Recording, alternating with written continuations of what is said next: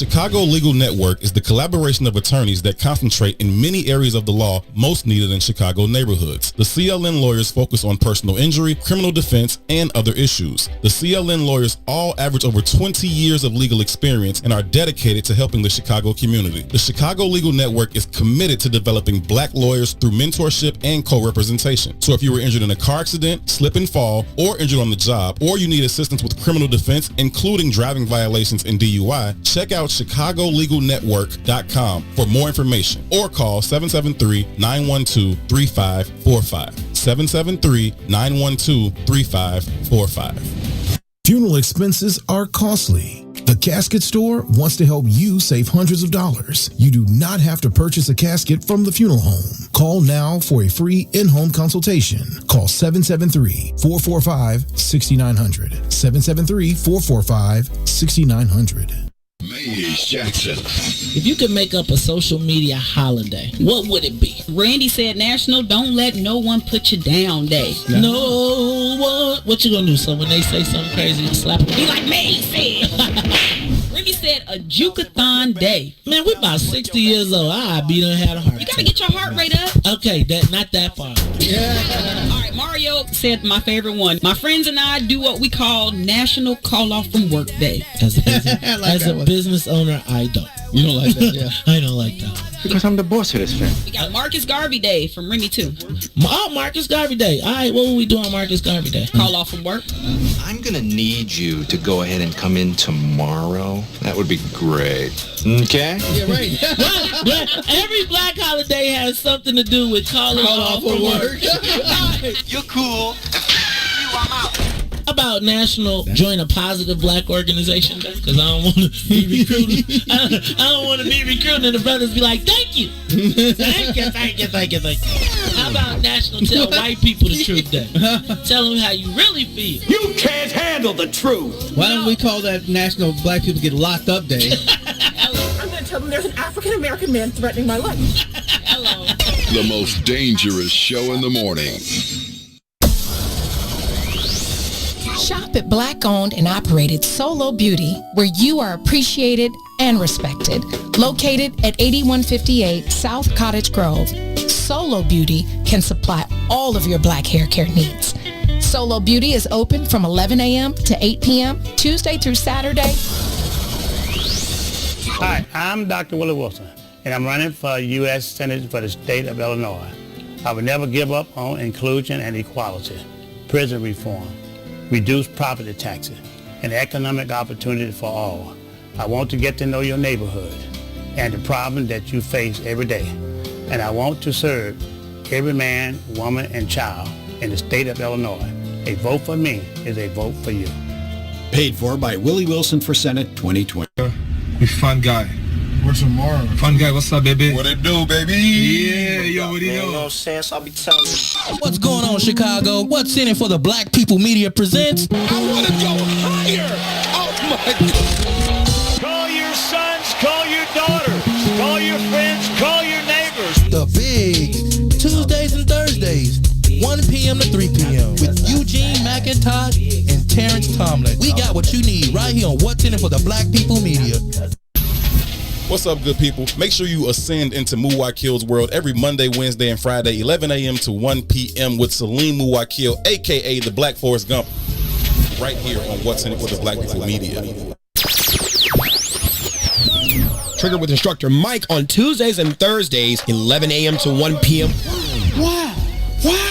Why? Because someone told a great guy no. No! God, please, no! No! And he told that no, and he said, fuck it, I'm gonna go ahead and turn that no into next opportunity. That's the latest book I just released, what I tell myself about no, because children who do not understand the power of rejection and the propulsion that occurs inside it becomes adults who can't take rejection, and your next opportunity could be right around the corner if you just understand how to use that no. And that's why we exist at What's in it for the Black People Media Network, because someone took a no and said, I'm gonna create next opportunity. You're not silencing the voice, because that's what's in it for the black people, is the truth. Not always that you want to hear, it's the shit that needs to be said, because our ancestors fought and died to give us the right of access, and who the fuck are you to tell me no? Only on What's in it for the Black People Media Network. Hard work, we're on the go. WIFTV PM.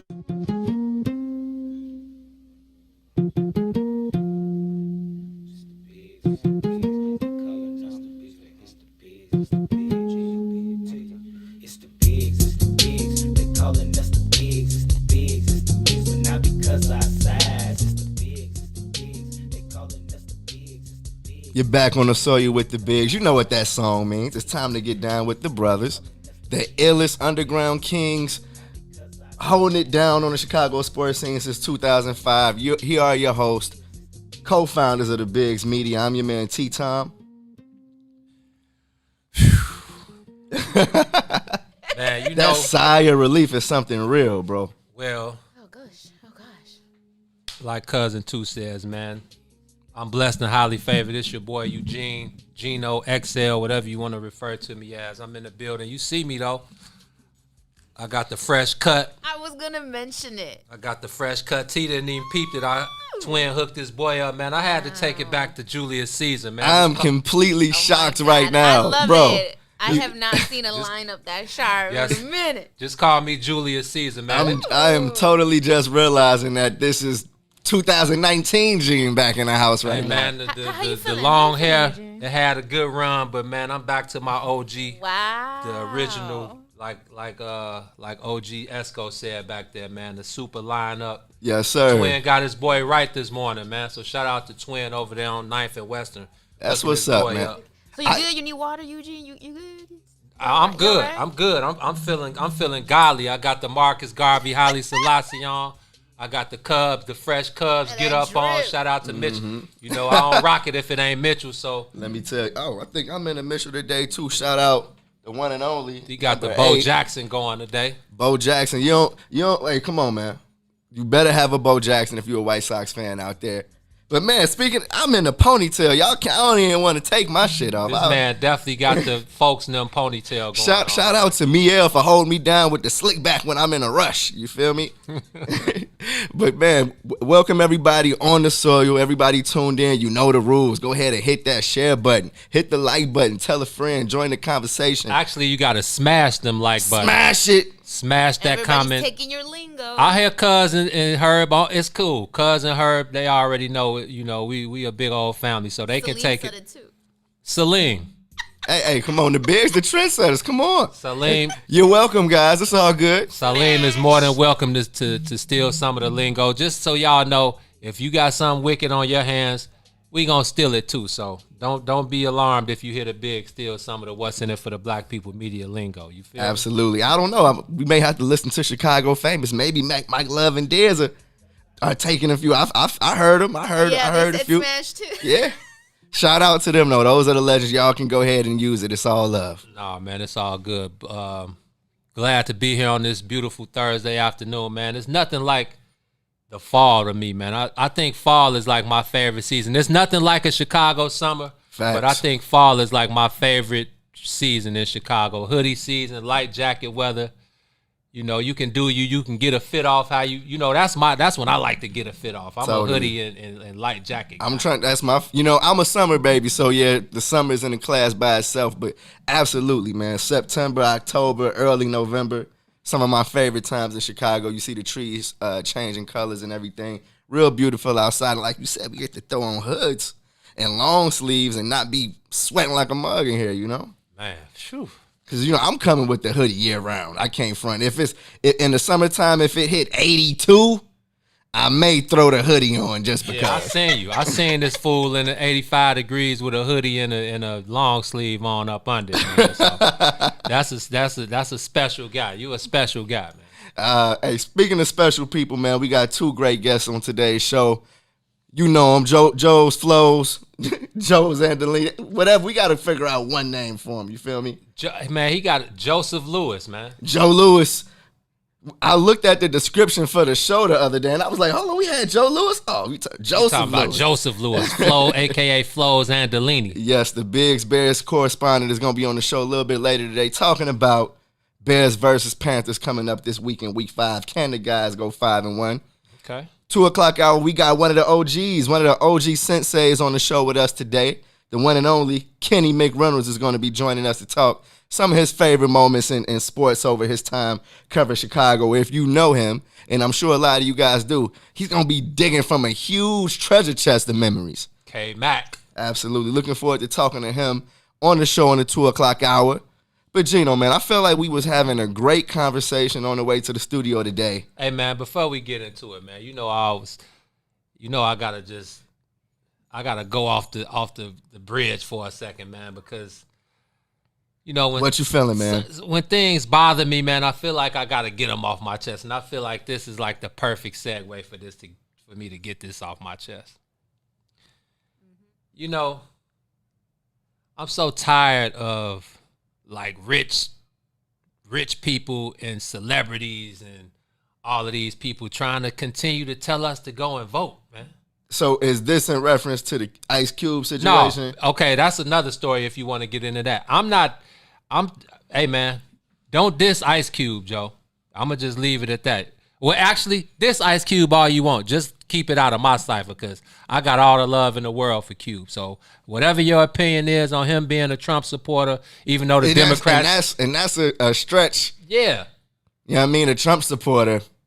That's not what I got from it. Me either, but that's the narrative. You know how they spin the narrative. The narrative gets spun into however people want to spin it to fit their agenda. So that's one thing. But we can get into that. But I'm so sick of like rich black celebrities and people in the upper echelon, the 1% or the whatever percentage they are. I'm tired of them telling us to go out and vote. Man, why don't y'all go build a school or something or create a job in the hood, in the community, and let's start there instead of having to, because regardless of what you feel about voting, obviously if you've been around as long as I have, my vote ain't never worked. Now I'm gonna vote because it's a right of mine, and people that say, yo, your grandparents and your great grandparents and your parents, they fought for you for your right to vote, which I don't believe in. I don't believe that's true either. But if that's the narrative y'all want to spin, cool. I'll live with that because I'm going to vote regardless. Go ahead. But I'm just sick of rich people and black celebrities trying to run that vote down our throat. When y'all not creating nothing in the community, nothing in the hood, or building schools or nothing to help the community grow. And then we won't need all of that other shit y'all keep trying to feed us, man. I totally feel you, and I feel like the word vote is the trigger word all across everything we watch, whether it's in sports, you hear athletes, or we see the athletes in warm-ups that say vote. Oh my God. Across the chest. And it's two angles that I think of, because at one side, I'm like, don't they want to take the politics out of sports? Isn't one side extra thirsty to remove politics from sports? You feel me? They're like, oh, but on the other hand, we have the voting aspect in it, and it's like, okay, that's going to ring hollow to people who live in communities where no matter who's been the elected official, no matter who's been the president, no matter who's been the alderman, our neighborhoods have looked the same. So, of course, that message is going to ring hollow. And I totally don't feel like sports leagues, politicians, anybody really understands the disconnect that exists between black people and politics. It's like, okay, in 2008, the first year I was able to vote, the whole Obama situation. Then the second Obama term, and then here comes Trump. You feel me? It's like, okay, I remember under Obama, I was protesting the Gen 6 on Morgan State's campus. I remember the day Trayvon Martin got killed. I remember the day Michael Brown got killed. And this is all while we have a black president. So after that, we have Donald Trump, and then we have George Floyd, and just, of course, numerous other names, killed by police, and they've tried to make those names the catalyst that we need Trump out of here. We need police reform and everything. It's like, okay, when have things been different? Never. Do people know the name Crispus Attucks? First person killed in the Revolutionary War was a black man. Crispus Attucks. Come on. Yeah. No, they don't. Actually, they don't. Come on, it's police brutality since the beginning of time. Come on, bro. Voting. If we could vote that out, I would be voting my ass off. Okay, if that was something that we could vote away, I feel like it would have been gone. You feel me? So, hey, man, but hey, it's 3 weeks until election time. What do you think we're going to get? Boy, I saw them lines yesterday. Yeah, hey, lines is 2-3 blocks long. Man, please. It's election season. I remember this time 4 years ago when everybody was talking about I'm with her, and we saw Hillary Clinton on the Breakfast Club, and she pulled the hot sauce out of her purse. Hey, it's election season, but it's pandering to black people season. Okay, why do you think we're talking about? Everybody was talking about Ice Cube yesterday because it was low hanging fruit to the Trump campaign. They were like, hold on, can we say that Ice Cube is messing with us? Boom! Like, oh, we got one. It's pandering season. Cube, come on down. Now Ice Cube is a Trump supporter. And I'm not saying I totally don't believe that whatever, his plan was an endorsement of Trump. I don't feel like that's what it is. But I totally feel like that's what anybody on Trump's side is going to flip it into. 100%. Going to spin it into. But you know how powerful the media is. Oh, come on. It canceled. Cube is if Cube makes it to tomorrow uncanceled, it's a miracle, okay? Yeah, I mean, he would have done some ducking and dodging. I saw he's supposed to be on CNN tonight. And it's like, man, Cube is next up, bro. He's the... Cube is using it. Not a narrative I saw this morning was Cube is using this for his personal gain. And I'm like, what the hell does Cube... It's exactly, period. That is like, what does Cube have to gain from that? But at the same time, let's look at what Cube has been on recently. He created a whole league where black men get to extend their basketball careers, bro. Yeah. You feel me? Like, we have been asking for that, something like that, our own league for years. Nah, but I do remember, and this is on the song, which some people say is the illest diss song in rap history. No Vaseline. When Cube said, I never have dinner with the president. Yes, sir. He came at Eazy-E's head, didn't he? I remember. Or not remember, but I know the history. Right. Cube, but Cube is not the first. I agree with you, bro. You know what I mean? Who else can we say? Who else? Yeezy. Oh, man. So are we voting Yeezy? Y'all writing Yeezy in? Come on, y'all. We out here on the soil right now. Everybody in the comments. Y'all writing Yeezy in or what? Hold on, let me check my What's in it for the Black People voter guide. Is Yeezy on there? I left 2 in there. Yeah. Okay, cool. Whew. Okay, hey, I seen did he get some votes in Kentucky? Is he on the ballot? I saw some conflicting stories as far as that goes. Man, look, I love Ye as a black man, as a brother. His mom was our professor at Chicago State. A lot of us know the real Kanye, but it ain't nowhere in hell I'm voting for Kanye. Like, I saw his, did you see his video? I did see the video. Come so on. Regulation. I did see the video. It was so regulation, man. It was like, nah, Ye. It was like, nah, Ye. Nah, come on, bro. Hey, American. Come on. Kanye the American, okay? Nah. Come on, y'all. Nah. Come on. Hey, but that is election season for you in 3 weeks. 3 weeks, man? In 3 weeks. Might as well. What did you see the Adam Schefter tweet about in 3 weeks we got something very important coming up? It's something that's going to change a lot of men's lives. Adam Schefter. NFL free agency. Right. Exactly. Stick to your day job, man. Yeah, man. It's really an interesting time. I know a lot of people, are taking this serious. If you say you're not voting, bro, you better duck, find somewhere to hide. You definitely better duck. The Twitter fingers people are going to find you. The strays are coming. You know what else blows me most about voting season, though? People that take a picture of their sticker that said, I voted. It's like, who cares? Because if you don't, then how could you possibly vote? You didn't vote. You know what the real toughest part of election season is? And I know I got some family listening. I feel like my family members know what I'm about to say. It's the family group text with the pressure in the vote. Woo! Don't tell my moms and my uncle. Okay. That you ain't voting? Well, that I don't want to vote for certain people, or let them hear that our vote hasn't done much. They know. They've been around longer than you. They know they vote ain't did shit. Pardon my language. But you see, and I feel like it's really kind of wild, the fact that as soon as you say something that's not necessarily on par with, oh, I'm a Democrat, you know what I mean? Then they think you're voting for Trump. Oh, you might as well go vote for Trump then. I might as well. But see, I'm like, no, I would never do that. Exactly, Joe. You feel? It's like, no, that's not what this means. But if we can't discuss both sides, y'all, then yeah, boomerang time, and get ready for more of the same.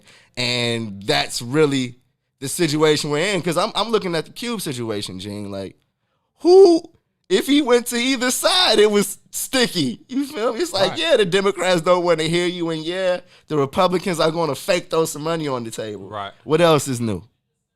Hey, man, you know what I call them? Republicrats. Come on, man. I'm not going off either side. And I thought growing up, we didn't tell each other who we voted for. No, that's something you kept to the chest. Oh, it's different now, bruh. Because they got to know who you voted for, okay? It's like, who did you vote for? I know you didn't vote for Trump. You know what I mean? But at the same time, bro, I honestly feel like people don't put themselves in black people's shoes enough. You know what I mean? The election, I keep hearing this is the biggest election of all time. Yeah. Wasn't? I thought the last election was the biggest election of all time. Let me tell you something. My life ain't changed one bit from Papa Bush to Billy Clinton to Barry O, back to the other Bush, and now to Donald Trump. So how do we attack the future? You feel me? Because I watched that 7-minute video that Cube pinned to the top of his page, and he said that he got in motion with his plan because he can't see a future for black people. The future is too murky for black people. Man, Tupac told y'all a long time ago, man, the truth is it ain't no hope for the future. How many times have I said that to you, man? Over the last 5 years, this is, one of the conversations we have often, and I always just lean back on the fact of, well, how can we not have, in place of hope, how can we, what is going to drive people to be better, to, you know what I mean? To, without hope, what is there? I just think you got to take a deep look into the mirror.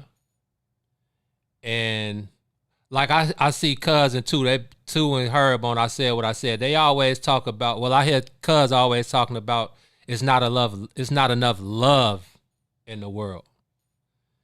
And I don't think it's just like, I can refer to hip hop at all times. It was like one of the Wu. I think it might have been Kappa Down. I'm not sure which one of them said it in the verse, but he was like, every evening I hold a by myself meeting. Oh yeah. You know what I'm saying? And I feel like it's so important for you it's like knowledge of self. That's where it starts. You got to know yourself, and you got to love yourself first before you can have hope in some institution. It's some institution and in the rest of your people. I mean, that's, it's all like a trickle down effect in my book. And if you're not on your square, then when you go out into the world and you go out and try to affect other people and you deal with other people, how is that going to work? It's not. So I think that's what people need to do. You got to stop trying to find the hope in these institutions and in these processes. Period. And you got to, at this point in life, man, if it's not a known fact that we all we got, I know it's been a quote and a hashtag and all of that, but it's more than evident, more now than it's ever been, that we all we got. And if we don't do it now, then the next we've seen a generation before us fail. We failed the next generation. It's that's a continuance, man. Honestly, bro, I feel like that's the first time I've heard somebody from your generation kind of say that. Oh no. Everybody, each generation has played a part in the failure of us as a whole. And right now, like you said, just seeing like vote on the front of a NBA Finals t-shirt or Black Lives Matter I'm not sure which one blew me more. Man, come on. You remember the Vote or Die campaign? God. Stop it. Yeah, I mean, I feel that's like I said, it's election season, man, and stop it. The NBA, stop it. They feel like that is how they connect with their players. All the players want to vote because they know the players ain't gonna really say what they want to say. Like LeBron, they'll let LeBron get his 1-2 off because that's all it is. Or I wonder how many athletes actually feel what we're talking about. You know what I mean? Because I honestly feel like when you break down the athlete, they are who you initially started this conversation about. They're the rich black folk. Right. You feel me? That may be a little bit too disconnected from what's actually going on. Because they know. Because they know I can't step too far out of line. They gonna Adam Silver and them, they gonna let me cook a little bit. But I know where to draw the line, boss. I want to ask LeBron, how did you really feel when you punched that ballot for Hillary? Because I know how I felt. Hey, on that note, we got to pay a couple bills. When we come back, we going to continue the conversation, not about voting and not about Black Lives Matter, none of that. We got to get into a little piece of LeBron before we bring our boy Joe Louis. Not the boxer Joe Louis, but Joseph Louis. Joe Louis. Man, we'll be back. You're on the soil rocking with the bigs. WIFTBPM. Chicago famous. With Mike Love and Diz. The destined legend himself, Leon Rogers. Yeah. What's going on, Playboy? Man, listen, honored to be here with radio legends, man. Two brothers I looked up for and patterned my success. You walked away from your day job and you went straight in the Man, brother, first time somebody called me to do the gig, they was like, hey, I got my grandmama's 85-year-old birthday party. She's turning 85. She has a brain tumor. I mean, now she's not going to be able to hear because she's in a coma, but she'll be laying in the room and we just want the good vibes. Well, what is it? $75. We need you to do an hour. I'm there because of the passion. I wanted to do the comedy. So I quit. But when you quit that job, and the job I had was decent. My father, every young black man should have a dad or a father figure in his life. Yes. When I say he went off on me. My son works. When I told him I quit to do comedy, my mom, mamas is always like, well, that's good, baby. You spread your wings. Realizing what God wants you to do. Right. My father like, you got to be the dumbest son of a bitch in the world. I can't believe you came from my ball sack. $65,000 a year. Me and your mama combined only make 80. You dumb mother. I mean, going off. Like me and my pops actually kind of fell out. Old school black fathers, old school mindset. They came up working. They know how hard it is. Hands knuckles black. Hands look like he worked at the steel mill, like he was dipping them in the lava. So he pissed. My hands manicured. He's super cool and he know kung fu. I'm clean. I work on computers. Drives a $5,000 car and wears a $100 suit. Right. He like, I'm out here getting lung poisoning from inhaling all these steel mill fumes and touching people's mail. I'm like, look at my hands. I can't even pick up a fork and knife. Your mama got to cut my food for me. And you want to quit to do some damn comedy. He hell. Chicago famous. 3 to 6, Monday through Friday, right here on What's in It for the Black People Media. WIFTBPM.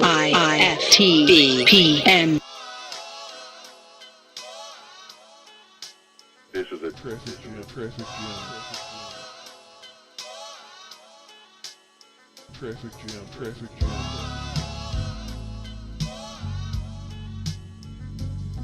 You're listening to the Bigs with Eugene, McIntosh, and Terrence Tomlin. He's better tested, baby.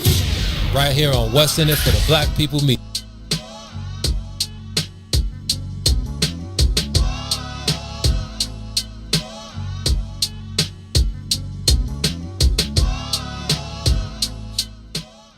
You're on the soil, kicking it with the bigs, live from the What's in It for the Black People Media Studios. Gene, what's happening? Hey, man. Shout out to everybody that's tuned in on Facebook Live, everybody that's watching on YouTube.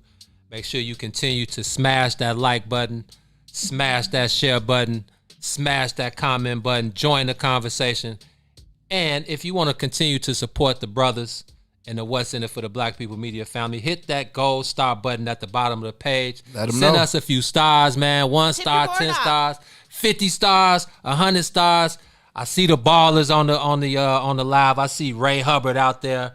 I see Cuz out there. I see Coach Mo out there. I see the Kang out there. I see Herb. I see Big Bro out there, Brandon. Yes, sir. Hey, man, send the brothers some stars, man. We know y'all got a few dollars. If not, it's all love. Just continue to spread the word. Continue to share. Absolutely. And, tell a friend, Tell a friend to tell a friend. Because I know a dude that know a dude. That knows a dude, okay? Hey, man. Gino, you told the people you had a LeBron. You had to get something off about LeBron. Fam, Joe. So I was in the shop this morning. Shout out to Twin and Boogie and all the guys at the shop out west, man. We had a grand old time debating about LeBron. I played the cut because I'm tired of debating the same old argument. I just like to sit back and hear other people's debates and their points. I'm glad you got out and got into it. And it wasn't on Facebook. I'm ready for the shop talk. I love the shop talk more. I love to be in the midst with the people, with the brothers, man, and because that's where you really get to see them, look in their eyes. And like, you don't really believe what you just said. Oh, man, this boy Boogie believed everything he was saying about how LeBron was better than everybody. Nobody even comes close. It was just a huge debate, and I enjoyed it sitting back. It's like, it was one of those. It was one of those. Okay. That I definitely had to just gracefully bow out of. But did you guys see LeBron on Instagram this morning talking about he was doing his homework, watching The Last Dance? Okay, now, I asked you this in the car. I want you to tell me again. What is wrong with that, man? Fam, Joe. Fam. You just won the championship 3 days ago, bro. Go and enjoy your championship. I forgot he won, right? Oh, there you see. Come on, y'all. Sonya, to be honest, I was watching Monday night. Was it Sunday? What did they win? Sunday or Monday? Sunday night. It was Sunday. So I was watching Sunday Night Football, and I was watching the Major League Baseball playoffs. Sepia hit me up like, is that game over yet? I was like, oh, damn, the NBA Finals is on. So I had to go back. And I'm like, oh, yeah, the Lakers are up 12. This game is like, they was up 30. Yeah, it was up 30. That's why nobody was watching. So that's why I had turned away. But in the midst of it, I forgot it was on. So with Sonya saying she forgot, that's my point, T. What I said the other day, it's like, bro, you so worried about being validated that you can't even enjoy your championship that you just won 4 days ago. I just want to know how come he can't watching The Last Dance isn't celebrating his championship. Because he said he's doing his homework, fam. Hey, hold on. All the gems in The Last Dance, dog. When have we seen Mike talk like that? Joe, he ain't seen The Last Dance before? I'm pretty sure LeBron watched. It's on Netflix. They was in the bubble. You can run that back. Exactly. They was in the bubble. AD told you it wasn't nothing to do. I'm pretty sure LeBron watched The Last Dance twice. At least. So you saying LeBron playing this completely out? Yeah, LeBron man. sat down and was like, you know what? I'm gonna throw a video of me on Instagram real quick watching The Last Dance. Fam, why do you have to show us that you watching like? Because they don't think I'm doing my homework. I'm gonna go ahead and let them know I'm doing my homework. I'm gonna tell you, it was 9 people. It was 7. It was me, Boogie, Twin. It was 7 guys in the shop. 6 of them wasn't going off LeBron, and that was the main reason why they say they don't mess with it. It's obvious LeBron is one of the greatest basketball players of all time. There's no doubt about that. Let's just end that right now. If you say he's not, you're an idiot, and I don't even want to talk to you. It's just true. It's the extra antics that he does that people don't honor about him, Joe. You know and this was another one. This is because I can't get over the whole autobiography of Malcolm X book situation. Did he finish reading that? If he's putting videos of him watching The Last Dance on Instagram, then no, he has not learned his lesson. See, thank you for being. Thank you for keeping it 100, keeping it 2 Virgils. Okay, because here's the fact of the matter, and I want the people to understand. I know how people think of Instagram. I probably think of more posts to put on Instagram than I actually put on Instagram. Man, what did Herm Edwards say, Joe? Don't press in. And sometimes I'm like, okay, what's the point? Am I just trying to stunt a little bit? Thank you, dog. LeBron was trying. And again, man, I respect LeBron. I don't have any problem with it. Like I said, once he went out of his way to show the God love last year at the UC, that was my guy. So I was like, man, he didn't have to do that. He reached out, showed me love. So I'm cool with LeBron. But these are the things reasons why people don't honor him, Joe. You supposed to be in.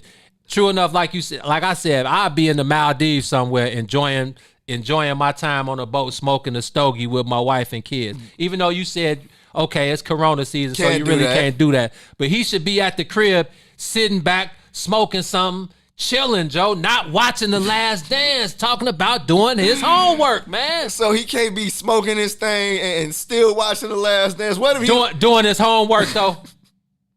Maybe he came across a gem that fam.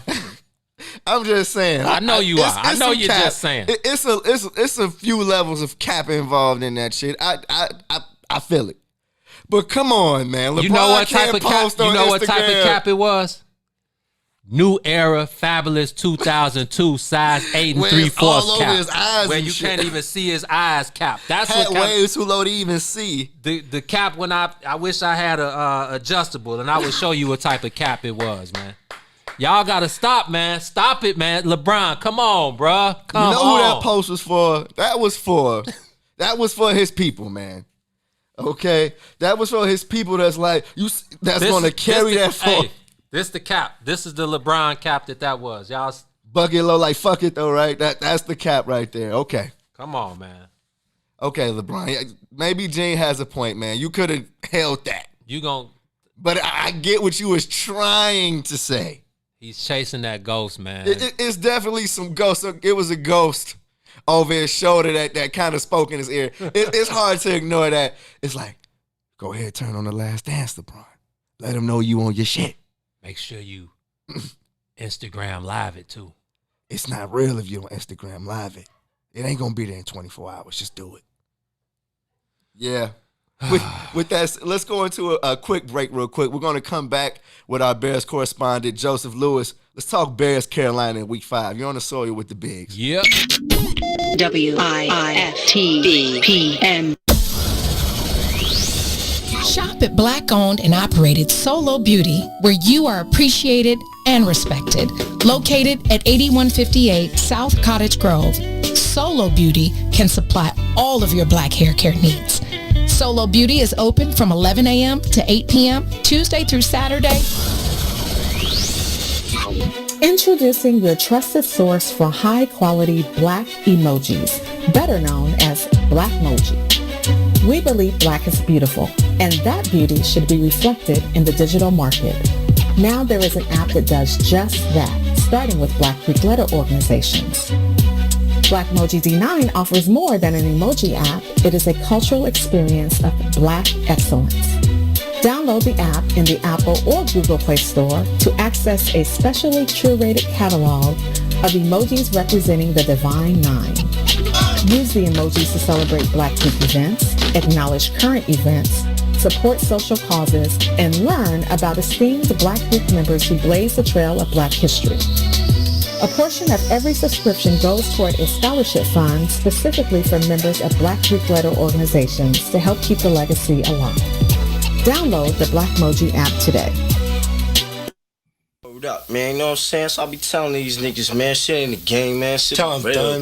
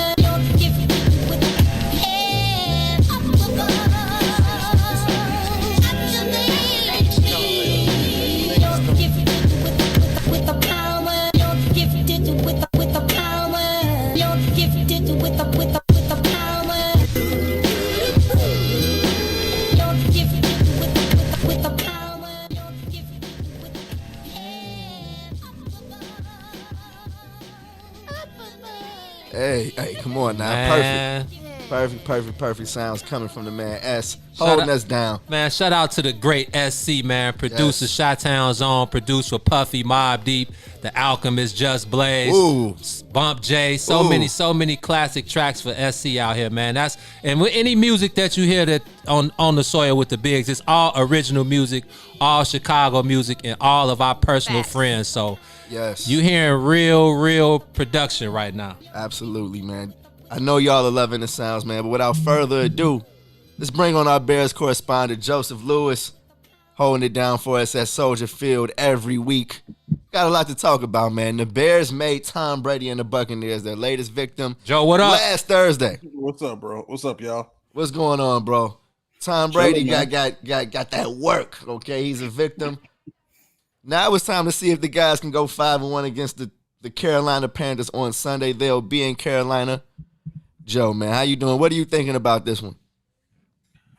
I'm thinking this got a Mike Davis revenge game written all over it. Is what I'm thinking about going into it.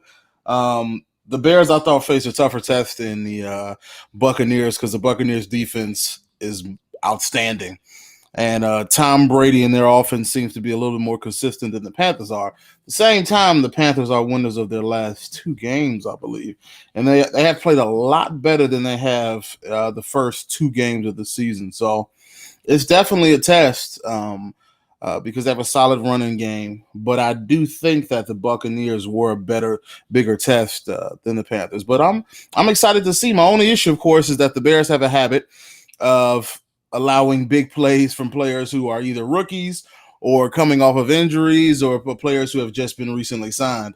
And having Mike Davis formerly be on the Bears to come this week to be back on the to be on the Panthers makes me believe that he's going to have a game.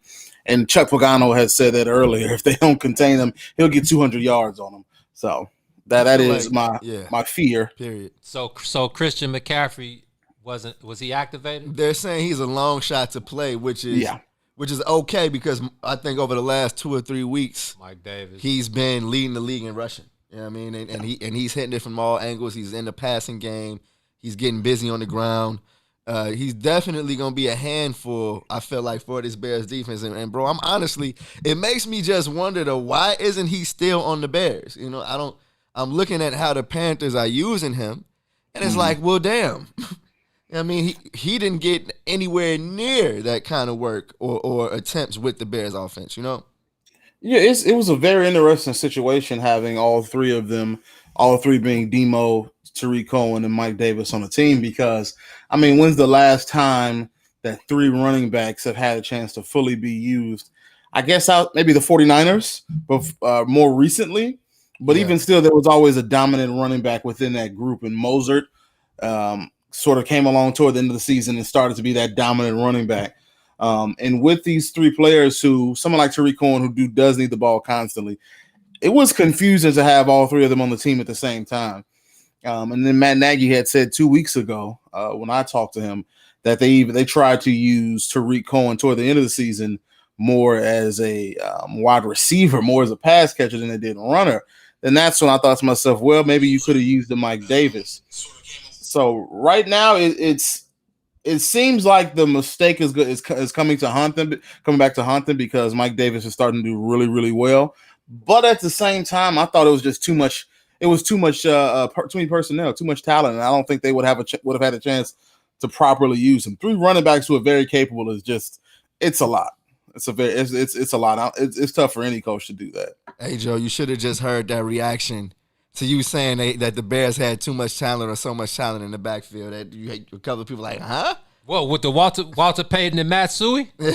No, that's not the backfield. But if you got to look at what he's doing in Carolina and wonder, hey, this dude is really filling Christian's shoes. But let's talk about that. So you got to. This is again what I always say, man. When we get into those conversations, we got to dig deep. Then, so let's compare the offensive lines.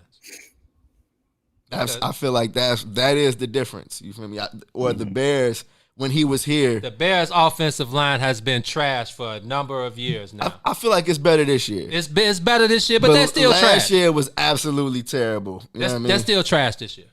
Okay, let me just get into it because I'm not going, man. I'm about to say, Joe, you know who you're talking to, right? We bearing down every week. I'm happy with the W's, but again, man, the Bears are not good. The team, this team is only going as far as the defense takes them, which I told you last week. The defense, I did do the knowledge. They are like number 1 and number 2 in several defensive categories. The defense is elite. The Bears right, I'm not going that far. Elite. It's only the 5th week. I'm not going that far. We'll get to week 9 or 10 before we get to calling guys elite. No, I will give them that credit now. I'm not waiting 10 weeks into the season. Man, you know what I mean? All right, okay. Because the road is only getting tougher. You had there you go. That's my point. But you had 2 real tests already. Man, who? 2 of the best defensive teams in the league. The Colts. Yes. The Buccaneers are one of the best defensive teams. In the last 2 weeks, we faced the best 1 and 2 teams in DVOA. Shout out to Flows for introducing that stat to us. Right? Don't turn into Adam Schefter and Adrian Wojnarowski on me, man, with the stats, man. With the stats, man. You know, it's a combination of stats and just a combination of watching them. Because I'm never going to be a stat hawk where I look and say, well, they did this. That doesn't look too bad, because you can look at Mitchell Trubisky stats and think, oh, he ain't been playing that too bad. But then when you physically watch him, you know, okay, he's kind of huff. Joe. So Nick Foles was like 23 or 29 last week. That looked great because he was 20. This is my point. That shit looked tough, man.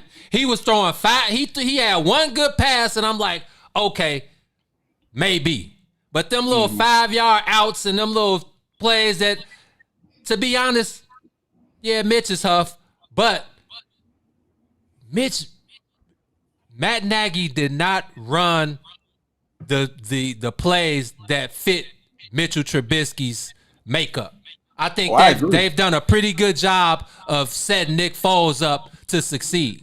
Absolutely. See, I feel like, yes, it's true about what you just said about Mitch, but it's also true that he sucked. He had issues with accuracy. Oh, no doubt. You know what I mean? All of that. You know what I mean? Like, both of those are true. But see, now here's where I feel like the difference came in last week's game when we saw Nick Foles. He's just a smarter quarterback, I feel like. I agree with that. I feel like he's a smarter quarterback, and also when it came down to throws, he absolutely had to make. He made them, you know?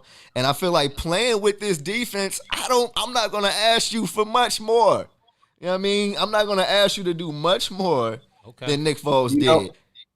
Go ahead, Joe. That's very true, because how long have Bears fans said, since I think this is Mitch's 3rd or 4th year, we said that all Bears fans needed from Mitch was to simply be a solid game manager and to not make terrible errors. That's all they wanted from Mitch. That's all we as fans wanted from Mitch for this entire time. And so you have somebody in Nick Foles who he is a smarter QB. Is he more talented? Well, no. I would say no.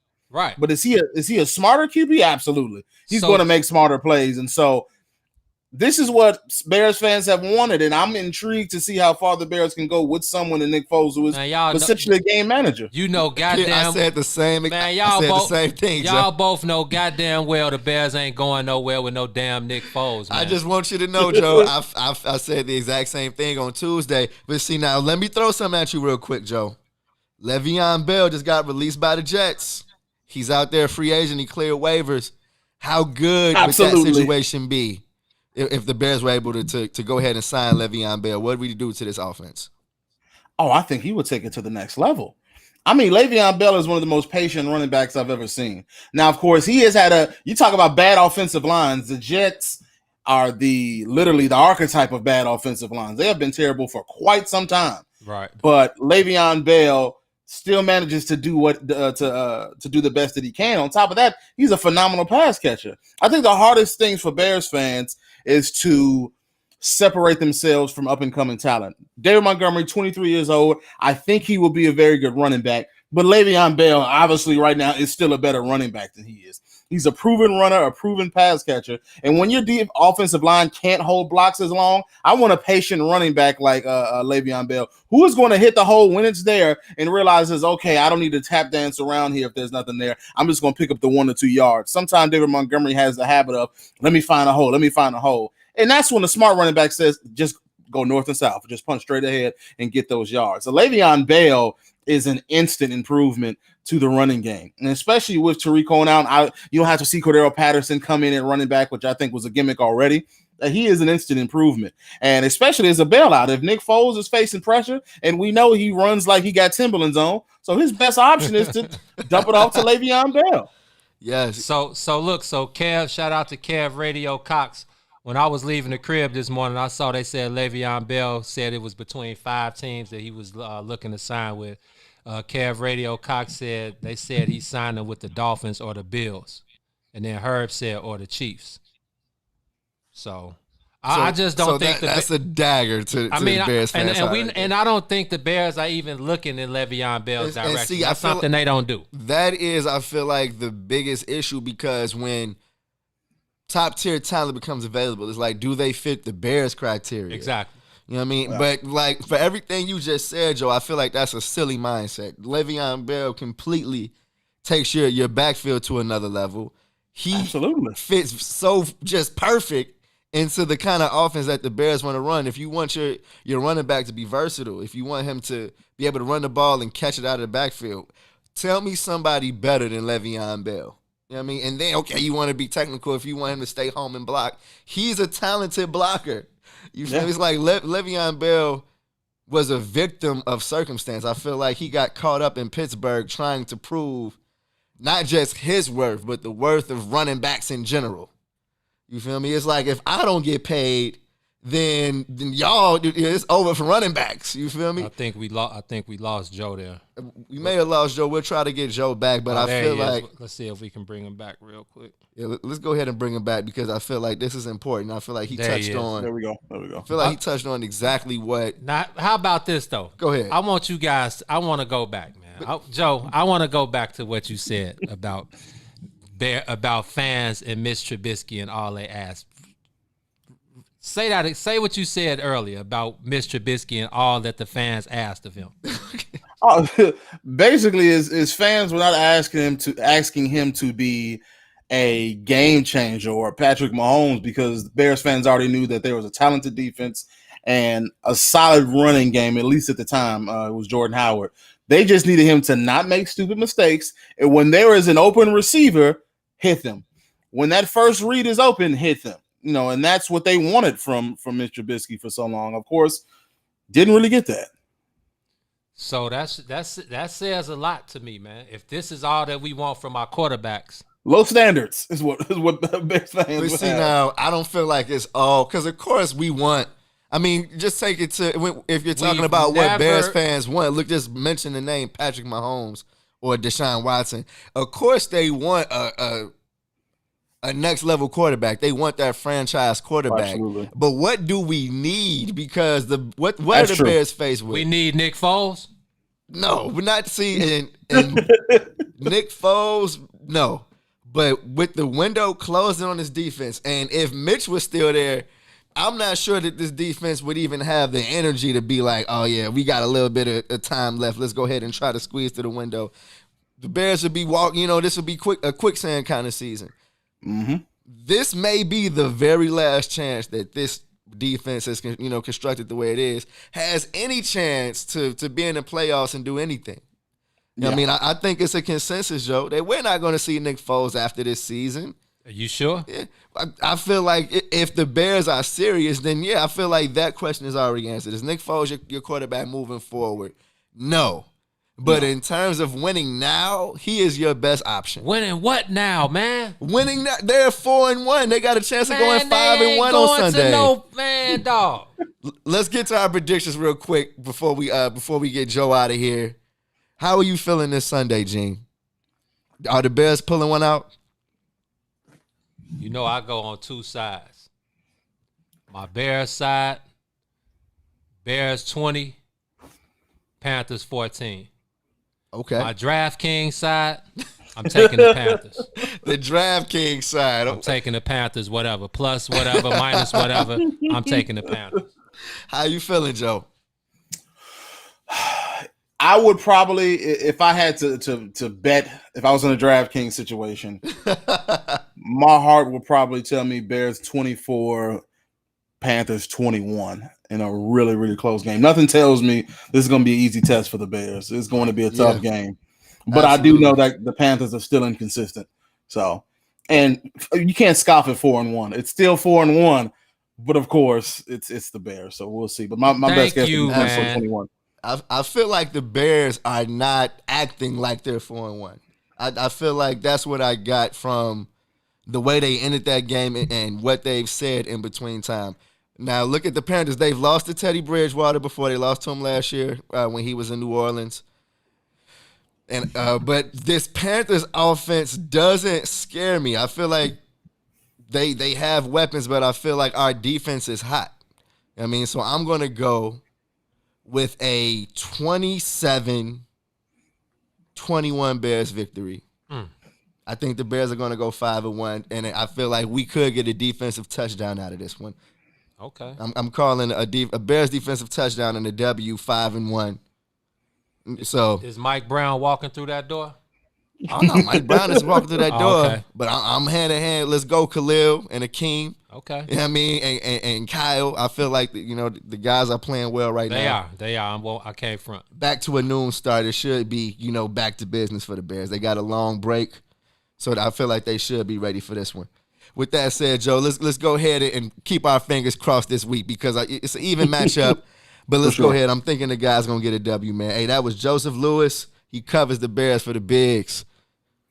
Go ahead and make sure you follow him and stay in tune with everything going on with the Bears on It's the Bigs Twitter page. You can follow us at It's the Bigs, ITSTHEBIGS. And Joe, tell them where to follow you at, man. Hey, you can follow me on Twitter at FlowsAndolini. At FlowsAndolini. Absolutely. Hey, till next time, Joe, we're going to be talking to you. Hopefully they get a W, man. Appreciate y'all. Yes, sir, brother. Let's take a break. We'll be back with Kenny McReynolds. WIFTDPM. The Chicago Legal Network is the collaboration of attorneys that concentrate in many areas of the law most needed in Chicago neighborhoods. The CLN lawyers focus on personal injury, criminal defense, and other issues. The CLN lawyers all average over 20 years of legal experience and are dedicated to helping the Chicago community. The Chicago Legal Network is committed to developing black lawyers through mentorship and co-representation. So if you were injured in a car accident, slip and fall, or injured on the job, or you need assistance with criminal defense, including driving violations and DUI, check out ChicagoLegalNetwork.com for more information or call 773-912-3545. 773-912-3545. Maze Jackson. If you could make up a social media holiday, what would it be? Randy said National Don't Let No One Put You Down Day. No one. What you gonna do? So when they say something crazy, you slap them? He like Maze said. Randy said a Jukathon Day. Man, we're about 60 years old. I done had a heart attack. You gotta get your heart rate up. Okay, not that far. All right, Mario said my favorite one. My friends and I do what we call National Call Off from Work Day. As a business owner, I don't. You don't like that, yeah? I don't like that. Because I'm the boss of this family. We got Marcus Garvey Day from Remy too. Oh, Marcus Garvey Day. All right, what will we do on Marcus Garvey Day? Call off from work. I'm going to need you to go ahead and come in tomorrow. That would be great. Okay? Yeah, right. Well, every black holiday has something to do with calling off from work. You're cool. I'm out. How about National Join a Positive Black Organization Day? Because I don't want to be recruited. I don't want to be recruited and the brothers be like, thank you. Thank you. How about National Tell White People the Truth Day? Tell them how you really feel. You can't handle the truth. Why don't we call that National Black People Get Locked Up Day? I'm going to tell them there's an African-American man threatening my life. Hello. The most dangerous show in the morning. I was going to ask you, so growing up, did you ever have an old racist family in your neighborhood? Did you have one live next to you or one down the street? Just somebody's house that you know on the block you didn't want to go nowhere near that house. The neighbor who was directly behind us had a real problem coming outside seeing my white mother and my black father. We got us the gun line. This dude built an 8-foot fence, more like 10 foot. So they put up the Huck Finn joint. Exactly. That shit looked like a castle.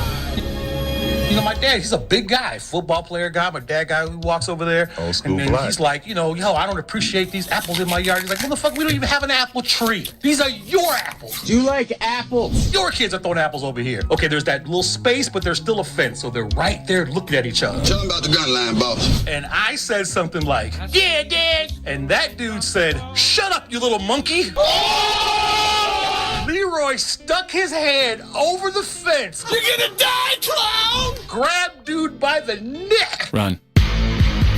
And proceeded to pull him halfway over this fence. Like, Finish him. Mrs. Wheeler comes running out. Oh, Leroy, don't do that. It's not worth it. Blah, blah, blah. My dad was getting ready to kill this dude. And within 6 months, that guy moved away. Don't cross the gun line, boss. Right, the gun line, boss.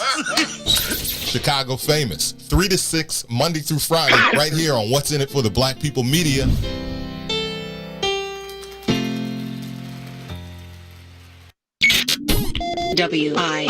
WIFTPM.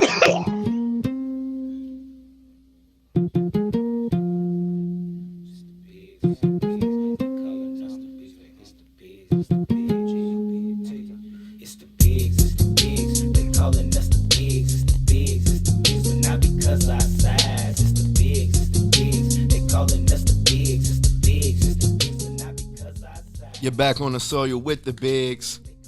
Joining us now is one of our OG senseis in the game. One of the guys that's been holding us down and rocking with us this entire journey. The one and only Kenny McReynolds is live on the soil with us now. What's going on, Kenny? Hey, I've been listening to you guys, but why do I have to be the OG? Can I just be a G? I gotta be the old G. Hey, OG is supreme status. Yeah, you know what I mean? That is the highest of the high. Yeah, not OLD, OG, man, the original G. Original, not old. Yeah, you one of the original G's. You feel me? Okay, see, I'm showing my age now. Hey, that's what we here for. We gonna make sure that you good. You right? I'm just gonna shut up and listen. What's going on, Kenny? Man, it's great to talk to you, man. I feel like we would have been crossed paths and had these conversations, but of course this pandemic has really kind of changed things for us. But you know what I mean, we seen you still working. You can't stop Kenny from doing this thing. So man, can you tell us real quick how you've been adjusting and doing your show, you know, in the midst of the pandemic? Well, the most important thing is to try to stay healthy, which a few months ago I wasn't. I had coronavirus. I was hospitalized, but I'm okay now. So I got up, and and I talked to Gene, and I told Gene I'm going to take it real easy. You're going to see me here. You're going to see me there. I only went to a couple of baseball games. I'm 100%. I'm okay. And our station, we're still shut down. So we're rerunning Sports Edition on the U and on Me TV. So what I decided to do until we're ready to come back, I'm doing interviews on my Facebook page and on my YouTube channel. I've had Isaiah Thomas, Reggie Theus, Craig Robinson last week. So yeah, I'm trying to adjust and keep up on sports. Congratulations to Rick Hahn today for being named Executive of the Year.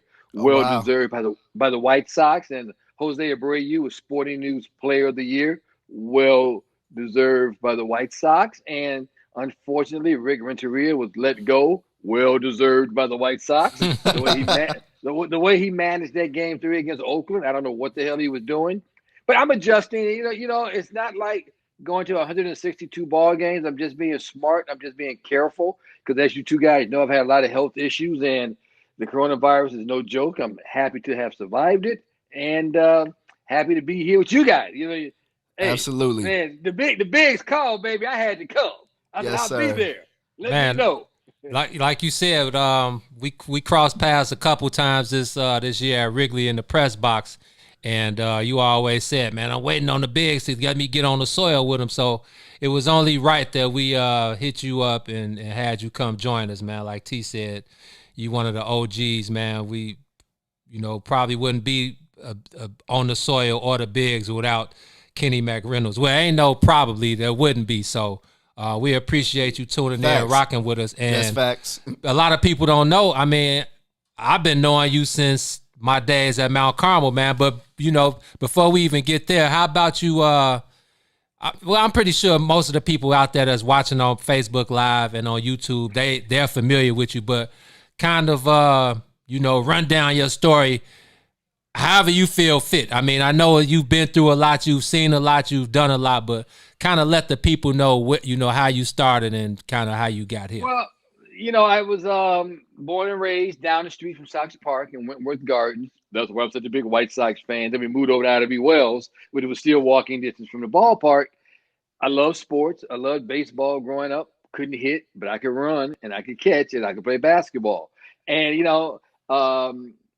track was probably my best sport. At one time, I was known as the fastest man in the world, but I should have stopped playing basketball because I hurt my knee.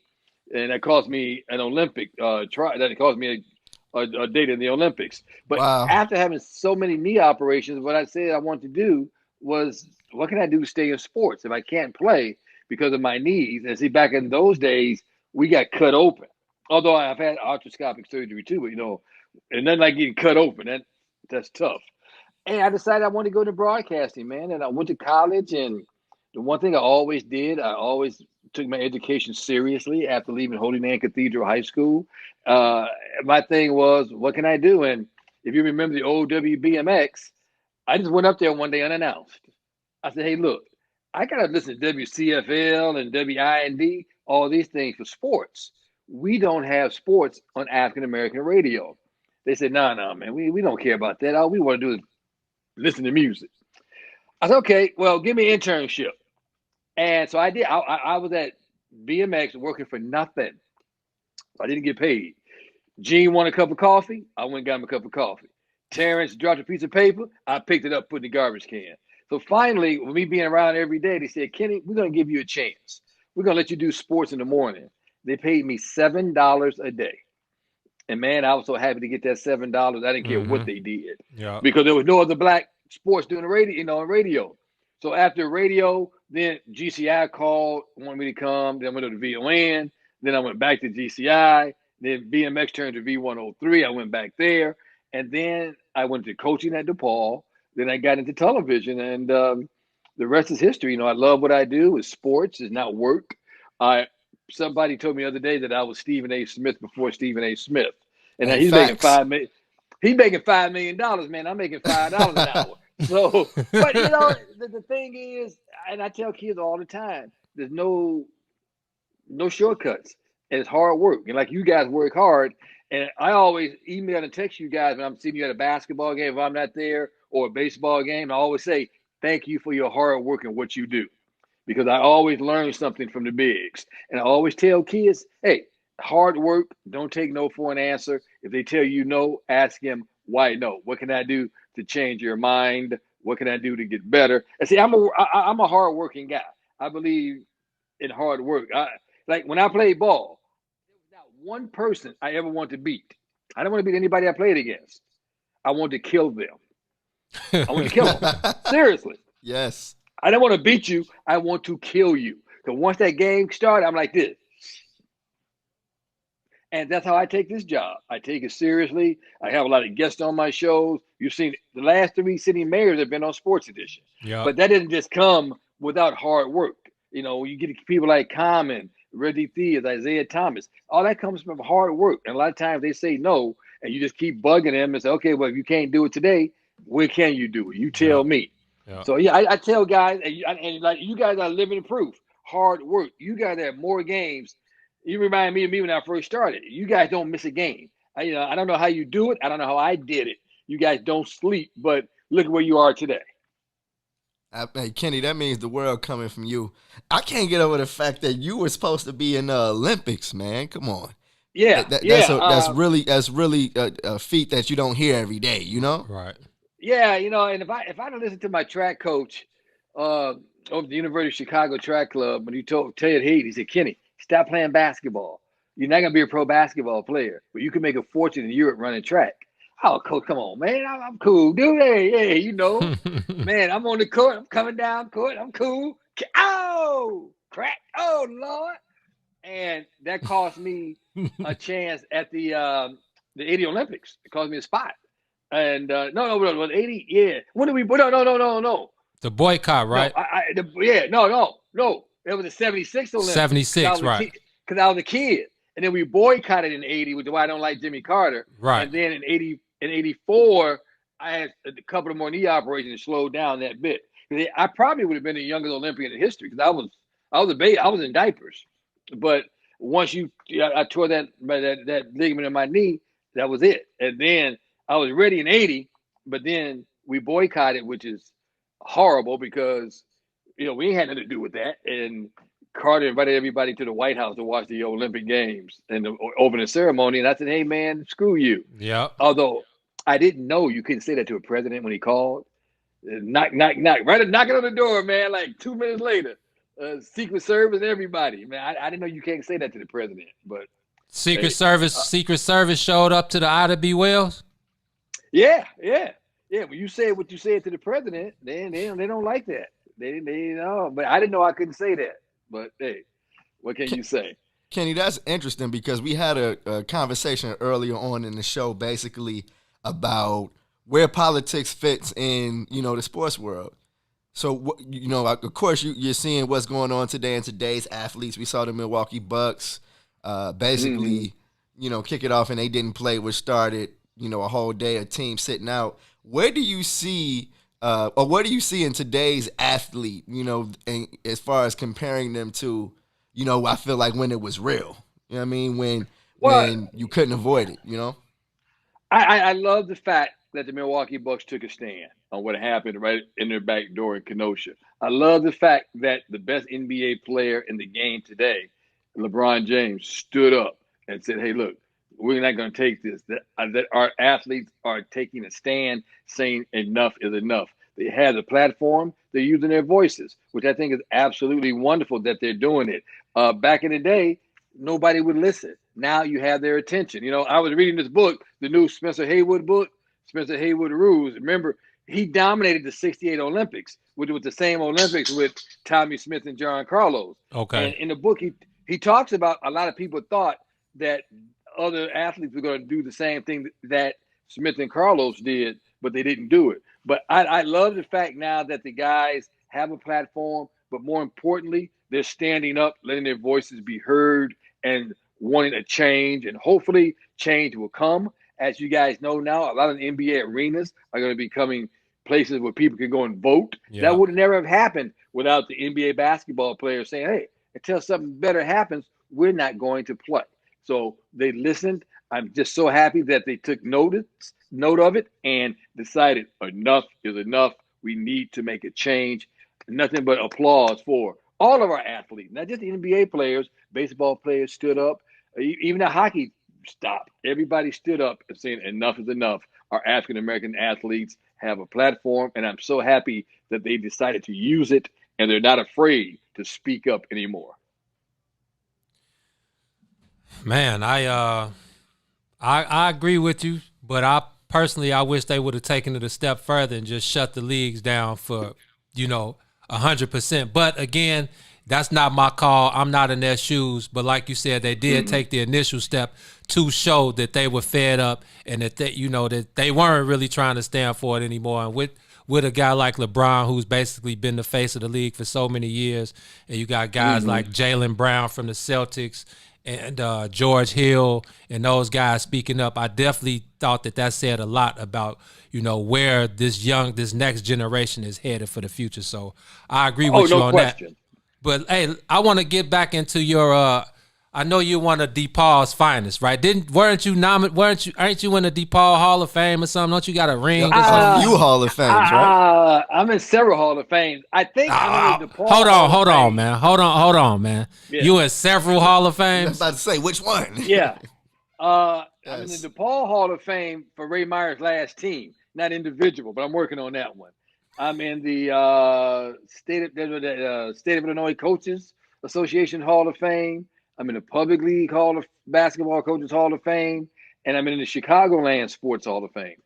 Actually, the Chicagoland Sports Hall of Fame, I'm the only television sportscaster to be in the Chicagoland Sports Hall of Fame. And I think you got to remember that story 3 years ago. I got inducted to the Chicagoland Sports Hall of Fame. It was the first event at the new Wintrust Arena. Right. I was in the hospital. I couldn't make it. I died that day. And I came back. They brought me back to life. My good buddy Andre Dawson. Yep, I remember. But yeah, the Chicagoland Sports Hall of Fame is a real big thing. But hey, any Hall of Fame they give you, man, is beautiful. Any award somebody gives me, I'm going to get it. I'll go pick it up. If you're nice enough to give it to me, I'm gonna go get it. No, you're more than deserving, man. Like I said, I've known you for over 25 years dating back to my Mount Carmel days, and I've definitely seen you put in all the work. You became the voice of high school basketball and just a lot of the voice of a lot of other things. But going back to DePaul, man, give me your favorite DePaul moment. There have been plenty of great DePaul moments over the years since I've been, up on DePaul, back to like probably, I think, Rod Strickland and them. I was aware of them, but I wasn't really up on DePaul basketball like that. I don't think I became a DePaul basketball fan until like Stephen Howard and David Booth. So give me a couple of your favorite moments of DePaul sports history. You know what? Going to the Final Four would be too easy. So let's, Ray Meyer making it to the Final Four, that's obvious. So let's wipe that out. With Mark and them? Yeah. So that's too easy. You know what? That's everybody's DePaul favorite moment. So let's take that out of the equation, because they're like saying that Michael Jordan the greatest. We know he is. Let's take that out the equation. So my favorite DePaul moment, believe it or not, was Ray Meyer's last year. We played at Notre Dame, and we beat Notre Dame. Remember, Ray Meyer was a Notre Dame alum. He started everything at Notre Dame, and this game meant so much to him. So while Notre Dame was honoring Coach before the game on the floor, we were in the locker room, and Joey brought the team together. Joey Meyer said, "Hey, look, guys, this means so much to Coach Ray." And we went out and we crushed Notre Dame on their floor, and that meant so much to Ray Meyer. I think my second moment would be against Marquette. My boy Doc Rivers, Ray Meyer's last game, the regular season game. We crushed Marquette. Everybody picked Coach Ray up. We went to, take him, cut the nets down. Harold Washington was there. Oh, wow. I think those two moments stand out. The Final Four was too obvious, but I tell people all the time, I loved Ray Meyer. If Ray Meyer asked me to run through a wall, I would say, "Okay, Coach, which wall you want me to go through?" I tell people I didn't have a father. My father wasn't around, but I had a Ray Meyer. I didn't have a father. Our last trip to Dayton, Ohio with Coach Ray, they had a big private dinner for him, right? So, we all in, fancy ties, and, the guys are coming around. "Oh, Miss Shaw, what did they have for you, Miss Shaw? What would you like to have?" I'm like, "Yo, man, let me get a hamburger, order fries, and a Coke with a lot of ice." Yes, sir. Coach Ray Meyer looks at me like, I said, "I want a hamburger, order fries." He said, "Boy, I got a lot to teach you. You don't order that here." He said, "I got a lot to teach you." But the one thing like Ray Meyer taught us, like now guys wear sweatsuits and stuff on the planes and stuff, sports coat, shirt, and tie. Every airplane. We walked into every game, sports coat, suit, shirt, and tie. Everybody. Because he said 99.9% of you guys, when you leave this program, you're going to be wearing a sports coat, shirt, and tie every day to work, because you ain't going to the NBA. Right. Those are the small things that Ray Meyer taught us, and I loved Ray Meyer. But those two things, the victory at Notre Dame and the victory, his last regular season game at the Rosemont Horizon in front of 19,000 people when we beat Marquette, stand out to me. Kenny, I want to keep you on memory lane since we're digging in the past. Okay, Minnie Rippleton, back down memory lane. Yeah, we need that playing in the background right now. Yeah. From a journalism perspective, because me and Gene, just in the 5 years that we've been doing, our thing together, we got a lot of memories of covering some of the athletes that we grew up loving. We talk about crossing paths with Kobe Bryant. You've seen what we've been able to do with Derrick Rose and everything. So from your perspective, what's been that one athlete that you look back on your career, you say, "I can't believe that I actually had an opportunity, to interview this person," or, do you have a person like that in your past?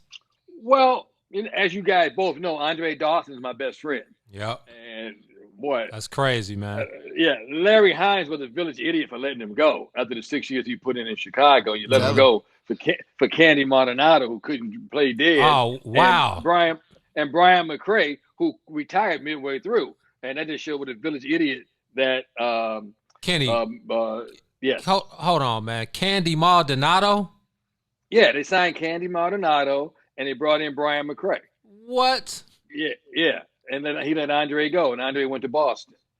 But, Andre is my best friend. He's my dearest friend. As you know, when I was on life support, he flew in from Miami, when he found out that they had put me down to critical. He was in a gym in Miami. He was in a T-shirt and shorts riding a bike, and hopped off the bike and went right to the airport in T-shirts and shorts. Said, I'll buy some clothes when I get there. And then when it was obvious that I couldn't go to the Hall of Fame, he asked my mom, can he pick it up for me? So, I mean, it's amazing the friendship that we talk almost every day to this day. So I would say Andre, but that may be too easy because he's my best friend. But the one athlete that I love dearly that was unbelievable, and this is going back in the Wayback Machine, and I was this tight with him, was Ben Wilson. The best high school basketball player I ever saw play at all was Ben Wilson out of Simeon. And to this day, I think back sometimes to the things he did and how close we were. And sometimes I just wonder, wow, how many years would Ben Wilson has been in the NBA? Not if, it would have been When? how long. Okay. And how long. But he could have went to the NBA after his junior year of high school. That's how good he was. I mean, he was unbelievable. Sometimes I think back about Ben, of course, Andre. I don't get starstruck often. We interviewed Dr. J. Derrick Rose and I are really friends. I came with the Derrick Rose, on our broadcast. Derrick Rose. And so we got a lot of guys that were really cool. Harold Baines is a great friend of mine. What a ball player he was with the White Sox. So there are a lot of guys. There are a lot of guys.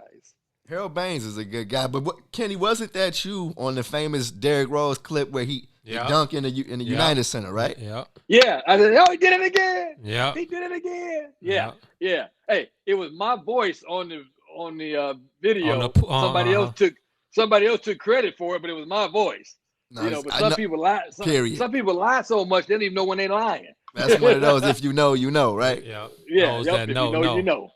Yep. Okay. Yeah, so that was one of the most unbelievable. Maybe that may have been the best single performance I've ever seen at the United Center, and I was there for all of Michael Jordan. But that day, he was unbelievable. He was unbelievable. He blocked shots from behind. He pinned 2 shots on the backboard. Then he came down, had that dunk, and then that one dunk when the guy bounced off of him, he put his hands on his hips. That was unbelievable, and that was on a Saturday night. We did the game on TV. Monday morning, Matt Lloyd from the Bulls called me and said, "Can we get a copy of that tape? Because we want to start a library from that kid, Derrick Rose." Wow. No, that's wild. It's definitely history. That's where they started keeping their attention on Derrick Rose, huh? In their building. Yes. In their building. My man, Derrick Rose. Unbelievable. And a great guy. Great guy. Yeah, he's a wonderful one of the best guy. guys for sure. Yeah. So great guy. So now let's take it to the other side. Okay. Who are a couple of guys, or maybe just one guy who you maybe interviewed or met, and you know how they say, man, never meet your heroes because, they may let you down. So is there one person that you interviewed or one athlete that you met that was kind of a prick to you, or maybe just weren't as cool as you thought they may have been, or just... Does it have to be an athlete? Or it can be anybody. Don Cornelius. Oh, wow. The asshole. I hate the to talk Soul about Train? Yes, sir. I went to the Soul Train Awards. I had never met Don Cornelius. I work at Channel 26. Okay. And I worked at WVON, where Don Cornelius did the Black View of the News. Yeah. He was the announcer on WVON. Soul Train started at Channel 26. So I was at the Soul Train Awards, and we had a party afterwards in the back. So here comes Don Cornelius. He's walking down, got a little young girl leading him by the hand like a little puppy. And I'm like, oh, my God, Don Cornelius, man. I'm Kenny McReynolds, man. It is so pleasant to meet you. I worked at WVON. You were my hero growing up. I used to listen to you do the news. I work at WGCIU right now, where you started Soul Train. It is just such an honor to meet you, man. This is just one of the biggest thrills of my life. I put my hand out, and he said, "So what?" and walked away. Come on. And I will not tell you what I said to him. I know the Ida B. Wells came out. We know Kenny McReynolds. We know after that. The Ida B. Wells came out. Yeah. It started with an F and it ended with a U. But I was so upset. I couldn't believe it. And the person I was with, I said, let's go. Because after I said that word to him, to his face, I said, blank, blank, blank, you, blah, blah, blah, and walked out. I was crushed. I was crushed. Because I was like, oh, man, you started at VON. My first radio, I was at VON. I'm at CIU, you at CIU. Man, this is just one of the biggest thrills of my life. I didn't ask for a picture. I just want to shake his hand. So what? Kenny, that's one of the reasons I've always had a lot of respect for you. You know, you always had respect for what we was doing. But, I feel like that was a great question, Gene, because I got a couple in my head. It's like, okay, that dude's a crank. We won't even go there. But no, Don Cornelius did you like that, huh? Yeah, man. And I hate to speak bad of the dead.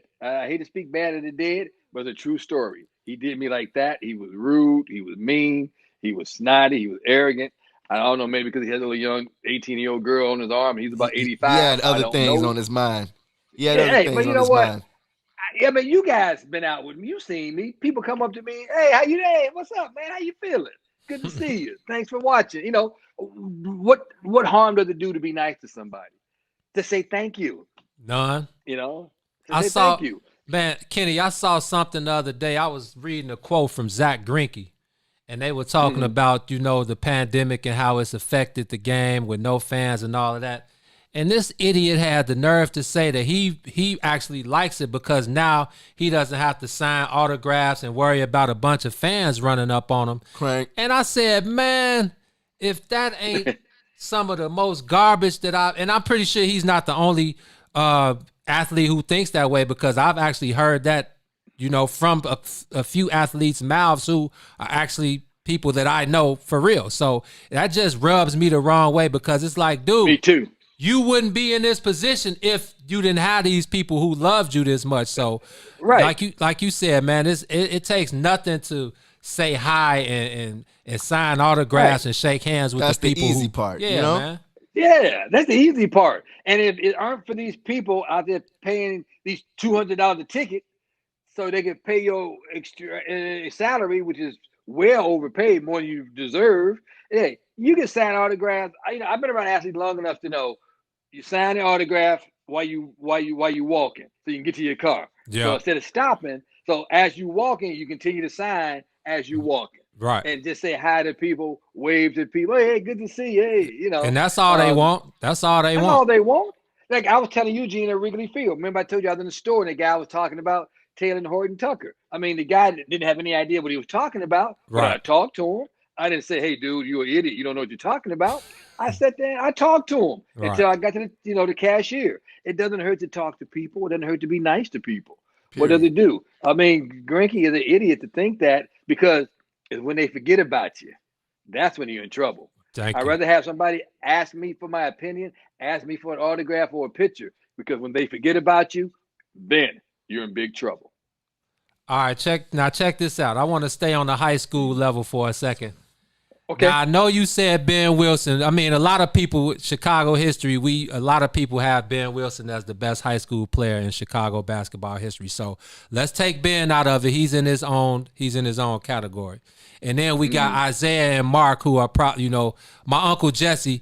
When I was growing up, all he talked about was Mark Aguirre. He loved to tell me about Mark at DePaul and just how much of a beast Mark was in high school. So let's take Mark, Isaiah, and Ben Wilson out of the Chicago high school basketball conversation. Who's the best? Are we going to go, should we go Illinois or Chicago? Because I feel like whether you go Illinois or Chicago, the best player is still coming out of Chicago. Yeah. So who? I would say, I'm going to say Marcus Liberty. Ooh. He was high school basketball player of the year.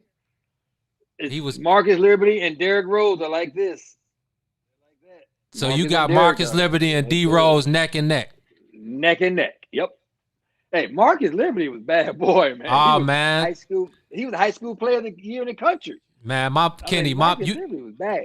You know my mom. Yeah. She's definitely on Facebook Live, tuned in right now, man. My mama used to take me down to Champaign when it was only a Class A and a Class AA. And my first memory was watching Marcus Liberty and who was Lavertus? Was that with Lavertus and all of them guys? Yeah, Marcus. Oh man, Lavertus. Yeah. They're the best team in the country. I couldn't believe what they were right. They were 30-0, right? They're 30-0, yeah. I couldn't believe what I was seeing. They looked like a bunch of grown men, you know. And I can't. I agree with you. I definitely think Marcus Liberty, Jamie Brandon, D Rose. You know, I definitely think that would probably be, you know, my go-to if I had to answer the question. Yeah, neck and neck. I tell you, Marcus Liberty was a bad boy. He was a bad boy. Probably should have stayed in school one more year, but you can't blame a guy for going to get that money with Denver. I think if he'd stayed another year, probably would have helped him. Okay. Boy, but in high school, that boy was cold. He was unbelievable. Kenny, I want to stay on the high school topic, but I want to bring you a little bit up to speed to my era. Because, you know, I feel like, of course, let's come up a little bit. Like you guys were saying, man, Derrick Rose, you know, honestly, the best athlete, you know, regardless of sport I've seen, you know what I mean, in my time. But you covered high school basketball pretty recently, man. We've seen Taylor Horton-Tucker, we've seen Jabari Parker, we've seen Kendrick Nunn, who we just watched in the finals over the last couple of weeks. What, you know, who are some, or who is that top hooper over the last maybe 10 to 15 years? Because now you're saying athlete or hooper? I'm saying hooper because here's the number one thing that me and Gene hear when we cover high school basketball these days. It's not the same. You know what I mean? We hear that it's not the same when Gene was doing his thing, and that the talent level is a little bit, you know, smaller or not what it was. You know what I mean? So, but what are some of the top players over the last 10 to 15 years of you covering high school basketball? I would say without question, Derrick. Because Derrick hasn't been gone 15 years. So I would say, and if we're going back 15 years, there's no question Derrick Rose. I don't think there's any question of Derrick Rose. Everybody else would be secondary, I think. Jabari was great, 4 championships, but Kendrick was right there with him for all 4 championships. And Jahlil Okafor was dominant at Whitney Young in high school. Okafor was dominant in high school. I'm thinking Jerome Randall out of Hills. Jerome Randall was outstanding out of Hills. Went to Cal and had a great career. But I would say if you're giving me a 15-year window, I don't think anybody compares to Derrick. Yeah, it's been about 13 years. Yeah, 07. It's been a while, but Yeah, because remember, Anthony Davis didn't become Anthony Davis till his senior year. Right.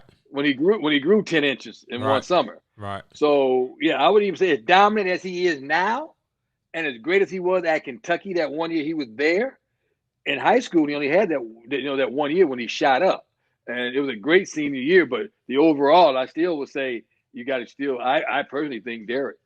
You know the guy who, you know, I'd probably have to say was the guy that got me into high school sports, Julian Wright.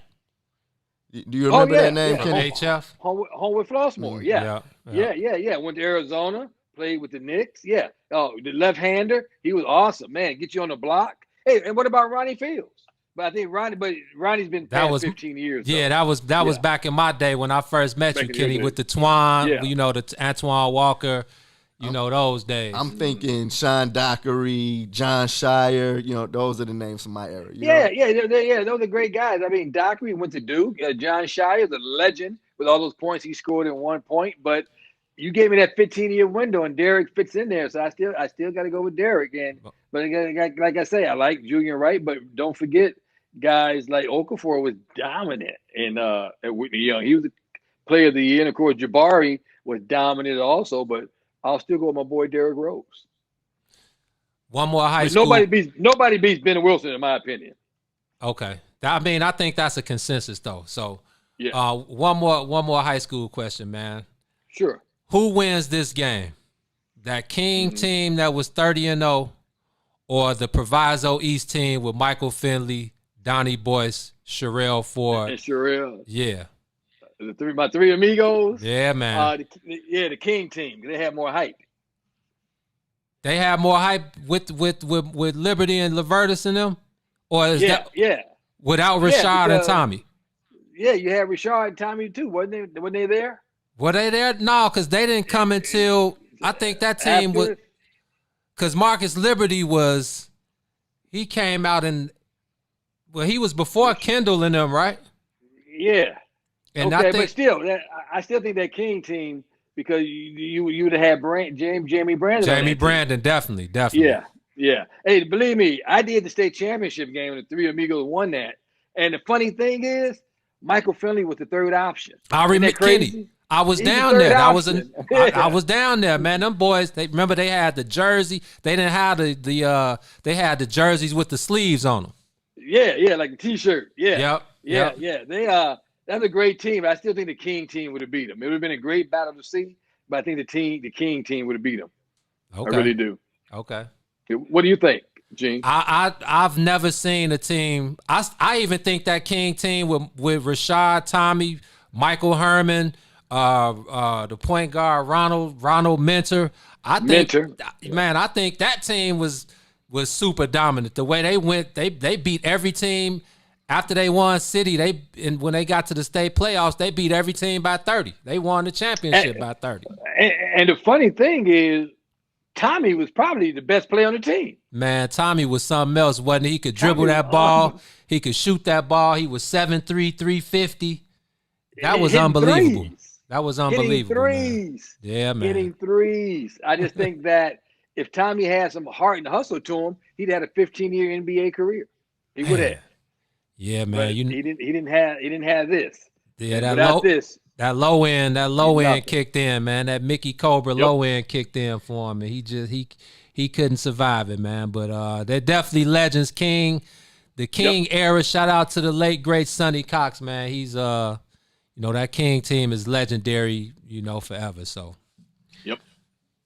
No, Kenny, that's why we call you one of the OGs, man, because you can go ahead and dig in that treasure chest with Gene, and y'all can just go for hours and hours. Oh, man. Yeah, Kenny, they don't one more gem before we get out. They don't know that Twan and McNabb, when we went to prom at Mount Carmel our senior year, they all came to my crib, and we all took pictures at my crib. Didn't Twan take your niece to the prom? No, it was a friend of mine that I knew that he needed somebody tall, so he took Courtney. Yeah, so he took my friend Courtney. Her dad and I were friends. Okay, and she was liking me. Me and her dad were like brothers. Okay, they all went over there and had a good time. And I tell you what, that was a great Mount Carmel basketball team. You guys had a great bunch of youngsters and a lot of talent, and that team probably one of the most underestimated teams, because people don't give you guys the respect that team deserves, because that was a really, really good team. Yeah, we came up short, man. We was ranked number 1 all year and lost to Brother Rice in the sectional. So we underachieved, but man, we all friends, and we all, we are MC. Y'all know the hashtag. So I love all the guys. And I tell people that's one thing about sports. It doesn't have to be basketball. It can be any sport. You get a bond from guys that you love forever. They're guys at DePaul, Randy Pettis in Waynesboro, Mississippi.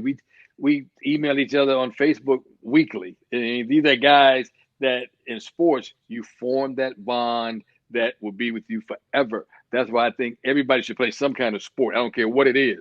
I think sports can teach you things you can't learn in the classroom. 100%. Just my opinion. That's science right there. Period. It's facts. With that said, Kenny, man, we're going to go ahead and let you get on with the rest of your day. We're thankful for you, taking out the time and coming to mess with us, man. We're totally glad to hear that you're recovering well, bro. Yeah, I'm doing good, man. I'm good, and I tell you what, it's an honor for me to be with you guys. Thank you so much for inviting me, and if I can ever help you guys in any way, shape, or form, I'm just a phone call away. And maybe once this pandemic gets done, I can come to the studio with you guys as well. Oh, it's nothing but, like you said, we're a phone call away. The studio is right in the heart of the South Loop, so you won't have any trouble getting here, and you got an open door policy, so just let us know, man. All right, guys. Hey, thanks once again for having me. It's been my pleasure, my honor to be with you guys. Thank you so much, Kenny. That was Kenny McReynolds, the great. Y'all make sure y'all stay in tune with everything he's doing, man. We're going to take a quick break on the soil with the Bigs. WIFTBPM. Are you curious to explore the intellectual currents that channel our thoughts and frame our reality? Have you ever meditated for relaxation and accidentally discovered the universe in the process? These matters and many more you may never have even thought of will be yours to explore as you come with me into Muwak Hill's world. Every Monday, Wednesday, and Friday from 11 to 1. Right here on What's in It for the Black People Media. Funeral expenses are costly. The Casket Store wants to help you save hundreds of dollars. You do not have to purchase a casket from the funeral home. Call now for a free in-home consultation. Call 773-445-6900. 773-445-6900. Dame Lillard, and I'm rocking with the Bigs. Hey, this is Jason Kidd, and we're rocking with the Bigs. I'm Chris Bryant from the Chicago Cubs, and I'm rocking with the Bigs. This is Mark Cuban, Dallas Mavericks. You're rocking with the Bigs. Traffic jam, traffic jam, traffic jam.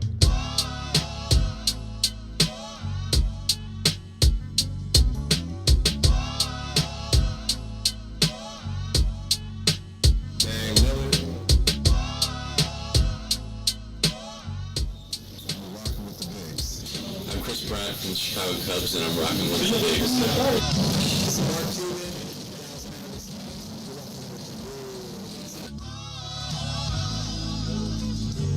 Traffic jam, traffic jam, traffic jam.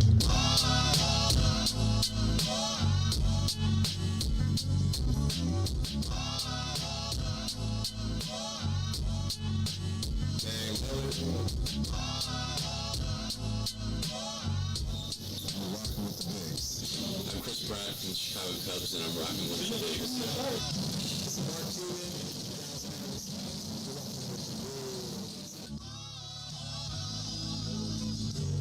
Traffic jam, traffic jam, traffic jam.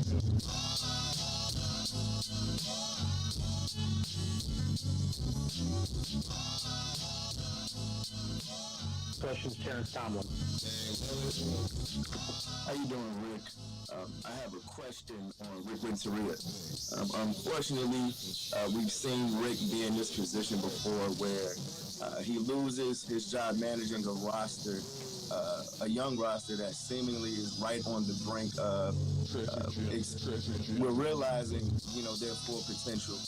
What do you say to the idea that Rick Renteria is a good manager when it comes to cultivating young talent, but not necessarily when it comes to getting a team to the ultimate goal, winning a World Series? Rick Renteria. I don't necessarily buy that, other than the fact that he loses his job. He hasn't done that yet. So therefore, it's sort of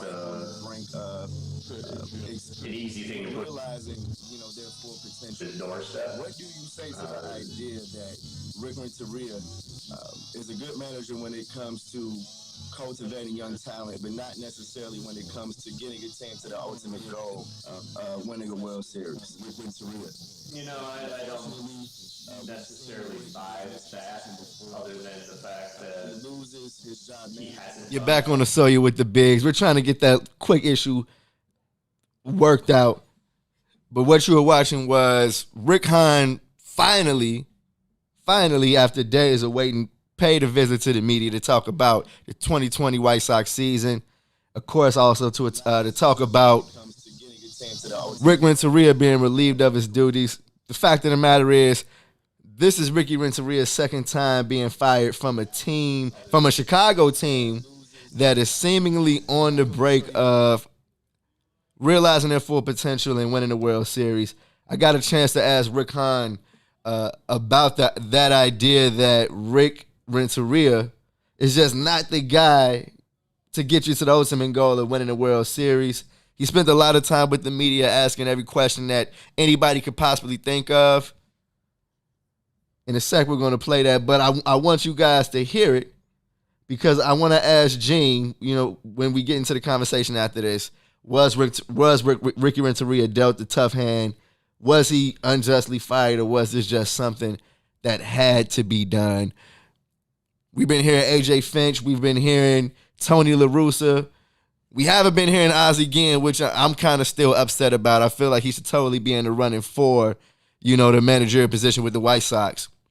But we talked about with Rick Hahn what he's looking for in a manager, and like I said, the idea that Rick Renteria is not the guy to get him to the World Series, which was the number one question surrounding Ricky during his time as the White Sox. So go ahead and check it out. Questions, Terrence Tomlin.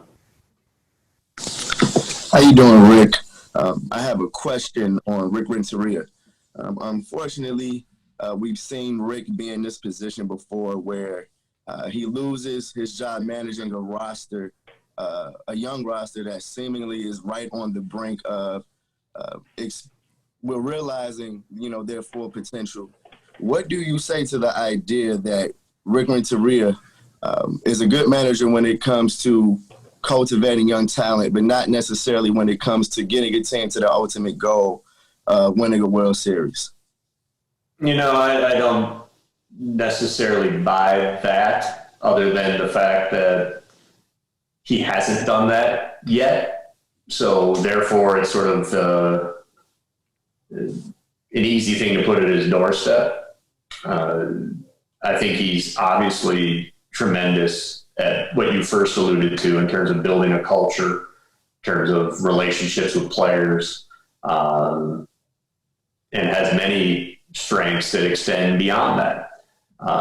If Ricky decides in the future that he wants to manage again or manage elsewhere, which again will be a personal decision of Ricky's, first and foremost, there's no doubt in my mind that he could find the right spot and fit and lead a team to a championship. And basically, I feel like what he was basically saying behind that is no, Ricky Renteria is not the guy. Exactly. What I'm interested in, though, is how he's going to introduce A.J. Hinch. You know what I mean? If you listen to Tuesday's show, our guest Joe Cowley said that his people are telling him that it's A.J. Hinch. And I know a lot of people are putting Tony La Russa's name into the mix. And from what I heard, that's more of a smokescreen than anything. Right. You know what I mean? I feel like anytime you have Hawk Harrison come out, which he was on sports radio today, and basically to plead somebody's case, it can't be anything but a smokescreen. Ain't Tony La Russa almost 80, man? I didn't know Tony La Russa even cared about baseball Tony La anymore, Russa don't fam. care about no damn Ask baseball. him who won the World Series last year. We'll see if he knows. I feel like that's the kind of situation Tony La Russa is in. We were completely okay with him riding off into the sunset. I agree with you 100%. There's no reason to bring him back. That's smokescreen action, just so they can say we talked to somebody else before we decided on bringing A.J. Hinch. Exactly. And I feel like that is going to be the press conference that is going to be a big one for Chicago. You know what I mean? You're bringing a guy over here that has won multiple World Series, won a World Series. I feel like he is the best manager available, but he's going to have to answer a lot of questions about cheating in baseball and what the hell was he thinking when the Astros were taking cheating to a whole nother level. You feel me? Like, yes, I understand. You know what I mean? You spit on the ball. There's some stuff you can throw on the ball to get it to move a little bit. But these dudes had video and was hitting garbage cans to let you know what pitch was coming. That's extreme, and I feel like it's going to be an interesting day when, I'm going to go out on a limb and say when the White Sox go ahead and announce A.J. Hinch as the next manager for the Chicago White Sox. Well, I'm going to just say that change is imminent. And it's a good thing. Yeah, it's a good thing. And, the Ricky Renteria thing was overdue. I think it's definitely time for them to bring that guy in who's going to take those guys to the next level and also just be able to be more relatable to the players. You know what I'm saying? So, I can't wait for the day when they announce A.J. Hinch. It would be great to see Dusty Baker come on over there. They say Black Lives Matter. Dusty Baker's the only black manager in Major League Baseball. Dusty, can we get some Ron Washington over here? What's going on? If they're talking to Tony La Russa, they should be talking to Ron Washington. Hey, man. You feel me? No pun intended. Ron got to lead the nose candy. Ron was on the nose candy, and they said, you know what, Ron, now we tried to let you slide, but you blew up our spot. So you blew up. You was in the clubhouse with it. It's like, come on, bro. That's what the parking lot is for. Hey, man. But I'm interested because, personally, I feel like, I wanted Ozzie Guillen back. I feel like he was dealt a huff hand for management. but he's stuck around. I feel like he showed his loyalty, and if you've listened to that White Sox post game with him and Frank Thomas, that's just one of the kind of guy that you want around your team. You know, it's like not only does he know baseball, but he's coming with the charisma and the personality that that kind of I feel like is what you need in a 160 plus game season. But we'll see. We'll see how quick these guys go ahead and name a manager.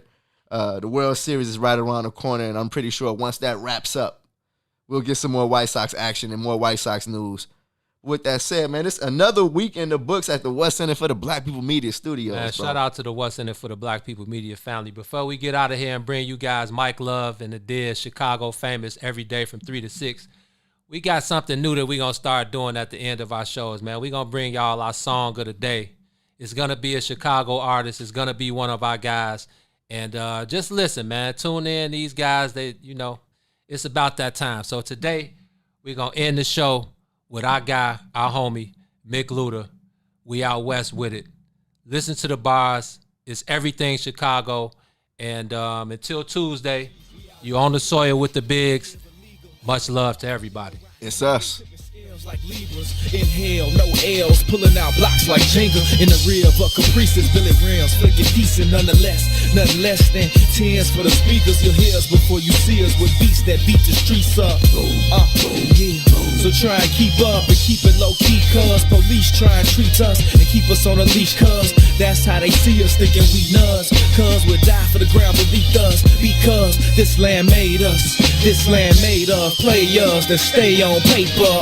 That's how we came up amongst the mayhem to the day when we display what we made of. The game can never change us, the West Side teaches. On these streets where you find that D before G. We out west with it, back down, trying to flip a dollar. If you looking, then we got it, you just got up in a plot. We out west with it, riding clean, wetter than the sea. On the scene with a full tank, blowing AC. We out west with it, I'm posted, let me know what y'all on. Cause if y'all get on something, then just hit my phone. We out west with it, yes sir. Hustle for every penny in the trenches, but we turn struggle into strength. Smell the grind in the air, take a whiff. Only the nose knows the aroma. Compose the money rolls that fold up, holding cold cups. Searching for those that got the purple O's for the $4, and we can go nuts and stay at the stove like gross us, and post up with O's on the table like coast us. It's how the game coached us, made us all in the soldiers. Now that dough is the focus, so no.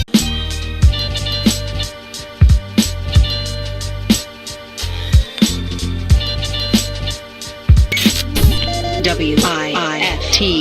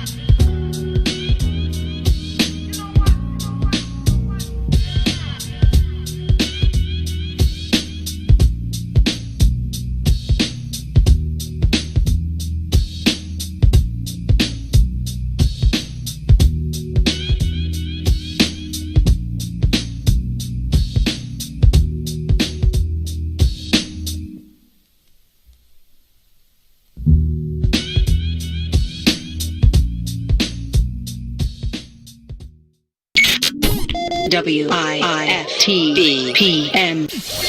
Joining Chicago famous Tony Scope, was there still that pushback against comedians becoming radio personalities, or was it accepted around that time? In Chicago, we was used to having some funny on the radio in the morning, so. I make you laugh. I'm here to fucking amuse you. Man, I remember one time I was at a Bulls game, and I'm at the little concession stand. This dude in front of me, this little OG dude, turned around like, yeah, you that cat, you that dude that replaced Dale. We don't like that shit. Word? Why are you here? I'm like, I'm just trying to buy a hot dog, sir. I'm just trying to buy a hot dog. And then what make it so bad, when Sam left and I got the job, I called my mom. I'm like, Mom, I'm getting ready to do afternoons. She's like, oh, yeah, baby, yeah. I'm like, yeah. She's like, oh, yeah. I'm like, I'm replacing Sam Silk. She was like, hold on. Wait, you replacing Sam Silk? Where's Sam going? I'm like, Mama, like my mama was upset. Right, your mama. Right. I'm like, Mama, did you just hear that let me replace Sam Silk? And she was like, okay, where's Sam going? But yeah, so I think that was the point where I really realized that, I had a chance of actually making a career. Chicago Famous, 3 to 6, Monday through Friday, right here on What's in It for the Black People Media. The Chicago Legal Network is the collaboration of attorneys that concentrate in many areas of the law most needed in Chicago neighborhoods. The CLN lawyers focus on personal injury, criminal defense, and other issues. The CLN lawyers all average over 20 years of legal experience and are dedicated to helping the Chicago community. The Chicago Legal Network is committed to developing black lawyers through mentorship and co-representation. So if you were injured in a car accident, slip and fall, or injured on the job, or you need assistance with criminal defense, including driving violations and DUI, check out ChicagoLegalNetwork.com for more information, or call 773-912-3545. 773-912-3545. Shop at Black-owned and operated Solo Beauty, where you are appreciated and respected. Located at 8158 South Cottage Grove, Solo Beauty can supply all of your black hair care needs. Solo Beauty is open from 11 a.m. to 8 p.m., Tuesday through Saturday. Jackson. If you could make up a social media holiday, what would it be? Randy said National Don't Let No One Put You Down Day. No one. What you gonna do? So when they say something crazy, you slap them? Be like me said. Remy said a Jukathon Day. Man, we're about 60 years old. We done had a heart attack. You gotta get your heart rate up. Okay, not that far. All right, Mario said my favorite one. My friends and I do what we call National Call Off from Work Day. As a business owner, I don't. You don't like that? Yeah. I don't like that. Because I'm the boss of this family. We got Marcus Garvey Day from Remy too. Oh, Marcus Garvey Day. All right, what will we do on Marcus Garvey Day? Call off from work. I'm going to need you to go ahead and come in tomorrow. That would be great. Okay? Yeah, right. Well, every black holiday has something to do with calling off from work. You're cool. I'm out. About National Join a Positive Black Organization Day, because I don't want to be recruited. I don't want to be recruited and the brothers be like, thank you. Thank you. How about National Tell White People the Truth Day? Tell them how you really feel. You can't handle the truth. Why don't we call that National Black People Get Locked Up Day? I'm going to tell them there's an African-American man threatening my life. Hello. The most dangerous show in the morning. WIFTBPM. Mike Love and Diz. It's another one. Chicago Famous. Mike Love and Diz. Classic. Chicago Famous. Chicago Famous. You're listening to Chicago Famous with Mike Love and Diz. Coming together is the beginning. Keeping together is progress. Don't let nobody stop you. Chicago Famous with Mike Love and Diz. Monday through Friday, 3 to 6 p.m. on What's in It for the Black People Media. Change is the law of life. If you believe in yourself, you will always find a way. Chicago Famous with Mike Love and Diz. Afternoons on What's in It for the Black People Media. Chicago famous Mike Love and Diz on the What's in It for the Black People Media Network. All right, what's going on, y'all? Welcome once again to another edition. It's Mike Love, Diz in the house, taking you all the way up to 6 p.m. So tell your friends, share the video. Check us out on Facebook Live and YouTube Live. And as always, what's up to everybody early checking in on the chat? We appreciate the love. And it's a Thursday. It's another day at Chicago Famous. And boy, we plan on getting it started today. All right, it's going down. Good Thursday to you, sir. Good Thursday to you, brother. How's everything going? Everything is going well. well. Fall showed up last night. Did it? Oh, do you see how cold it got? Like it's like a 35-degree temperature change all of a sudden. Right, it is officially fall out there. The leaves are coming off the trees. We had the windstorm jumping off last night. Yeah, it's cold. So jacket and hoodie weather. I had to pull out my Lonzo coat today. Hey, you got the leather. Got my training day leather Lonzo coat on today, so I'm good. I got sleeves. Came in with the sleeves, man. Busy day. So much going on. The Ice Cube story that we broke yesterday on Chicago Famous really got some legs. That just seemed to blow up overnight, boy. Like a lot of people came at Cube last night. Man. Cube was ready for him. Mm-hmm. And, just in case you didn't catch the story yesterday, that's why we're on demand now. So you can always go back and see exactly what we were talking about. We had that discussion after 5 p.m. yesterday. So it's our third hour. So if you look at the rewind, the shows are 3 hours long. It's that last hour where we touched on the whole Ice Cube story and threw Kanye in there as well. But this thing got deep starting last night. Yeah, it's funny because he has his program with Black America. That's not the exact name of it.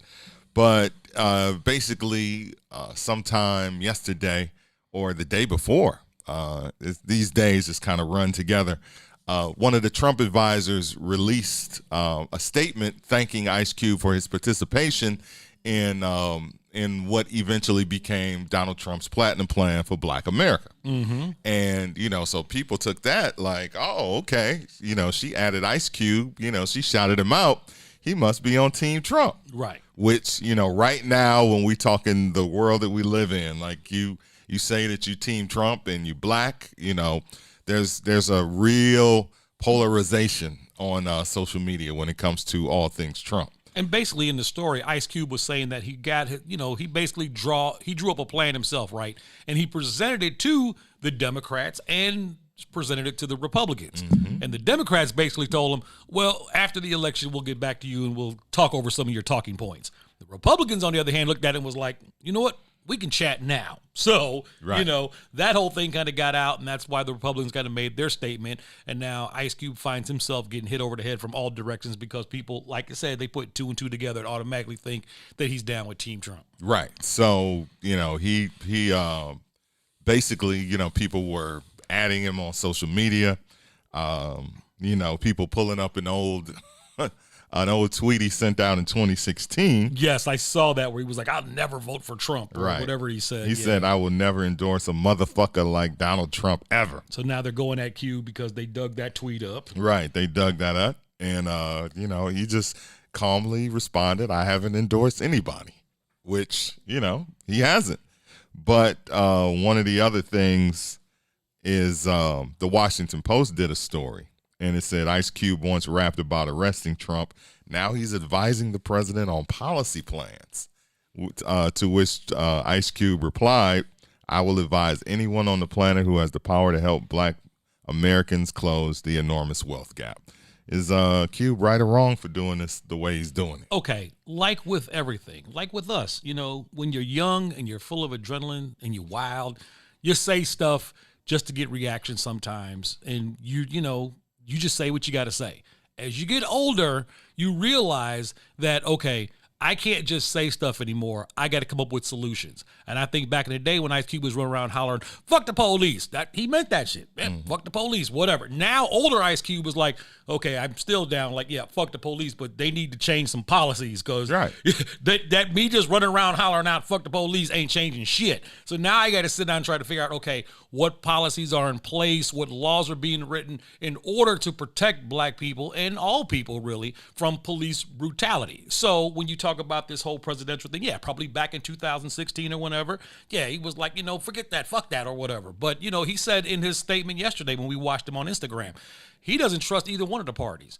but he is willing to sit down and listen and hear what they have to say and roll out his own personal agenda and see what they have to say about his agenda and vice versa. So, I mean, as you get older, you get wiser. And just like I always hear old people talking about, kids just need an ass whooping. Kids need an ass whooping. Kids just mess up, just beat their ass. Okay, after a while, they come immune to that ass whooping. The ass whooping is no longer effective. Then you have to figure out how to get your point across using different methods. So I'm just think that we're looking at a grown-up Ice Cube here that understands if you're going to try to make any type of change, you have to get within the system and change it from the inside out. You just can't shake your fist and make a record and be like, you know, whatever, because that's just not working. And people keep bringing up that line from No Vaseline. I never had dinner with the president. I never had dinner with the president. Well, he still hasn't had dinner with the president, you know, technically. But he has passed on his plan, you know. And I think that the people that are fake mad, because I'm calling this fake outrage. Oh, the fake outrage is gone crazy. I'm never watching Friday again. Yes, you are. Yeah, you are. People are so... 6 months from now, you're going to be just walking around the house, flipping through the channels, and Friday's going to be on, and you're going to stop and you're going to watch it. So, there have been hundreds and thousands of things that y'all have been fake mad about for the last 2, 3, 4 years. In the last 3 hours. Boycott Channel 5. No black people should ever watch NBC 5 again. I'm like, oh, here we go. All right, okay. And I think that people just get in their feelings. I think that, you know, in the moment and you know, we get triggered, you know, so we are triggered to share these things on social media. And what is the thing that people have with Channel 5 at this point? Like, why are people mad? Because they are broadcasting the town hall meeting that Donald Trump is having tonight. So you got 2 town hall meetings going on because they basically nixed the debate because of the whole COVID situation. So Trump is going to have his in Florida, and I believe Biden is going to have his in Pennsylvania. Okay. So Scranton. Who is showing? Is it 7? Who's showing Biden's? Do you know? ABC, I think. ABC. Okay, so it's Channel 7. So both of them, I believe, come on at 8 o'clock tonight, and Trump is on NBC. So everybody's like, oh, I can't believe NBC is going to be showing the Trump town hall, boycott NBC. Black people should, you know, cancel NBC and don't watch any shows on that. I'm like, all right. Again, fake outrage. I get it. So people would rather that it be on all the networks, or are people mad that they're going up against each other? Like, I don't understand what people are fake outraged about. I don't, because it's just Trump. I guess if it's Trump and Biden, then okay. Then they can be on a channel and everybody's cool with it. Because it is just Trump, then somehow that makes that network pro-Trump. Ah, okay, even though he's the president. Right. Okay, so ABC is not getting any flack for being pro-Biden. Oh, not at all. Because they're the only network that's showing the Biden town hall. Mm-hmm. And they're going head-to-head. And this is going to be a disaster. Why do you say that? This is going to be a disaster. Disaster? Because, you know, I mean, say what you want to say. Everybody wants to see what Trump's got to say. They do. Whether you love him or you hate him. You always talk about hate watching. My God. The hate watching will be so deep tonight on Trump. Watch your timelines. Right. Watch your Twitter. Watch your Instagram. Because unless Joe Biden is trotting out rappers and shit between his points, I don't understand how he's going to hold everybody's attention, to tell you the truth, because it just is what it is. I want to see both of these dudes in the same room, talking about the topics, going head up. That's what I prefer to go see. I don't prefer to see, I don't want to really see either one of them doing this individual thing, but it is what it is tonight, and this is what we got. Right. If they're going to go head to head, you know, which Trump, being a reality TV star that he is, he can't wait to talk about the ratings in the morning. Mm-hmm. He can't wait to talk about the ratings. Whatever the ratings are going to be for him versus Joe Biden on separate networks, because now you really will get to see, like, it's one thing for him to say, you know, Joe Biden's ratings or his such and such, but like, these guys are actually going to go head to head, like 2 fucking TV shows on separate networks, where you will be able to see without a shadow of a doubt which one has more viewers. Mm-hmm. And the thing about it's like you said, and it's like we've been saying, hate watch. Like, I would, if I'm gonna watch anything tonight, it's to see what that fool Trump is gonna say. Mm-hmm. It absolutely is hate watch. Yes, call it hate watch, call it whatever you want to call it. Nobody is going to, like, I think maybe black folks, the black women on my all-girl timeline would probably watch Kamala Harris over Trump because, I you agree know, with that. they got a stake in the game. They definitely got something in it. Oh, you know, it's a black woman. I'm going to support the black woman. I'm going to see what she said, watch her speak so eloquently and hold black women to a great standard. So that would certainly be something worth seeing if you're a black woman. However, if you're going to do your hate watching, oh, you got to watch Trump. That's must-see TV. And I personally think this hurt Biden. This will hurt Biden. And the reason why I say that is because if they would have done this debate like they were going to do it, I think Joe Biden is better set for a town hall type debate setting. Like, he's that type of guy that's good when somebody stands up with a microphone in the crowd and says, "Hi, I'm Judy from Outback, Arizona, and I'm concerned about my health care because my grandmother could no longer afford her meds." Yeah. Joe is really good at looking at her and saying, "Judy, I'm glad you asked that question." Because he's a 47-year politician. Grandpa's going to sit there, put his arm around her. Grandpa. And tell her exactly, Joe, like, look, this man. is what we're going to do. This is what my administration is planning to do. We want to help you. We're here for you. Whereas in Trump, you know, somebody stands up and says, "Mr. Trump, I got a problem with racial division in America. And do you think that your administration has caused that divide?" He's just like, "Okay, well, look, I love African Americans. I got a color television. You know how that's how he acts. Like, that's not his strong point. Color television. he don't want to bring up this fucking laptop. He don't want to go one-on-one with folks because he's just like, I'm the fucking president. I don't need to hilarious. answer to you. Who the hell are you to ask me questions? So that, in turn, that looks bad on him. People are like, see, there he is being arrogant, being old Trump again, being crazy. But because they are not having it that way and they're splitting off into two separate divisions here, like, that favors Trump because now he gets to do what the hell he wants to do and act crazy and get his algorithms running crazy. Yeah. And everybody's hashtagging and everybody's talking about that and nobody's talking about my man over here, Grandpa Joe, trying to look out for his people.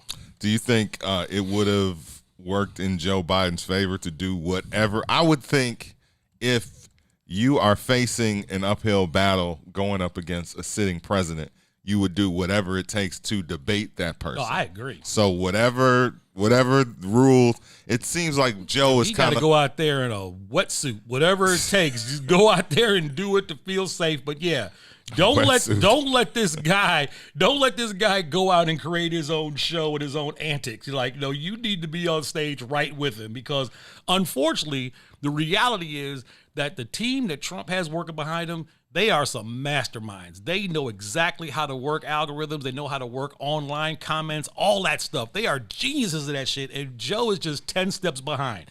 His people are late. I mean, just think about some of the entertainers that Joe has went out there and got. I mean, you think for somebody who's trying to get young people riled up, get that young vote going, he goes out and gets Ludacris, and he goes out and gets all our rappers. Like, our generation. those are our rappers he's bringing up there. Our generation is already voting for you, Joe. What are you doing? We got you already. You don't need Snoop. You don't need Ludacris. If you're trying to get my daughter, you doing something with Snoop is not going to help you convince my daughter to vote for you. That's for sure. He did get Cardi. He did get Cardi B. Oh, God. I mean, as much as we roll our eyes at Cardi, he did. All right. He spoke to the queen of that generation. She speaks to women from 20 to 45. Still, the pandering alone is just sickening to begin with because you shouldn't have to turn to an entertainer to try to gain somebody's vote. You shouldn't, but in the society we live in now, unfortunately, when politics and stuff like that are not talked about in the normal household on a regular basis, this is the kind of stuff that happens. You leave it up to the images and the people that you see on TV to actually decide our minds for us, and that's crazy to me. No, the reason where's the battle rap? I want to show that battle rap. LeBron, Kamala, harassment video. I got all these videos. Black Lives Matter. The video of the rappers was just showing where Joe is when it comes to putting together rap or rappers that speak. Because I think also you got to think about it. There's a lot of people that are undecided when it comes to the Democrats. Yeah, and people got to understand. We all know that Donald Trump and his cronies, they put a lot of bullshit out there. They put a lot of stuff out there that ain't true. But the fact that they're smart enough to do that, they actually got a team that will sit around and try to figure out what is the most ingenious lie we can come up with to make people actually think. Not necessarily go, oh my God, he's got to be lying. But that lie to make people go, well, that might be a lie. But then again, I did see somebody say that they recovered in less than 24 hours. Like that team, they're doing that on purpose. And if the bullshit is working, that's what you need to be scared of, because there's a lot of us out there who have the blinders off, who could see both sides, who see everything and make up our own minds and have an intelligent decision based on our own personal facts and what we know. And then there's other people that are just walking around believing whatever they see on their Twitter feed and whatever on TV. So, yeah, I mean, I'm by no means is Trump's camp brilliant because they come up with all these wonderful things that are exactly accurate and right. It's the exact opposite. They figure out how to use the lie, how to use a fake story to the point where they drilled it, kind of like the radio station. How many times have you ever turned on a radio station, you heard that song, you've been like, oh, God, I hate that song. But the radio plays that song over and over and over. And then after about a month, you're kind of like, you know what? It grew on me. Okay, I kind of like that song now. Now it comes on in the club and you're like, okay, I guess it's not so bad. You know why? Because they just kept drilling it over and over again. So this campaign will get together. They'll grab a lie. They'll grab something ridiculous. And they'll just keep tossing it out there. And sooner or later, every once in a while, people are just kind of, you know what? I think he's right. And then all of a sudden, that's where the pendulum switches. So I think that they're trying to do that with Dreams. Oh, what? The Fleetwood Mac joint? Oh, my fucking God. You pulled the album out yesterday. I sure did. Snatched that out the crate. And I was like, one of the great albums of all time. Well, there's 5 or 6 songs on there that are smashes, absolute smashes. And my daughters were watching the Billboard Music Awards last night. And I promise you, there must be a commercial or something where Dreams played. I heard that shit like 5 Dreams by Fleetwood Mac. Mm-hmm. I heard that shit like 5 or 6 times. Just I was like, what the fuck are they doing? Are they really trying to kill my dreams? Like this is one of the great songs of all time. And they are, in today's society, I feel like they have a way of taking something that is great and classic and shoving it down your throat to a point where you can't stand it anymore. Oh, you know what I'm saying? Because that didn't exist in 77. That's true. There was no video. It was the only time you heard this was on the radio or if you owned the album. Whatever. That's it. There were no streaming services. There was no place you could go and play. It wasn't on commercials. That's it. Now the shit is everywhere with the Mexican dude, whatever, him skating. And now you got Stevie Nicks. She did her own version. And then all of the people that are doing their version of it. So you're seeing all of that all the time. And people are sharing that. And now it's on a commercial or whatever it's on. And I'm just like, do not kill one of the great songs of all time. So I understand what you're saying, but I think also that machine that exists, and I don't necessarily call that Trump's team. I call it the media. My conspiracy theory is the media has been behind Trump this whole time. I don't feel like there's a quote-unquote Trump team that is like these geniuses. I just think the media just jumps on whatever he's doing and pushes it out there, and have been doing that since he was running in 2015 or 2016. That said, don't kill dreams. Don't kill my dreams. With that being said, definitely not my favorite song, but before Barack Obama became president, how many times did you hear Solid by Ashford and Simpson? Oh, that was my mother and father's song. I got to tell the story one day. Man, you were definitely got to tell that story. All I know is when Barack was running and they turned that into Solid like Barack, and they did that whole thing. I mean, Ashford and Simpson was out on tour with him and everything. I don't even remember. I had to block it. I must have blocked it. God. Back in 2008? I couldn't stand Solid. And I was like, man, every time they show President Barack Obama, here comes Ashford and Simpson singing Solid as Barack. I'm like, okay, right. They have completely smoked that record now. But yeah, to your point, the Dreams thing is getting out of control. Before we do Ask Diz, I'm going to tell my story, or between Ask Diz. Good. Mike's got a story. Between Ask Diz and 31 Days Days of Halloween. Because Lord knows I told enough stories yesterday. I'm going to tell. Yeah, you did. I'm going to tell my Solid as a Rock story. All right, that's cool. All right, so let's take a break. Come back on the other side with Ask Diz and 31 Days of Halloween and Mike Love's Solid as a Rock story. All this and more on the show that we call Chicago Famous with Mike Love and Diz on the What's in It for the Black People Media Network. WIFTBPM. Introducing your trusted source for high-quality Black emojis, better known as Blackmoji. We believe Black is beautiful, and that beauty should be reflected in the digital market. Now there is an app that does just that, starting with Black Greek letter organizations. Blackmoji D9 offers more than an emoji app. It is a cultural experience of Black excellence. Download the app in the Apple or Google Play Store to access a specially curated catalog of emojis representing the Divine Nine. Use the emojis to celebrate Black Greek events, acknowledge current events, support social causes, and learn about esteemed Black Greek members who blaze the trail of Black history. A portion of every subscription goes toward a scholarship fund specifically for members of Black Greek letter organizations to help keep the legacy alive. Download the Blackmoji app today. Joining Chicago Famous. Tony Scope, was there still that pushback against comedians becoming radio personalities, or was it accepted around that time? In Chicago, we was used to having some funny on the radio in the morning, so. I make you laugh. I'm here to fucking amuse you. Man, I remember one time I was at a Bulls game, and I'm at the little concession stand. This dude in front of me, this little OG dude turned around like, yeah, you that cat, you that dude. that replaced Dale. We don't like that shit. I'm just Word. Why are you here? I'm like, I'm just trying to buy a hot dog, sir. I'm just trying to buy a hot dog. And then what make it so bad when Sam left and I got the job, I called my mom. I'm like, Mom, I'm getting ready to do afternoons. She's like, oh yeah, baby. Yeah. I'm like, yeah. She's like, oh yeah. I'm like, I'm replacing Sam. So she was like, hold on.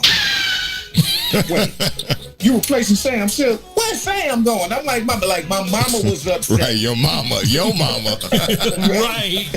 I'm like, Mama, did you just hear that let me replace Sam Silk? And she was like, okay, where's Sam going? But yeah, so I think that was the point where I really realized that, you know, I had a chance of actually making a career. Chicago Famous, 3 to 6, Monday through Friday, right here on What's in It for the Black People Media. WIFTBPM.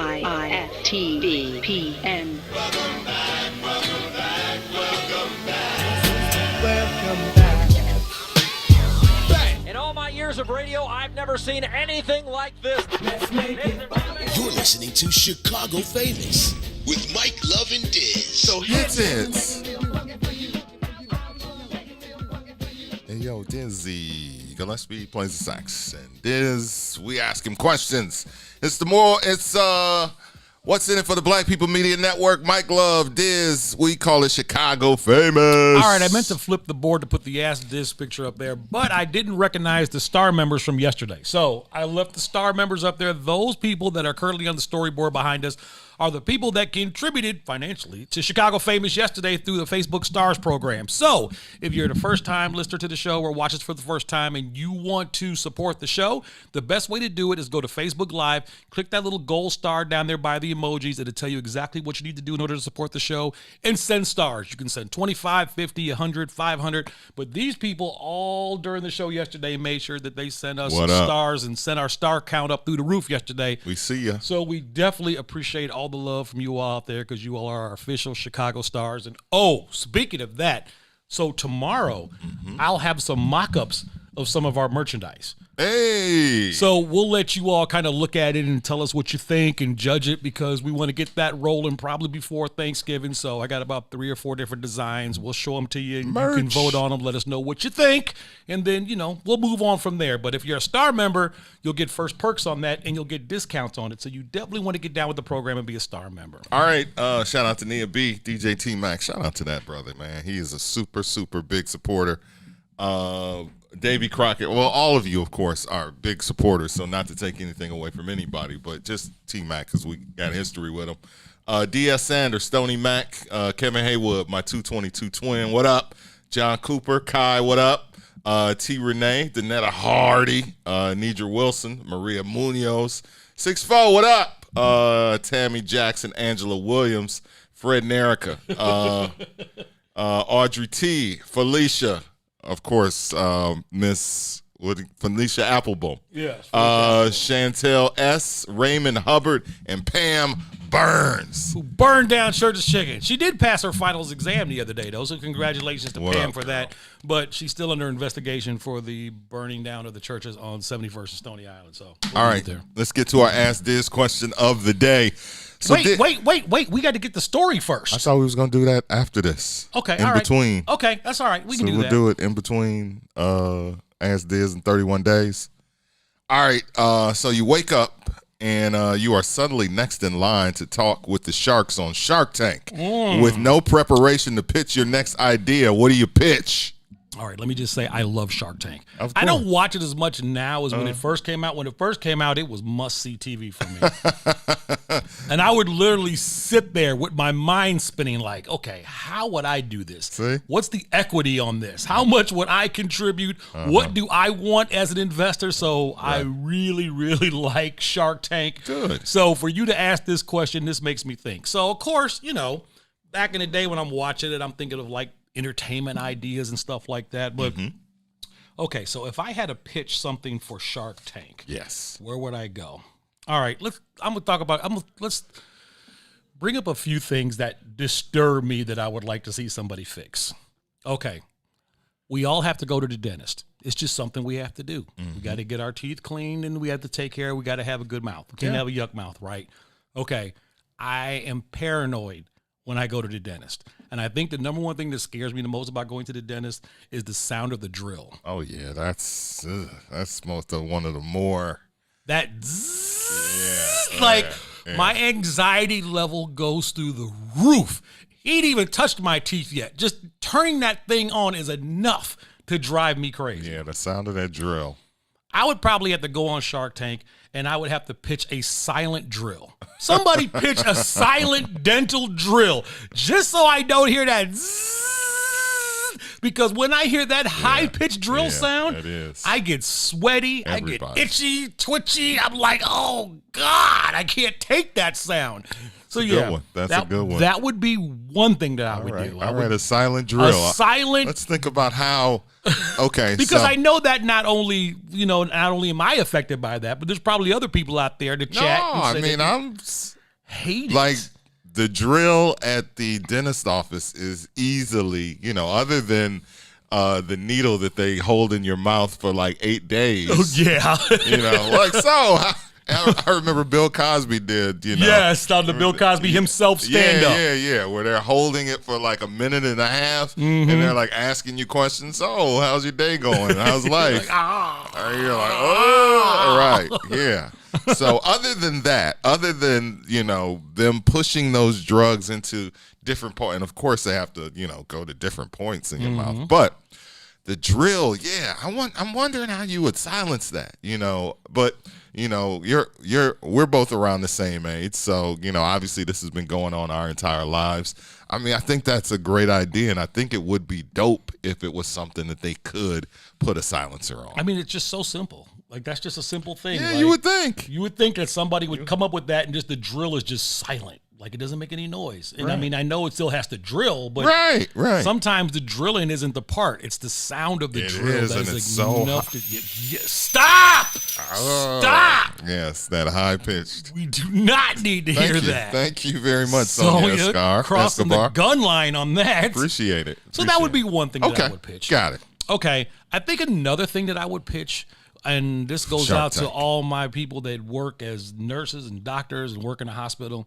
Okay, they have to figure out a way to come up with an app or something to make life easier for people who have to go to the emergency room. Oh my God. I just don't understand. Okay, let's say all of a sudden I'm not feeling good. Can't breathe. Okay. I need to go to the emergency room. Okay. I should be able to go on my phone. I want to like punch into the nearest hospital and be like, what's the emergency room wait? Because I swear to God, sometimes you go to the emergency room, you are there for 10 hours sometimes. Yeah, that is true. It's absolutely crazy. That so is true. if there are 3 hospitals in my area and I can punch this up and be, okay, the waiting time there is an hour, this waiting time is 3 hours, and this waiting time is a half an hour. Okay. Maybe I'll go to this hospital instead. I mean, it's not guaranteed that it's going to be half an hour because maybe somebody showed up before I jumped on the app. Right. But I just think a lot of times I don't even know why they call it a freaking emergency room, because I have gone into an emergency room and the waiting area has been full. There's little kids crying. There's old people bent over with cramps. There's somebody with a broken arm, and they got one person working at the register. She gives you the forms, give you the pen, tell you fill them out, and we'll call your number. And you sit there and you will be there for hours. Intense emergency room. Like, I wouldn't be here if I wasn't in some serious pain or I wasn't feeling good. But I know those workers are just overworked half the time. They don't put enough staff in there. A lot of these corporations, they don't look out for these nurses and these doctors like they're supposed to. They put 1 or 2 people on staff. You got one hospital in the area. We're a perfect example. Back when I was growing up, you had St. James in Chicago Heights. Then you had St. James in Olympia Fields. And, of course, you had South Suburban. Well, when they closed St. James in Chicago Heights, that sent a ton of people to just one hospital. That's true. And that also made the ambulance traffic crazy as well, because back in the day, if you got hurt in Stager or South Chicago Heights, they'd send you to St. James. Now, everybody has to go to Olympia Fields, which just makes it absolutely crazy. So somewhere in there, if I'm talking to somebody from Shark Tank, I got to figure out either to get a waiting app for the emergency room or come out with like maybe emergency centers. Like all these damn Walgreens, they keep closing up in the neighborhoods or something like that. What about urgent care? Urgent care. Well, and again, the urgent cares, sometimes, the problem with urgent care is a lot of urgent cares aren't 24 hours. So you don't get in there like between the hours that they're open and you got a cramp at 3 o'clock in the morning. You got to go to emergency room. You got to go to emergency room. Okay. So I don't know. I mean, my sister, she's a nurse, and my wife's a nurse. She tells me all the time the troubles that they go through and the headaches that they got to deal with all the time. And you would think that somewhere in there, in that profession, in the medical field, especially in a time when you got COVID, you don't know if people are sick or regular sick or COVID sick, that they could find a way to kind of make things easier for people, because a lot of the frustration that happens in the emergency room is just people because nobody's talking to them. There's no communication. Right. I've been sitting here for 3 hours. Nobody has even come up to me and been like, would you like a glass of water? Sorry, it's been so long. The doctor will be with you in a minute. You're number 2 or you're number 3. Person behind the counter doesn't say shit. Sitting there tapping on her phone, and then people are sitting there getting mad and frustrated. So yeah, okay. So those are the 2 things. If I was on Shark Tank, I would hit them with. There it is, the Shark Tank. Our Ask Diz for today. All right, I'll tell my story, then we'll take a break, and then we'll come back with 31 Days of Halloween. So you were talking about Barack Obama and how so this was when he was running for president. Yes. Okay, so when he was running first time. So when he's running for president, you said he brought Ashford and Simpson out, and they were doing Solid as Barack. Yep. I do not remember that. I don't know how you don't remember that. You just blanked that out because I was like, oh my God, if I got to hear this one more time. Now, you would think I would remember for this reason, because when that song was hot in 84, 85, my parents, my mother and father, my father is my stepfather, but he has been with my family since like 73 or 74. So they get married in 1985, and when Solid as a Rock comes out, that is my mother and father's fucking song. That is they when I say that's they song, that's they song. They never played a song more that they felt spoke for them. They never played a song like that was they getting married song. That was they going out song. They was that getting ready to go out song. That was they around the house when it came on the radio. The party went up song. I mean, so when I hear Solid as a Rock by Ashford and Simpson, I think of my parents, because there is not a song like to this day like that song can play. My mother has been gone for 4 years. So actually the first time I heard Solid as a Rock, after my mother passed, I got emotional because I was like, oh, that's my mom and daddy's song. Like, they wore that shit out. So I don't think that Solid as Barack would have, that's probably why I spaced it, because my mother and father, like, played that song to death. And they sang it up and down. I know all the words. I know all the verses. So were your parents big Ashford and Simpson fans? No, not at all. Really? They just like that song, They just was regular black, they were just regular black people. So they're not like how we are. So as DJs, like, granted, our musical tastes come off of our parents, or a parent, you know, probably more like your father and me more like my father. So we listen to a lot of soul and funk around the house. So that influenced me. And my parents may have had favorites in the 70s, but by the 80s, they weren't like, oh, let me run out and buy this Aretha Franklin album, or, you know. But they were like us, like how we are now. Like, I'm pretty much removed from purchasing music. Right. I hear what I hear. If I like something, I like it. But there's a point in your life where you're not physically going out buying music anymore. So they were at that point by 1985 when Solid as a Rock came out. So no, it's not like they were sitting around the house and, you know, Found a Cure came on. They were like, hey, no. Found a Cure. With Solid as a Rock drop, that's it. That's all. It's over. Like I said, long version, short version, album version. I be telling people, because a lot of people don't know that Light as a Rock, like the as a rock, they don't realize that's from Solid. But of course I do, because I heard Solid as a Rock a million times, and it go at the end of the song, it goes a cappella. It goes solid, solid, solid as a rock. So I've been sitting with my kids, and I'd be like, you know that As a Rock is from Solid, from, you know, so. Did they say so? No, my kids are always like, very interested in where songs come from and that type of thing. And that's interesting, because when I was on the other station, I actually did a tribute to Ashford and Simpson during 11 o'clock hour, and people actually forgot how many hits Ashford and Simpson had. And that was probably one of my most memorable honor hours, because, again, people were listening to Solid and Found a Cure and, what do you call it? So many... Street Corner. But they forgot, like, when I played Send It by Ashford and Simpson, the line just blew up. Like, you want to see me throw something across the room, put on Send It by Ashford and Simpson.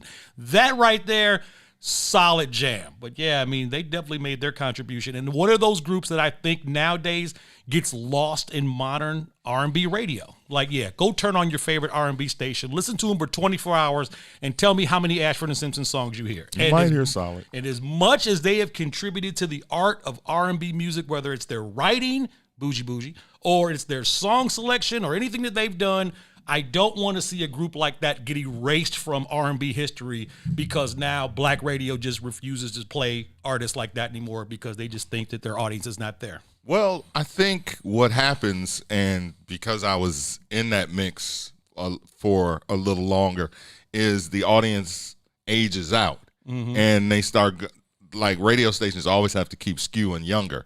So those Ashford and Simpson songs are from the 70s and the 80s. So you might catch a Solid on the very end, but those stations like V103, 106.3, and others across the country do not identify with Dusty's anymore, because Dusty sounds old. So that's your mother's V103. Now we're trying to be the 30-something, the cool 20-somethings, and the into 30-somethings. Yeah, but young people don't listen to radio anymore. They get their music from other sources. Those are people who grew up on the radio. Well, they must be. They forget about us. Well, they must be, because those stations are still highly rated. Yeah. So people in their 30s. Because people ain't got nowhere else to go on the dial. So indeed. There you go. All right, let's take a break. Come back. We'll do 31 Days of Halloween with Diz. On the other side, it's What's in It for the Black People Media Network, Chicago Famous, with Mike Love and Diz. WIFTBPM. Trigger with instructor Mike on Tuesdays and Thursdays, 11 a.m. to 1 p.m. Why? Because Someone told a great guy no. No! God, please, no! No! And he told that no, and he said, fuck it, I'm gonna go ahead and turn that no into next opportunity. That's the latest book I just released, what I tell myself about no, because children who do not understand the power of rejection and the propulsion that occurs inside it becomes adults who can't take rejection, and your next opportunity could be right around the corner if you just understand how to use that no. And that's why we exist at What's in It for the Black People Media Network, because someone took a no and said, I'm gonna create next opportunity. You're not silencing the voice, because that's what's in it for the black people is the truth. Not always that you want to hear, it's the shit that needs to be said, because our ancestors fought and died to give us the right of access, and who the fuck are you to tell me no? Only on What's in It for the Black People Media Network. Hard work, we're on the go. WIFTBPM.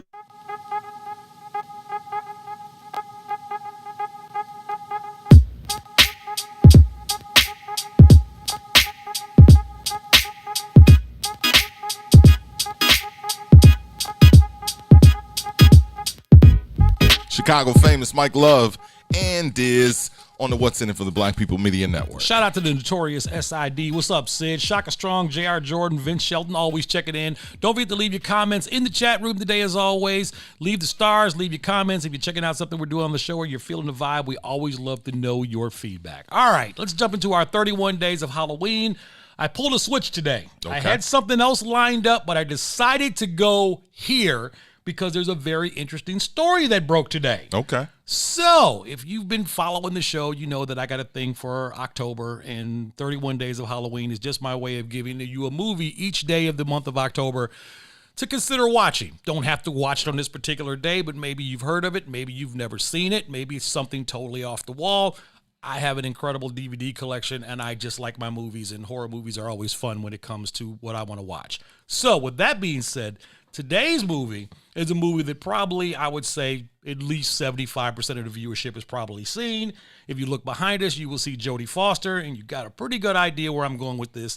Silence of the Lambs. Now, you've seen this movie a million times, right? Absolutely. Not only a kind of a spooky, scary, creepy type movie, but an overall really solid. Yeah, it's a great movie. Really solid movie. Great movies. And it's one of those movies where you have a villain in somebody like Hannibal Lecter. Well, he really wasn't the villain. He was a villain, but he was helping to catch a villain. And, you know, he wasn't your Freddy Krueger, your Jason, your Michael Myers. He was just creepy. Just right. That next door neighbor, you don't want to go knock on the door and say trick or treat. Like, not this guy. Like, this dude. And, you know, it's funny because he was only in Silence of the Lambs, I think, for like 16 minutes. But his role was so powerful that the whole Hannibal Lecter thing just stood out and was enough to creep people out for lifetimes. That's true. So, with that being said, I decided to switch it out and feature Silence of the Lambs today because not only is it my favorite go-to-sleep movie, but the Silence of the Lambs house, the Jamie Gumb house, actually went on the market this week. Oh, really? So the actual house where they filmed the whole thing, because remember in the movie it says Calumet City, and we all know that shit wasn't in Calumet City. But it was actually filmed in Perryopolis, Pennsylvania. Perryopolis. The house is currently on the market for $298,000. Oh. And it is the exact house where they filmed the whole basement scene, like, put the lotion in the basket, like all that shit. Yeah, that's where I want to live for the rest of my life. Right. Absolutely. That shit is on the market. Absolutely want to live right there. now. So they did like a video walkthrough of the house. Oh, okay. And it's interesting because a lot of the original shit that you see in Silence of the Lambs in that particular house is still there. Oh, no. So like the lighting fixtures, the wallpaper. I mean, the dead set moths are not in the house. And the sewing machines and shit are not there. Okay. But when you walk in, and especially if you just watch Silence of the Lambs, you'll be able to be like, yeah, look, the chandelier's the same, the wallpaper's the same. Okay, what's not in the house is the well in the basement, because that's like the number one question when people are asking about the house. Right. They're like, we want to go see the well where the basket and the lotion is. So right. That's not in the house. But there's a scene where Clarice kills Buffalo Bill, and it's kind of like a coal, it's a brick thing, and she shoots the bullets and knocks out some bricks, and the lights come in and all that. That little coal center of the house is actually there. So that part of the movie where Clarice Starling kills Buffalo Bill in the movie, that little room is actually in the actual house. That's crazy. So they haven't been able to find a buyer for the house yet. Ever. But again, creepy me. You know me, I'm like, damn, this is when I wish I had a couple million. Like, right. You know how much fun that would be? I'd be like, yep, I'll buy the house. Yep, I'm doing tours. I'm having some fun with this. It's just crazy because they showed all the different parts of it and the history of it. But yeah, that's why I decided to do a flip on the movie today and bring up Silence of the Lambs. I can't imagine that being anything but a museum. Like, I can't see people wanting to live in a house like that. Like, have people lived in this house? Yeah, somebody's been living in that house for years, like 20 years, and for whatever reason they're moving out now, and people are going to put it out there. And Silence of the Lambs is 90s, right? Yes. 90s, okay. So probably someone has had the house since the movie was popular. Mm-hmm. And nobody's moving into that. Nobody. So, dude, they can't even sell Michael Jordan's house. Somebody's moving into that house, They have marked Michael Jordan's house down like $30 million. I think it started on the market at like 30. It's like down to $5 million. People still don't want that shit. I don't give a damn. If I had millions among millions, I get it. I put my bid in. I'd be like, yep, I just want to own it just to own it. And you said I'd have tours and everything. 209. Right now, it's listed at 298. 290. So 300. You could talk them down. You could talk them down to 150 probably. That shit. How long has it been? Jamie Gum's house. How long has it been sitting on the market, man? Come on, 290. I'll give you 100. I'll give you 100 cash right now. I mean, hey, we're gonna have Thanksgiving, family. We're all gonna be over my house. They're like, no, that's all right. Nope. We know where you live. Not at all. The Silence of the Lambs house. Oh my God, Good yeah. times. So when I saw that story come across the wire this morning, I was like, okay, I gotta do a switch here. So that's good shit. We definitely got to go with that. But yeah, Silence of the Lambs. 290K. There you go. Nope. Again, mark that shit down a little bit. Mark it down a few hundred thousand, and you got to sell it. But I would market the shit out of that. I don't care.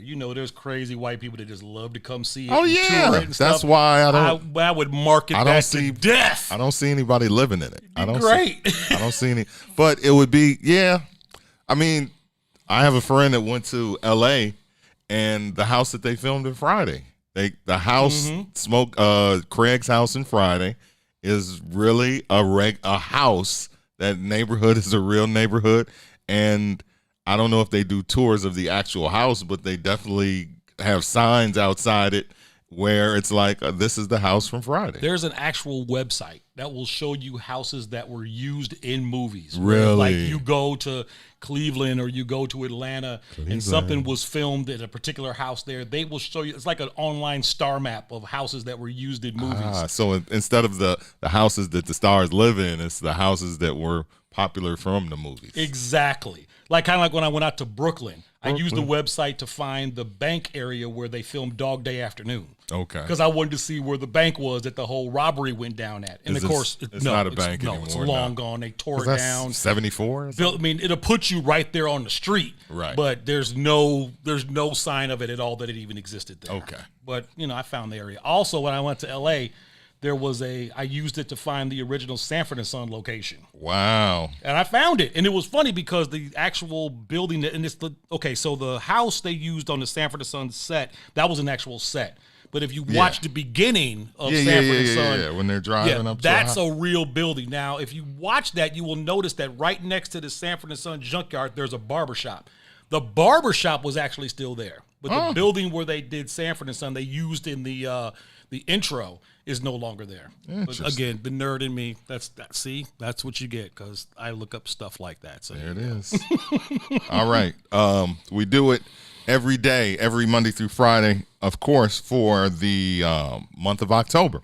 It is 31 days of Halloween. Diz is going to pull out a movie wait till you all see what I bring out tomorrow. Now, Friday, Chucky always hangs out with us on Friday. Can't wait. But Chucky has a partner hanging out with him tomorrow. Wait till you see what I bring up here tomorrow for Friday. You are going to be like, dude, stop. I can't wait. This will be classic. So, 31 Days of Halloween continues tomorrow on Chicago Famous. You don't want to miss it. All right. Our girl P. Ray is going to be stopping in today. Of course, Trump and Biden they were supposed to be doing a debate. So today they are going to do separate town halls. So we'll talk about what's going on with the black Trump supporters in Chicago, and we'll get deep into her life and everything that's going on. She'll be stopping by a little bit after 4 o'clock right here on Chicago Famous with Mike Love and Diz on the What's in It for the Black People Media Network. WIIFTVPM. The Chicago Legal Network is the collaboration of attorneys that concentrate in many areas of the law most needed in Chicago neighborhoods. The CLN lawyers focus on personal injury, criminal defense, and other issues. The CLN lawyers all average over 20 years of legal experience and are dedicated to helping the Chicago community. The Chicago Legal Network is committed to developing black lawyers through mentorship and co-representation. So if you were injured in a car accident, slip and fall, or injured on the job, or you need assistance with criminal defense, including driving violations and DUI, check out ChicagoLegalNetwork.com for more information or call 773-912-3545. 773-912-3545. Shop at Black-owned and operated Solo Beauty, where you are appreciated and respected. Located at 8158 South Cottage Grove, Solo Beauty can supply all of your black hair care needs. Solo Beauty is open from 11 a.m. to 8 p.m., Tuesday through Saturday. Chicago Famous with Mike Love and Diz. The destined legend himself, Leon Rogers. Yeah. What's going on, Playboy? Man, listen, honored to be here with radio legends, man. Two brothers I looked up for and patted my success. You walked away from your day job and you went straight in the Man, brother, first time somebody called me to do the gig, they was like, hey, I got my grandmama's 85-year-old birthday party. She's turning 85. She has a brain tumor. I mean, now she's not going to be able to hear because she's in a coma, but she'll be laying in the room, and we just want the good vibes. Well, what is it? $75. We need you to do an hour. I'm there because of the passion. I wanted to do the comedy. So I quit. But when you quit that job, and the job I had was decent. My father, every young black man should have a dad or a father figure in his life. Yes. When I say he went off on me. My son works. When I told him I quit to do comedy, my mom, mamas is always like, well, that's good, baby. You spread your wings. Realizing what God wants you to do. Right. My father like, you got to be the dumbest son of a bitch in the world. I can't believe you came from my ball sack. $65,000 a year. Me and your mama combined only make 80. You dumb mother. I mean, going off. Like, me and my pops actually kind of fell out. Old school black fathers, old school mindset. They came up working. They know how hard it is. Hands knuckles black. Hands look like he worked at the steel mill, like he was dipping them in the lava. So, he pissed. My hands manicured. He's super cool and he know kung fu. I'm clean. I work on computers. Drives a $5,000 car and wears a $100 suit. Right. He like, I'm out here getting lung poisoning from inhaling all these steel mill fumes and touching people's mail. Look at my hands. I can't even pick up a fork and knife. Your mama got to cut my food for me. And you want to quit to do some damn comedy. He hell. Chicago Famous, 3 to 6, Monday through Friday, right here on What's in It for the Black People Media. WIIFTVPM.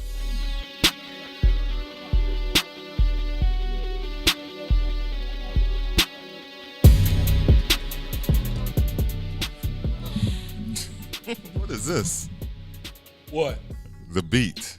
I don't know. This is from Bounce, Bounce, Bounce. Hey, speaking of beats, welcome back to Chicago Famous, y'all. Hey, checking us out for the first time. Yes. Facebook Live, YouTube Live.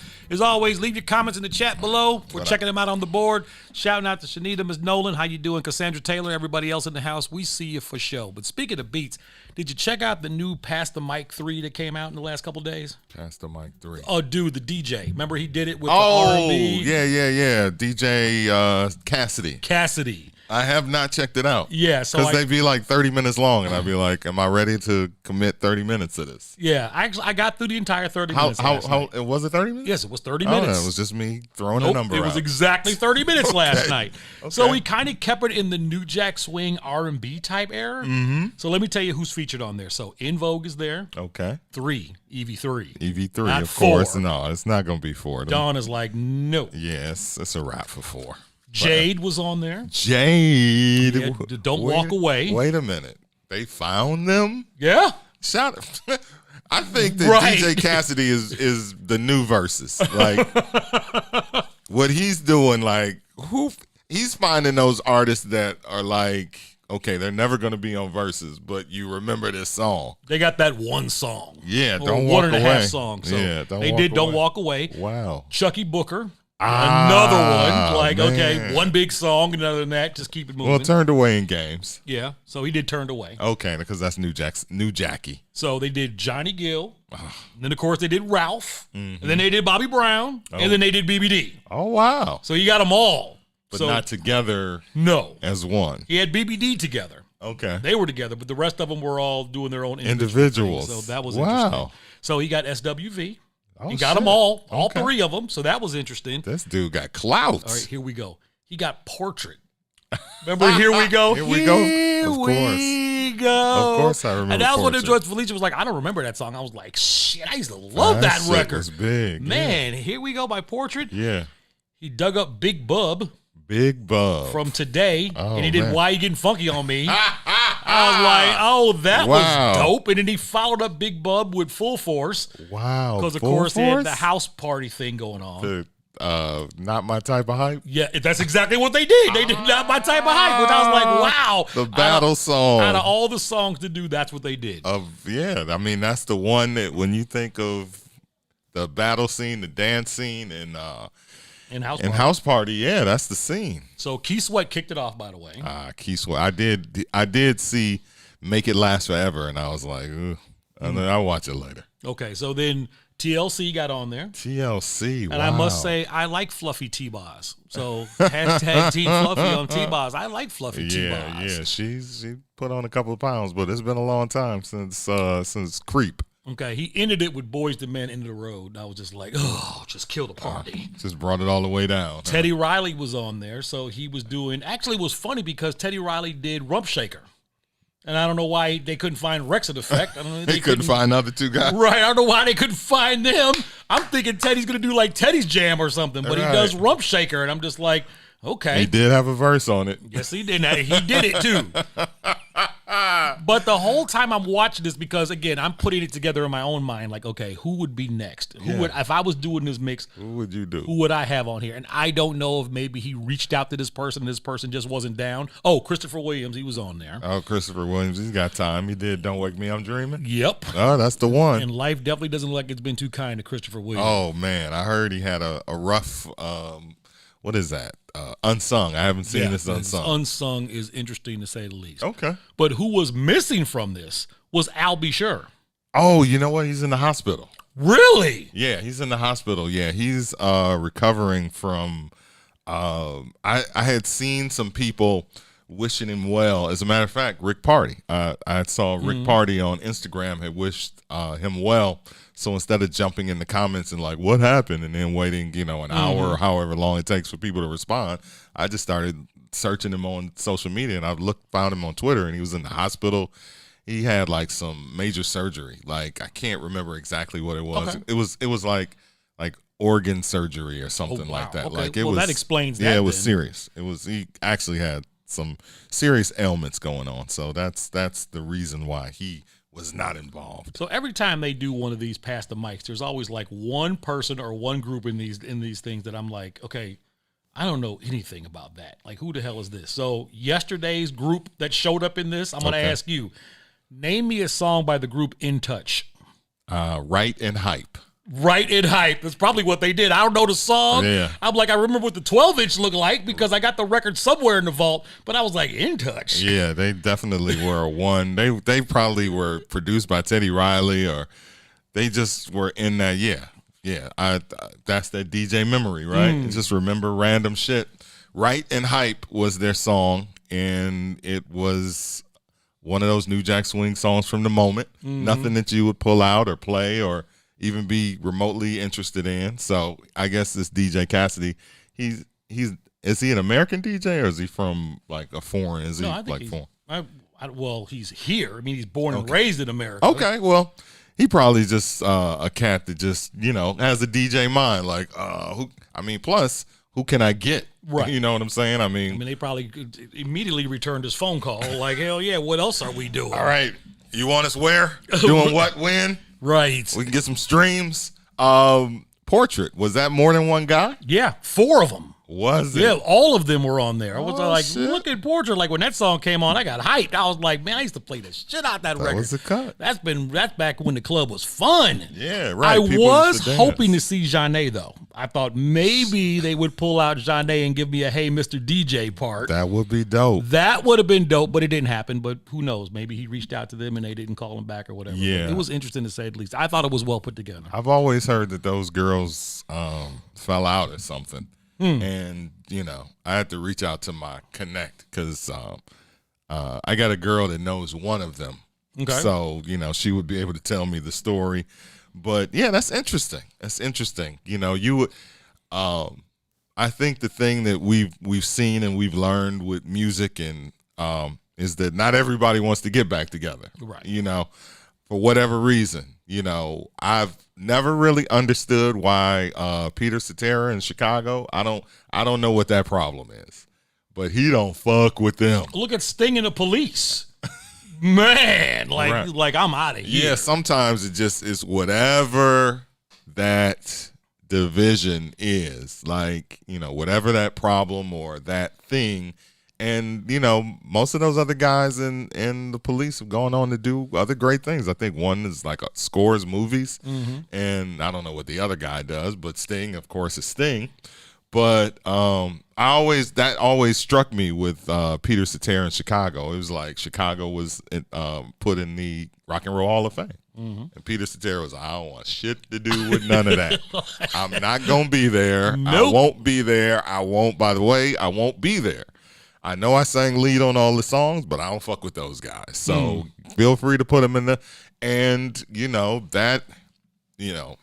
just tying it into what we do and what we did, I think you have to be willing to sit down. You have to be willing. But, rock and roll is a different animal, man. We got to get Chicago to call up Mike. Because, Mike is all about to sit down. So I am. I'm a sit down guy. I mean, that's my friends, my oldest friends would tell you that about me. Like the people that I've known the longest would say he's always been like that. Like at my funeral, they're going to be like, man, he sat down with dudes. Are you going to hang out for a little while to make sure they do say that? Nah, absolutely not. You're not going to be like me? I'm hanging out. Floating. I got 10 days. Nope. I'm out of here. I can't wait. I got 10 days. I can't wait to get out of here. I'm done with this place. I'm ready for the next, whatever the Lord promised me for the next step. I'm like, Lord, take me there. I'm like them old black saints. Like, look, I see the light, but wait a minute. Nope. I'll be there in a minute. I just got to make sure some shit happens like I want it to ego. happen, and I'll be with you in a minute. That's that ego. Because for me, I'm like the old black folks, that sang the Negro spirituals. I couldn't wait to get to to the next step. So, but again, yeah, my old friends have always said that about me, that I'm always striving for. I know that people don't want peace, and there are people that always want strife. But I think that I always am looking to strike a balance between people getting along in a space. So, that's why people will look for Benny, because it'll be like, Mike wants peace, and I want peace for Mike. So let me find Benny. Yeah, precise. I hang up on a motherfucker too, because if you bring in strife, then we hanging up, and I ain't got nothing to say. Hey, yesterday we were talking about the fact that Stevie Wonder had released 2 new songs, and the fact that he had been on Motown for 60 years. 60 years. And now he's no longer recording on Motown. Yeah. Do you know what I want to know now? What? I want to know if Bruce Willis is still on Motown. Don't ask why. I own Bruce Willis. That's right, Bruce Willis from Die Hard. I know, because you're Bruce. John McClane. Yeah, exactly. I That's have why. no idea why Motown signed Bruce Willis and gave him an album deal, but here it is. He's got Pep Talk, Crazy Mixed Up World, Turn It Up. Ooh, Turn It Up. He was turned up before anybody. What year did this come out? 89. 89. Okay. I was 1 year out of high school. Yeah, this is around the time of Die Hard. He's got a song on here called Soul Shake. I wish Shake. we had a turntable in the studio. I'm glad we don't. Soul Shake. Save the Last Dance for Me. A remake. Here Comes Trouble Again. That would be his Die Hard song. Blues for Mr. D. I know he played the harmonica, so I could see the whole blues angle. 10th Avenue Tango. Can't Leave Her Alone. And Barnyard Boogie. I'm trying to see if there's anybody I recognize in the credits as far as producers or players or anything like that. Yeah. Don't look like I see anybody. Nobody you've ever heard of before? No, I'll give it a real look over when we go to break. I can't believe that Motown would throw him in the studio with a bunch of nobody producers and expect, hits to come out of it. Because no hits Like definitely. Smokey didn't write any of these joints? Absolutely not. Smokey was like, I don't want shit to do with that. But I mean, think about that. The record label that gave you Marvin Gaye, Stevie Wonder, The Temptations, Rick James, Tina Marie, they were like, you know what? We need to sign Bruce Willis to a record deal.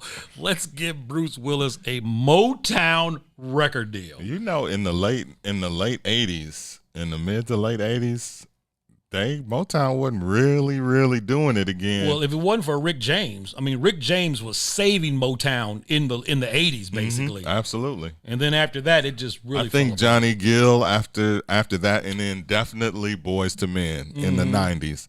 So that Johnny Gill album that hit in 90 when all of them dropped their albums, like Ma, that definitely did well for Motown. But yeah, this is still around the working overtime. And what's old girl's name from Climax that did the solo album? Bernadette Cooper. No, not her. Joyce Finderella Irby. Oh my God! Wow. She was on Motown. Wow. Yes. She's right up there with Tamrock. Like what? Tamrock as well. Wasn't Brains? Brains was on Motown, wasn't he? MC Brains, he was on Motown. Yep. So there you go. Thank you for sharing that. I don't know why I have it. Executive produced by Robert Kraft. What do you know? Produced by Robert Kraft. Wait, from the New England Patriots? What? There's only one Robert Kraft. I'm putting them in the same boat. I'm saying that's the same Robert Kraft. All right, we've talked enough about Bruce Willis. I got to put some soul back up in the show. So let's put Ohio Players back up there. OP. Classic OP. Take us back to our old school Sunday days. So there you go. Yeah, the bald lady. Shout out to Shanita. Shout out to Shanita, who that look Shanita has been around since the 70s, since before the 70s. So we love it. We love you with no hair. It's a beautiful thing. Our flashback hour is always 5 o'clock. We got a lot going on in the show today, and we just kind of take it as we get it. But for the last 24 hours, I've been going through old air check cassettes of Bad Boy Radio, of the All Request Party, of Old School Sunday. And I know a lot of you all really got familiar with us through our Bad Boy Radio days, whether it was All Eyes on Me or Toss It Up or Birthday Bash and all that. But I will definitely say here on record, our coming out was our Old School Sunday show. Absolutely. I listened back to some of those Old School Sunday shows, and they were incredible. Yeah. The music selection, the fact that Elroy let us massage the music log. So he basically gave us a music log of what to play. But he let us look at it and go, okay, we'll switch this out and put this in. We can plug shit in. We'll rearrange this order and play this song here. And man, we were going hit for hit for hit. We had the Cadillac Classic. We had, and you played Johnny Guitar Watson. We had our Blue Eye Soul Classic. Man. We had our Chicago Underground House Classic. I'm like, man, we're just listening to those tapes. Yeah. I heard everything from There Before the Grace of God to Reach For It by George Duke, to Roy Ayers' Everybody Loves the Sunshine, to Wicker Rap by The Invasion, Slave Snapshot. We were playing like serious funk. We were playing Bootsy records, like real Bootsy cuts. And the fact that we were doing that 4 hours every Sunday, and then kind of like in our own style, was just really incredible radio. Yeah, and I think that a lot of that comes from the DJ and the music lover. So that in turn, but you're absolutely right. Like, the first show that we did was the All Request Party. And, but Old School Sunday is the show that, made us who we were in the eyes and ears of Chicago listeners. So, yeah, it's not a show that, you guys on the feed are going to be like, I remember you guys. Very few people actually remember it, but we remember it. Obviously, we were there, but we remember it because it put us on the map and it got people talking about us. people who were into music, as radio personalities, as DJs. Yeah, because again, Crazy Howard was doing that show before us, and it was the #1 show on Sunday nights, and he was proud of that. He always let you know he had the #1 old school show, and when me and Mike came and took it over, like we always do, we kind of throw our own Chicago twist on it. So, of course, Old School Sunday, if you were listening to the way Howard was doing it, you were hearing your classic old school jams, Atomic Dog, Flashlight, Bad Mama Jamma, Roll, Bounce, Skate, joints like that. The stuff that your average person, your tried and true, and no disrespect to Crazy Howard McGee, he's a regular guy, you know what I'm saying? Right. But if you take what he was doing and magnify it, on GCI, which everybody's gonna love it, it made it look like more than what it actually was, which was just a show where for 4 hours he was playing a lot of funk and soul, and it was like all back to back, and it's in Chicago, so Chicagoans love funk and Chicagoans love soul, but there was nothing unique or different about the selections. It was just your basic, average, everyday soul and funk. It just was all together in this package. Yeah, so with both of us being DJs, we threw our own twist on it. And I remember one of the biggest things that came off of Old School Sunday is when we started rocking All I Do by Stevie Wonder. Yeah. And remember that song got re-added to GCI in regular rotation? Yeah. Like to the fact where Stevie Wonder's people were like, wait a minute, they added All I Do in Chicago? Why are they playing that? Why are they playing All I Do? It's because we blew that song. We literally brought that song back to a certain degree. We blew that song up on Sunday nights, and everybody was talking about it to the point where Elroy was like, wow, we're going to put this song back in rotation. Same thing with Baby I'm Scared of You by Womack and Womack. Yeah. It was another song we decided to play on Old School Sunday, and people were like, oh, I love that song. And that's just like one of those Chicago records. Like, it is. You can't go anywhere else in the country and put on Baby I'm Scared of You and get the reaction like you get in this city. Maybe New York. But yeah, that's their records, and that we were talking about that probably on the Chicago Famous, the podcast, those CDs that came out. That Rhino put that Give Your Body Up, like that was like a game changer, because this 3 CD set came out, and it was called Give Your Body Up, and it was basically a compilation of songs that weren't house songs, but they were the songs that set the foundation of house. So some of them were disco, but all of them, a very large percentage of them, were songs that were very hard to get on CD. Right. So you Touch and Go by Ecstasy, Passing and Pain, that was on one of those. Like the long version of Running Away. Right. And, obviously the song that we were just talking about, Baby I'm Scared of You. Like, you wasn't finding that on no fucking CD, unless you went to Out of the Past and told them to burn it on a CD for you. Right. So that compilation added to, Free Man was on there, the long version. So, and that was something else that we did too. We would play a long version of something, because we'd be like, no, we're not going to play the short version, because on the tape I was listening to last night, we played the long version of Grapevine by Roger and Zapp. Oh, man, that shit was like 10 minutes. It was like 10 minutes long, and we played the whole version. We were like, yep, we're going to let this play. And it was just booming. I was like, damn, that was hot. Because that took you back to those days when, at night radio, when they actually did that. I remember what was another song that we played Mainline. Yes, by Black Ivory. Yeah, we played the song, or we would just play songs that people were used to hearing, like in house music. They would play like certain parts. That's another one. Do It Good. No, that's not the Do It Good. That's the Sukiyaki. Okay, is on there, but because we played Do It Good. We played Do It Good. Because anytime you said Taste of Honey, it was just Boogie Oogie, which is a great fucking song. Which is a great song, but we were like, okay, they had other albums and they had other hits, so Do It Good was definitely like one of my all-time favorites. Then, of course, Sukiyaki, which if you're like, what the hell is Sukiyaki? That's the It's All Because of You. I'm feeling sad and blue. Like, man. The original, not Slick Rick's not version. Slick Rick or Snoop Dogg. Right. That's where they got it from. Sukiyaki, which actually is a remake of an old Japanese song, and I think that they put the words in it. Like, it was like a Japanese instrumental or something. So, shout out to them. Yeah, Old School Sunday, definitely the show. You got to bring some of that stuff in, man. You'll get it by Monday or Tuesday. Yes. And those are full-length shows. So it wasn't like air checks where you just played us talking, then like 30 seconds of the song. Diz would just hit record. I just hit record and recorded everything. Commercials, the full song, show. Everything. So there'll be like 2 CDs a piece. So good shit. Got some of those coming. Super excited about that.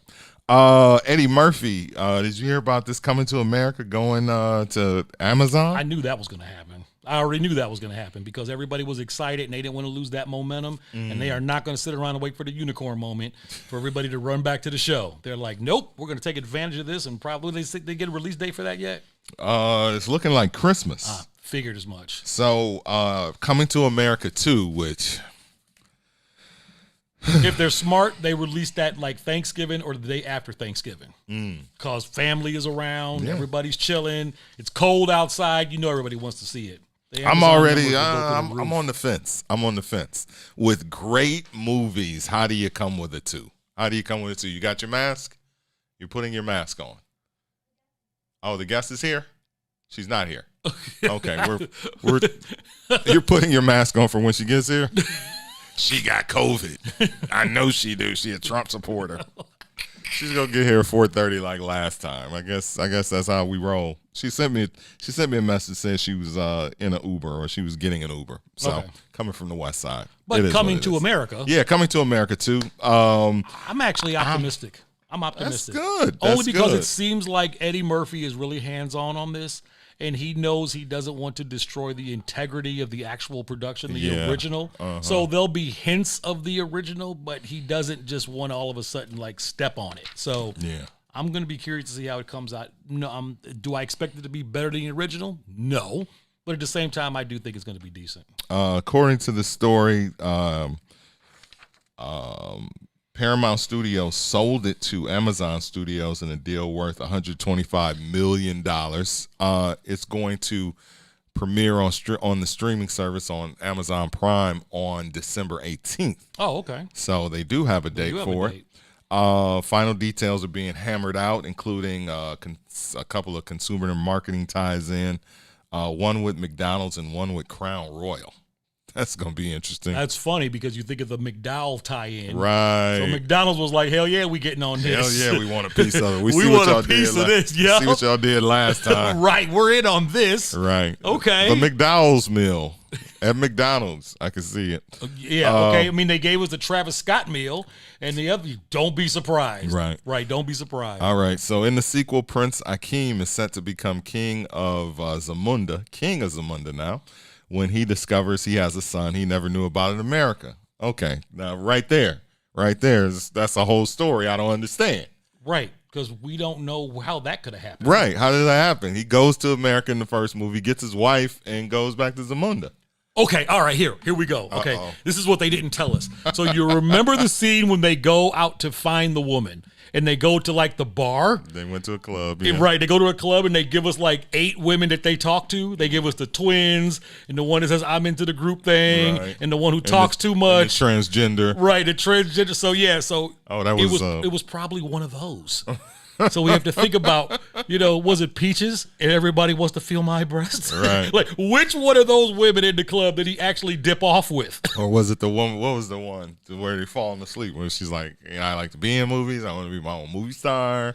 Right. I'll be an actress and I act. Or was it the sister? The sister was a hoe. Yeah, right. The sister was hot. She was going. She was hot. I always thought that was like kind of, the light-skinned girls was good girl and dark-skinned girls was like, loose. I just always was like, why the dark-skinned girl got to be the loose one? Like, she was fucking whoever was coming her way. Like, she was Simi. If Simi came, all right. She was down with Akeem, and then at the end, she was ready to have sex with Daryl. Mm-hmm. Come on in out of the rain so I can fuck you. Exactly. Like, yikes. Whoa. So, anyway, Prince Akeem discovers he has a son he never knew about, a street-savvy Queens native named Lavelle. So it obviously had to happen in Queens. He dropped the seed while he was there. Oh, they just left that whole part out. Okay, That's intriguing by itself. It is because, he was there to sow his royal oats. Why not? He dropped the seed when we wasn't watching. To honor the former king's dying wish to groom his grandson as the crown prince, Akeem and Simi set off to America. Eddie Murphy, Arsenio Hall, and Mr. Jones are reprising their roles, and it's also starring Tracy Morgan, Leslie Jones, and Wesley Snipes. So look for that on the 18th of December. Okay, you want to hear just a random thought from Coming to America tied in with another movie? Okay. Okay, you remember the movie Deep Cover? Mm-hmm. All right. You remember Lawrence Fishburne's love interest, the black woman that's in Deep Cover? I don't remember who it was. Okay, but she I was do the one remember. she was washing the money for Jeff Goldblum. Yeah, I know. She's actually the one that came up out of the hot tub and said the royal penis is clean. That's the same chick. That's the same chick that's Coming to America is the love interest of Lawrence Fishburne's character in the movie Deep Cover. She got a real role out of that. Again, why I know this type of shit? Because you watch movies. And I'm a nerd, so. There it is. All right, let's take a break. On the other side, our guest hopefully will make it here. And if not, we'll stall for more time with more stories, because that's what we do here on Chicago Famous with Mike Love and Diz. WIFTBPN. The Chicago Legal Network is the collaboration of attorneys that concentrate in many areas of the law most needed in Chicago neighborhoods. The CLN lawyers focus on personal injury, criminal defense, and other issues. The CLN lawyers all average over 20 years of legal experience and are dedicated to helping the Chicago community. The Chicago Legal Network is committed to developing black lawyers through mentorship and co-representation. So if you were injured in a car accident, slip and fall, or injured on the job, or you need assistance with criminal defense, including driving violations and DUI, check out ChicagoLegalNetwork.com for more information or call 773-912-3545. 773-912-3545.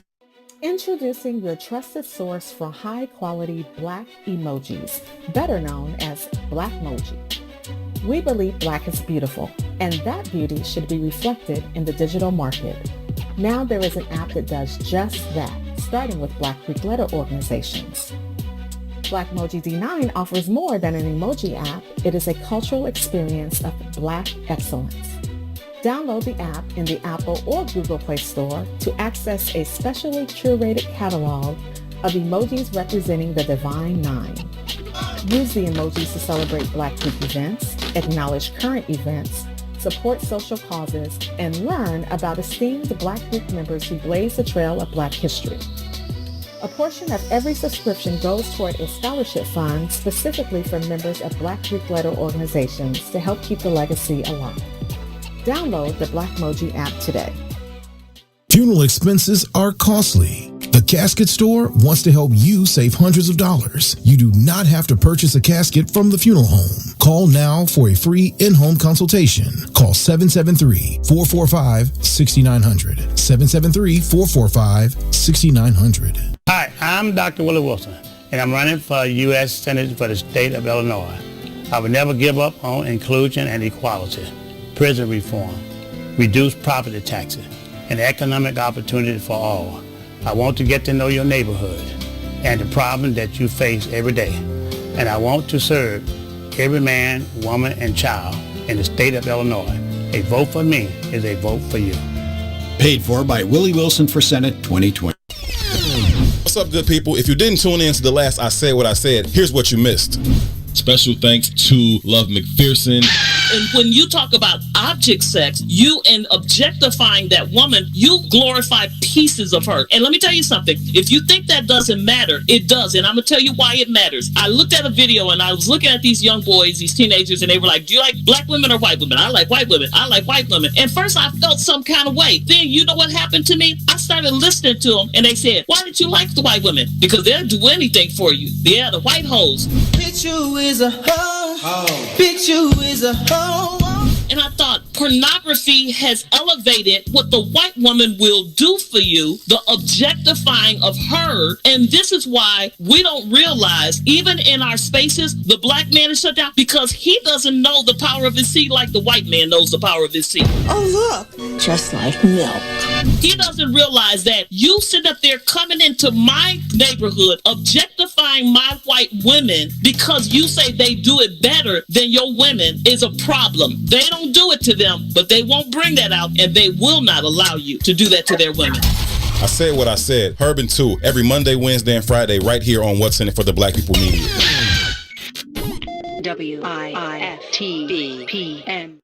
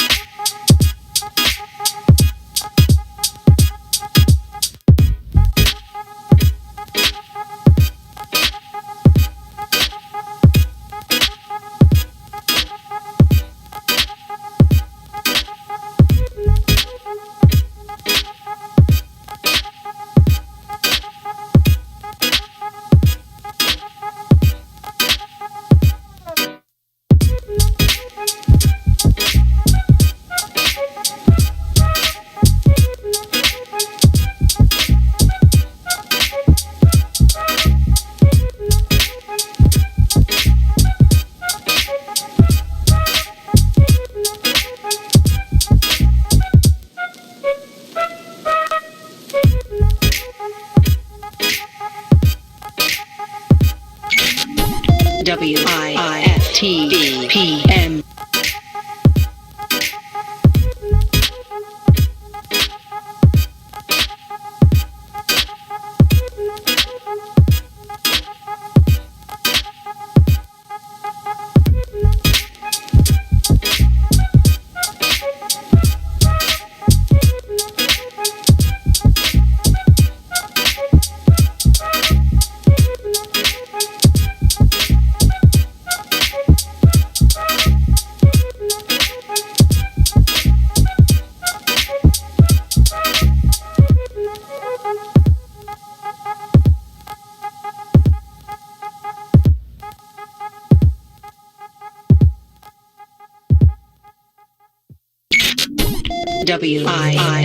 WIFTPM.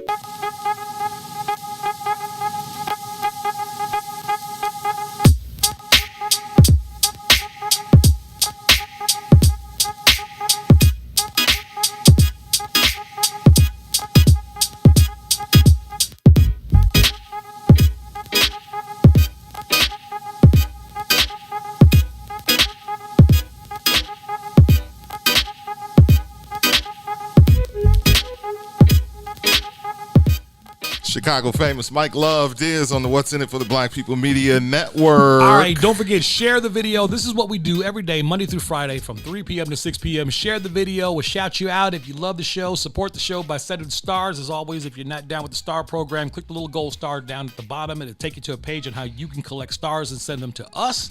And that's how you can support the show without going through Cash App or PayPal. If you're checking us out on YouTube, that feature is not available on YouTube, but we got some things in the works, so shout out to everybody checking us out on YouTube as well. As always, we appreciate the love, and leave all comments for the show in the Facebook live chat, because we go through at night and check out each and every one of them. We want to know what you think of the show, what you like, what you don't like, what you want to see, what you don't want to see, whatever it is. Make sure you put your comments in there so we know. All right, this young lady that we are bringing on the show, last time we brought her on the show, we brought her on with a video.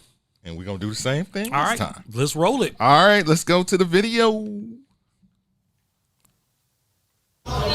Black Chicago for Trump has to exist because here in the city of Chicago, the black population, we are the children of the Mississippi cotton pickers.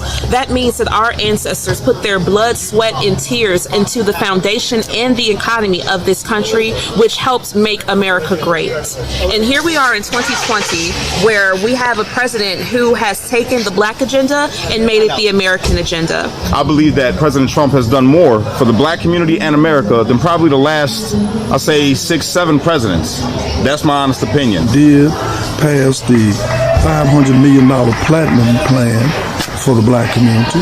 Biden ain't ever did that. He's been in office for 47 years.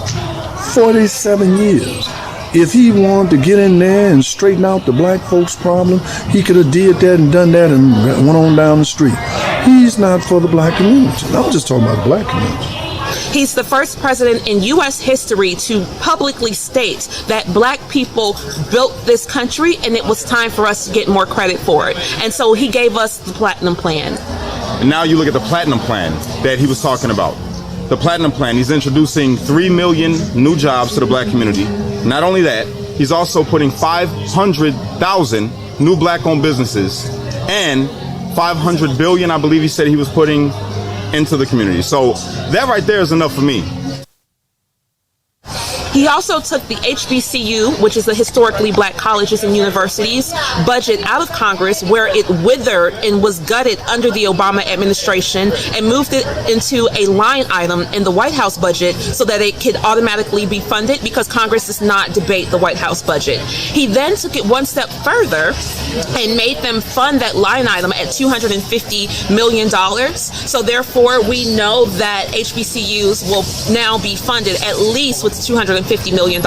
Whereas with Obama, our first black president, HBCUs were closing because of funding issues. If he gets reelected, he's going to do even more than he's already done. And now this new thing that's popping up saying that he's a racist. If you go on my page, Cash Lee Kelly on Facebook or on Instagram, I've disproved that through the entire year. This entire year, I have dispelled anything that can show that he's a racist. You can't show me one clip of him being a racist, but I can show you multiple of him denouncing any white supremacy or any KKK or anything that's got to do with being a racist. Plus, the man shouted me out. Not only him, his constituents. We are here to celebrate our president as black people because we have people like Vice President Joe Biden who tells lies that we ain't black if we don't vote for him.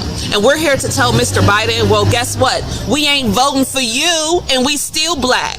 Our hair still curls up. We still eat hot sauce on our fish and snap to the beat. You don't get to strip us of our race and our nationality because we don't want to have anything to do with you and the people who have purposefully for the last 50 years treated us as if we are some charity of the Democratic Party. We are not. We are full Americans. We have been here the longest. We have paid into the tax base for over 100 years, and we have all of the power that we need to be great in this country. We need people like Jim Crow Joe to get out of the way so that we can start thriving in the country that our people built. So yes, Black Chicago for Trump is here. We are not going away. We are a part of Black Voices for Trump, which is a group of black patriots all over the country who are proudly sporting our melanin and our love for the president. So, I mean, I don't know if you can tell, but I'm kind of dark. You know what I'm saying? I don't think he's racist. Pretty sure he's not racist. My name is P. Ray Easley, and I am the organizer of Black Chicago for Trump. There it is. She said it herself. She set herself up. She is the organizer for Black Chicago for Trump, and she runs the PAC, Wells Washington Douglas Society.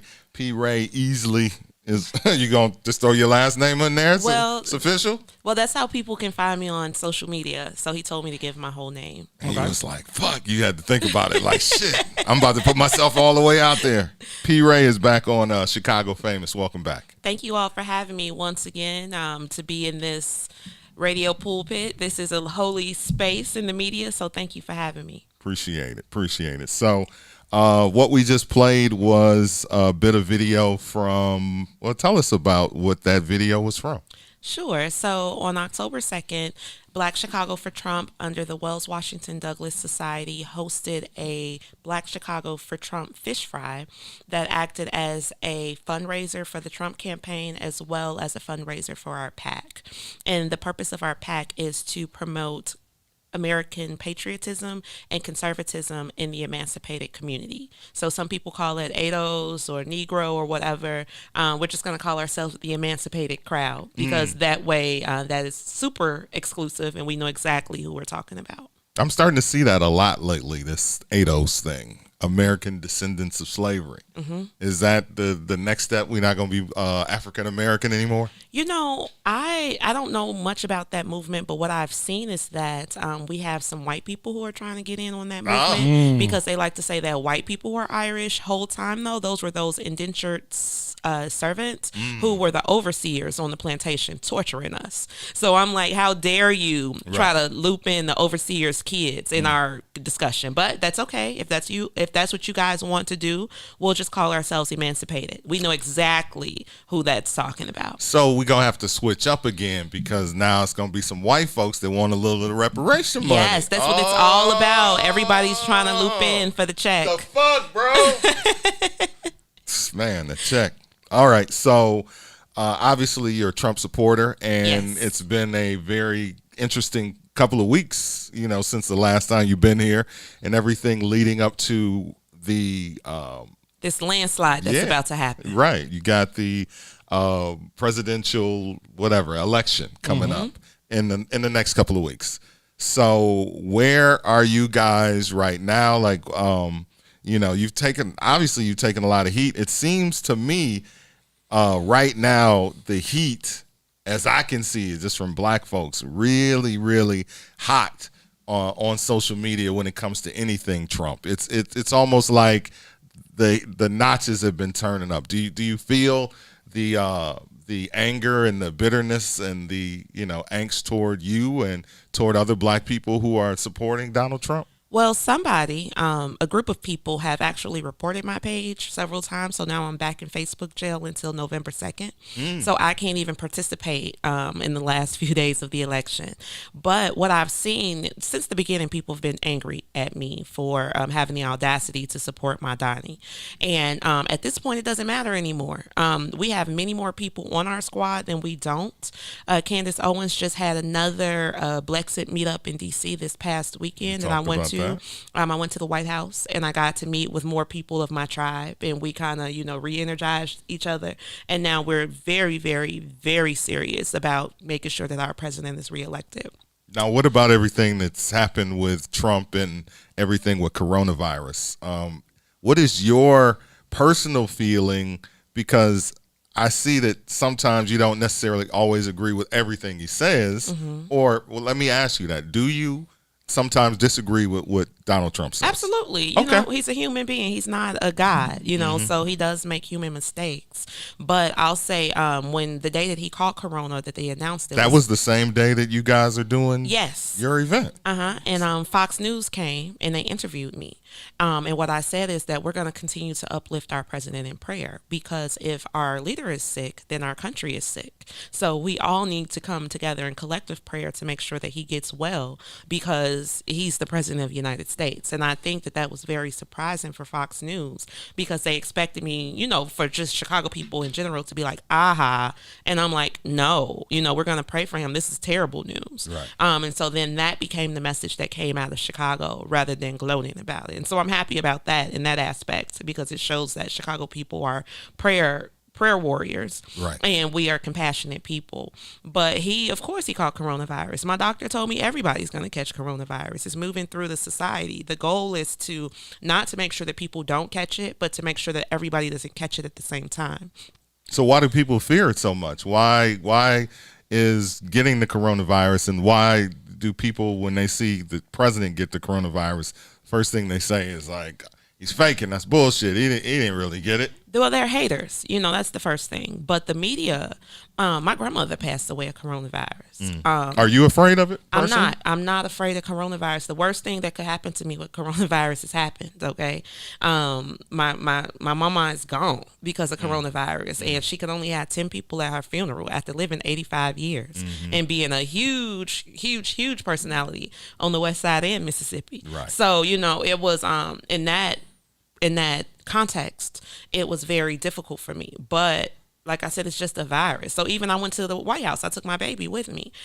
We made sure we had on our mask. I told her, baby, we going into a corona pit. So make sure, right. You got your mask on, because everybody in D.C. got it. Right. And we were very, very careful about that. But I wasn't going to turn down an invitation from a sitting president to come hear him speak at the White House because of a virus. Right. No, I'm going to take my vitamins. I'm going to get my sunshine. I'm going to drink my water and say my prayers. That's it. I stayed in the house, I think all the way until the end of May. And then I told people, I'm like, wait, am I the only person still quarantining? They like, you the only person still quarantining. So then I got out, I did my West Side stuff. We had our street parties, our house parties, our barbecues, everybody, fifis, the whole nine. So I told you, that's why I like living out West, for the fifis. Shout out to the West Side. Shout out to the West Side, Austin community. But we're okay. We're alive. We're thriving. Even people who I know who have caught the virus got it, and they took their medicines, and now they're okay. They lost their taste and their smell for a little while. They said they took that as a dieting period. That's what happened to me. Yeah, so I was still hungry though. I was like, fuck this, I'm eating. Like my appetite, like my taste and smell disappeared, but my appetite didn't. Yeah. So I was like eating full meals and couldn't taste shit. But I was like, hey. You should have tricked your mind and ate some oatmeal.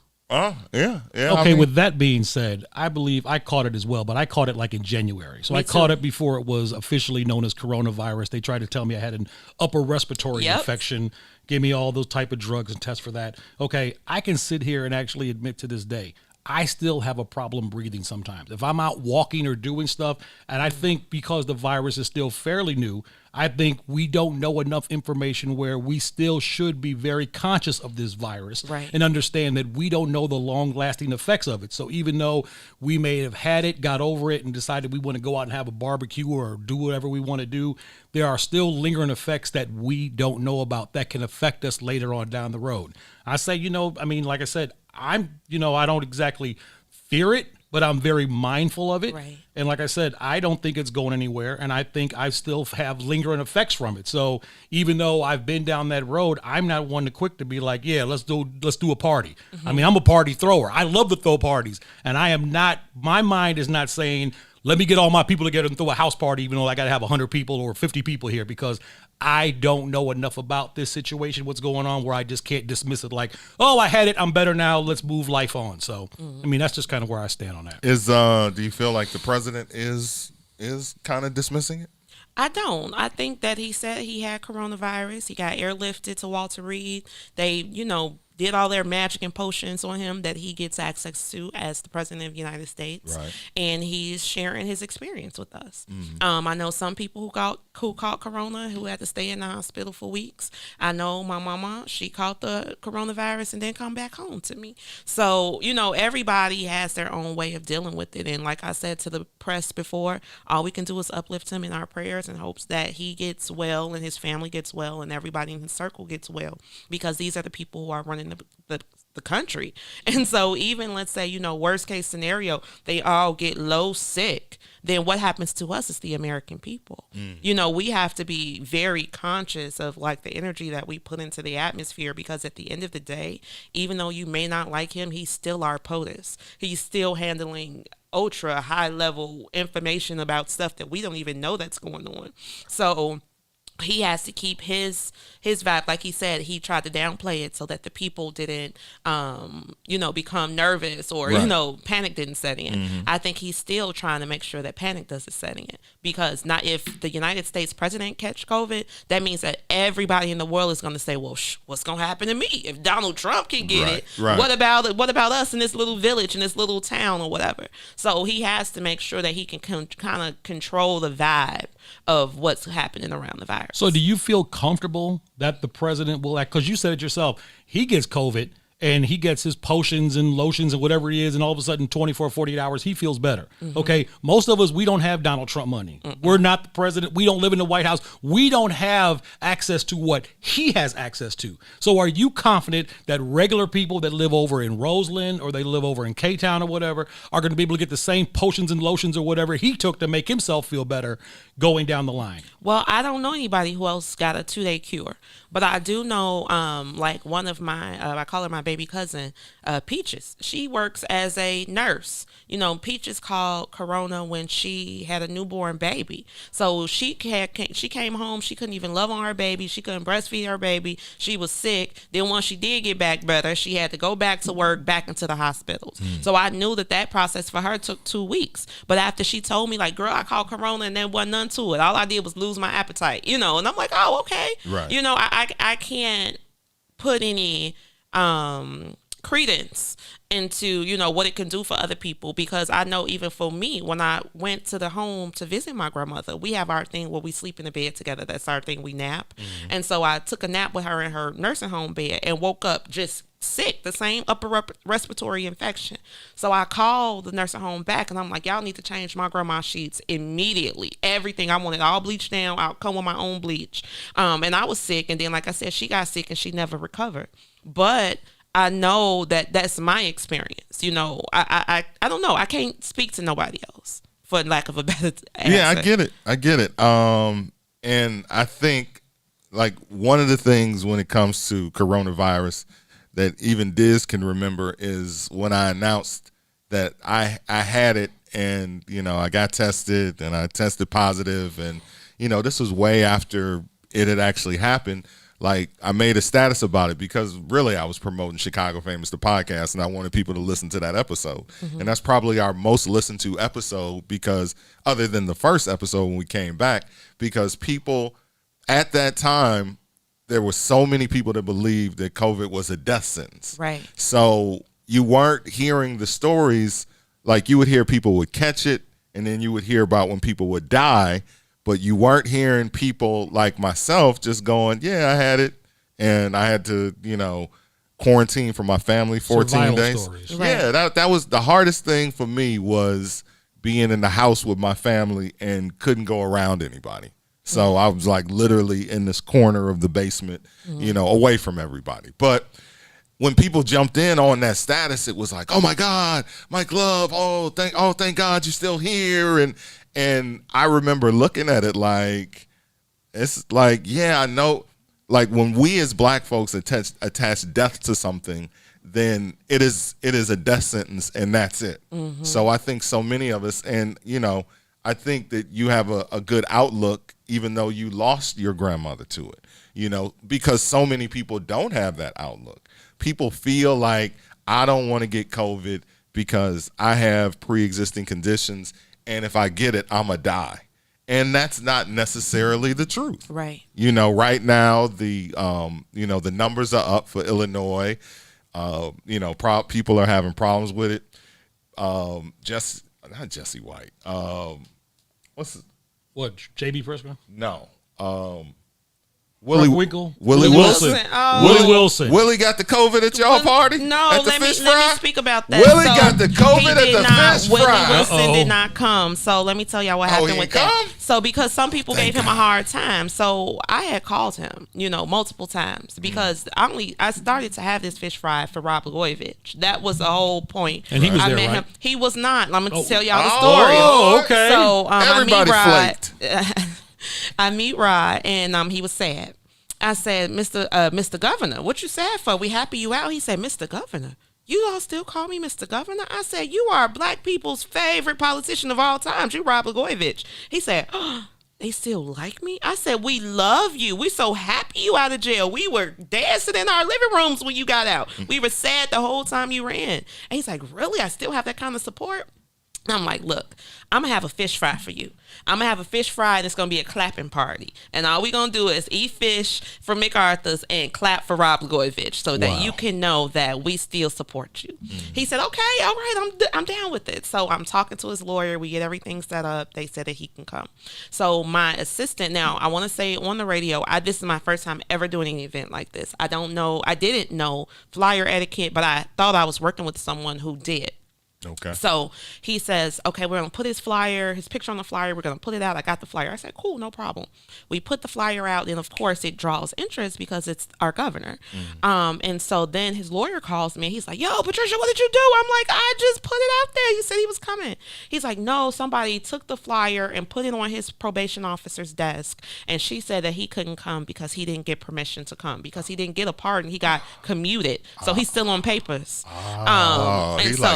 black. He black. So he's still on papers. He's still on papers. Wow. And so the rumor is that that somebody dropped a dime on him. Somebody printed it out and made sure that it got to his PO because they did not want him to participate in this Trump event. Okay. So that was cool. So then I called Willie Wilson because I met him too. He from down south and he also from the west side. Right. So and I know he like a good fish fry too. He black. So he black. I mean, everybody like fish fry. All Americans, right? So I call him and I'm like, "You coming?" He like, "I'm coming." Yes, I confirmed with these people 3 times. Yeah. So we put his picture on the like flyer. how I do with you. Exactly. You gotta confirm and reconfirm with folks. It's just the game. So we put his picture on the flyer. Then they get mad. They said we weren't supposed to put his picture on the flyer. Again, I didn't know. You don't know flyer. Now I know because it's new. But I promise you, anybody else who does an event with me, I won't tell a soul you come until you walk into the door. Right. So his people call me and they're like, it's been a really bad backlash. We're not coming. Remove all the flyers with our names on it. And I said, okay, no problem. But we still featured Willie Wilson on our slideshow that we had in the screen, house. Yeah, because we in the Wells Washington Douglas Society support Willie Wilson. Our goal is to push emancipated people in American patriotism, and Dr. Willie Wilson embodies that. So I want to say very loud on this radio right now, Dr. Wilson, I'm sorry. I did not mean to cause any trouble, any drama to your campaign. We want you to win. We are doing our best to push you and your message on the South and West Side throughout the entire state. Sorry. It won't happen again. And he didn't come through, so and then he didn't come, and then called Corona. Yeah. And that was the rumor. So the rumor was like, man, I'm glad y'all ain't go to that fish fry because Willie Wilson caught the Rona there. Nope, he didn't even come. Because I counted the days, and I was we were counting the days yesterday, trying to see what the timeline was. Could that have happened? He came out 5 days after the Friday that so wherever he was, right, he was supposed to be with y'all because. As last I checked, nobody at the fish fry. I don't have coronavirus, and nobody else at the fish fry does either. You should have came out, Dr. Wilson. The food was good. All right, let's take a break. She's going to hang around for a minute, and she's P. Ray right here with Mike Love and Diz on Chicago Famous on the West Center for the Black People Media Network. WIFTBPM. The Chicago Legal Network is the collaboration of attorneys that concentrate in many areas of the law most needed in Chicago neighborhoods. The CLN lawyers focus on personal injury, criminal defense, and other issues. The CLN lawyers all average over 20 years of legal experience and are dedicated to helping the Chicago community. The Chicago Legal Network is committed to developing black lawyers through mentorship and co-representation. So if you were injured in a car accident, slip and fall, or injured on the job, or you need assistance with criminal defense, including driving violations and DUI, check out chicagolegalnetwork.com for more information or call 773-912-3545. 773-912-3545. Funeral expenses are costly. The Casket Store wants to help you save hundreds of dollars. You do not have to purchase a casket from the funeral home. Call now for a free in-home consultation. Call 773-445-6900. 773-445-6900. Shop at Black-owned and operated Solo Beauty, where you are appreciated and respected. Located at 8158 South Cottage Grove, Solo Beauty can supply all of your black hair care needs. Solo Beauty is open from 11 a.m. to 8 p.m., Tuesday through Saturday.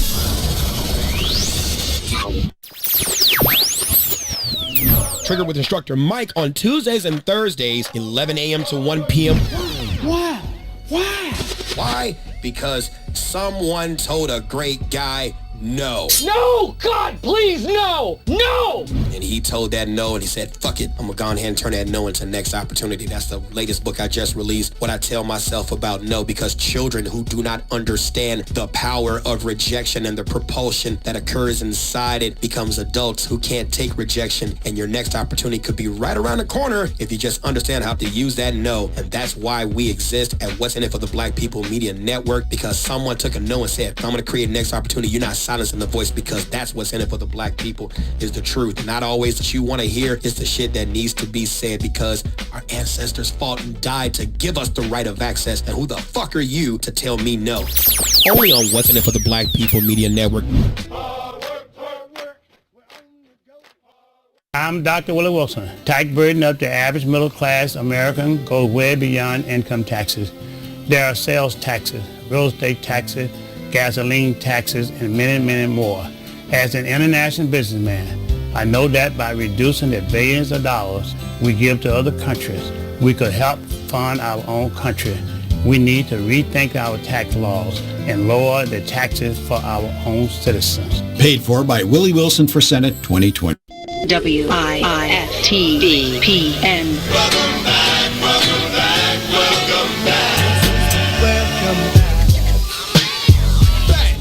Years of radio, I've never seen anything like this.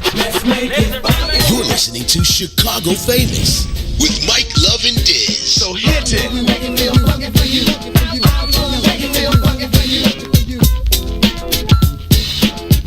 Chicago famous Mike Love and Diz on the What's in It for the Black People Media Network. Hey, don't forget, share the video. Check us out on Facebook Live and YouTube Live as well. So if you share the video, we'll definitely shout you out. Hour number 3, the final hour of the show, Chicago famous, Monday through Friday, 3 to 6 p.m.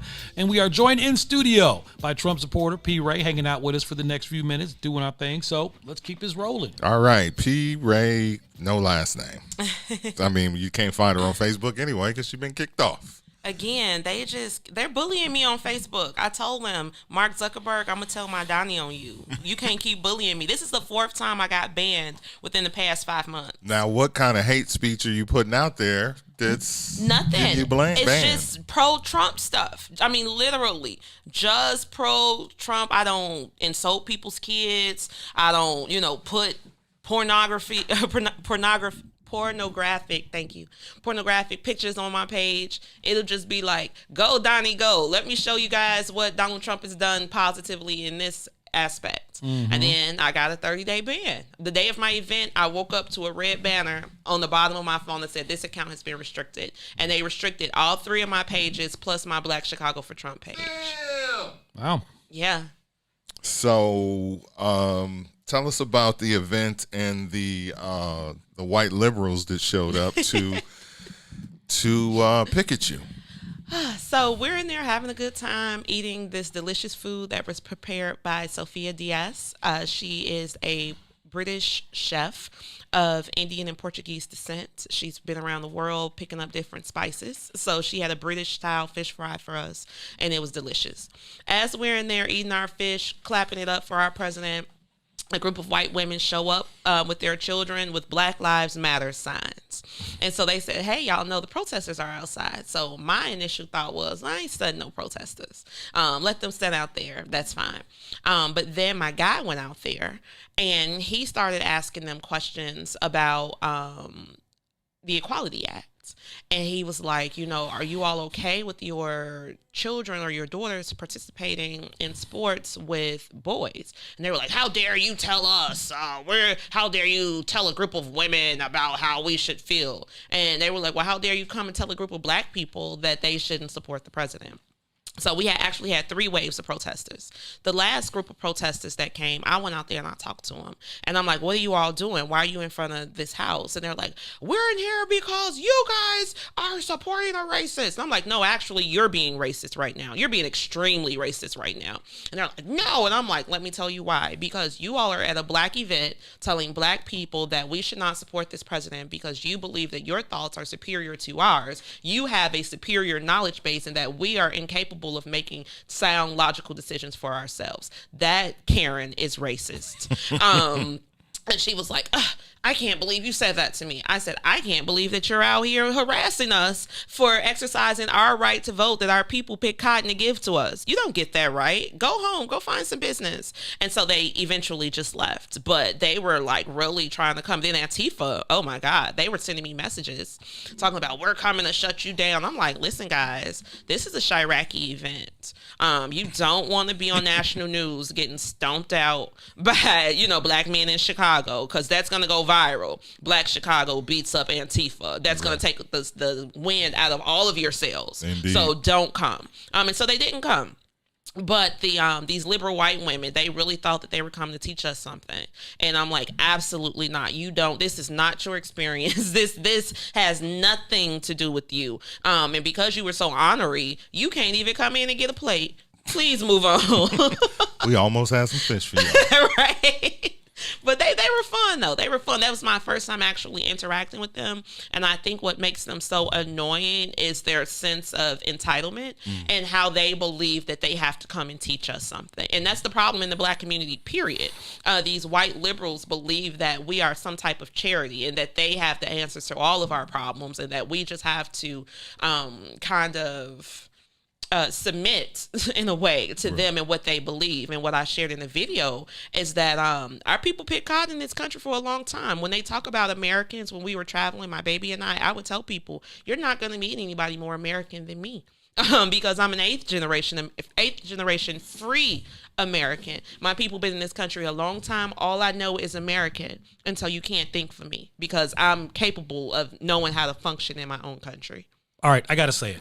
I got to say it. Okay, you've brought it up a couple times here in the last couple minutes here, and it was also on the intro of this video. So can you explain the whole picking cotton thing? The people picked the cotton and they built America. Sure. How you said that, especially in the beginning of the video. I just want to make sure I have it right. No problem. So as I share with you all, I was very, very, very close to my grandmother. She's from a small town called Chula, Mississippi. It's so country that Chula is spelled with a T. Tchula. It is the poorest town in the poorest county in the poorest state of the United States of America.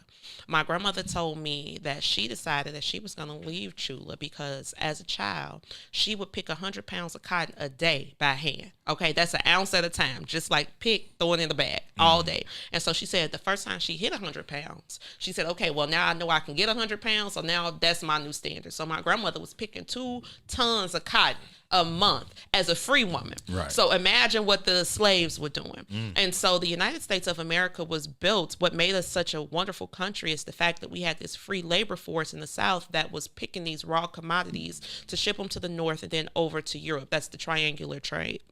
And so our blood, sweat, and tears went into the American economy for free. When I was in D.C. and we encountered some Black Lives Matter protesters who were kind of mad at us for being out there, I'm like, our hands built this U.S. Treasury building. We literally built the U.S. Treasury for free. And so I take that very seriously. I take that extremely seriously. A lot of people are like shamed about their slavery background or whatever, and I love it because it makes me a part of the non-immigrant class, and I know that my people work the hardest in this country for us to put it together. And so everything in this country is for me. That's why I say I don't believe in oppression. I can't be oppressed in this country that my people built for me. Now people can harass me and try to stand in my way, but what makes America great is that there are always other ways for us to navigate. So if you stand in my path, I can move over 2 steps and go a different route because this is America. And that's why I take that cotton picking very seriously.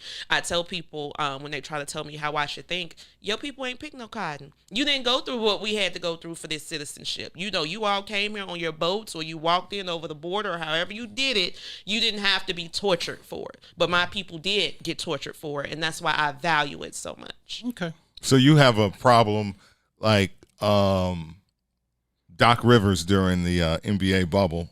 He made a statement where he said that we Black Americans love America, but America doesn't love us.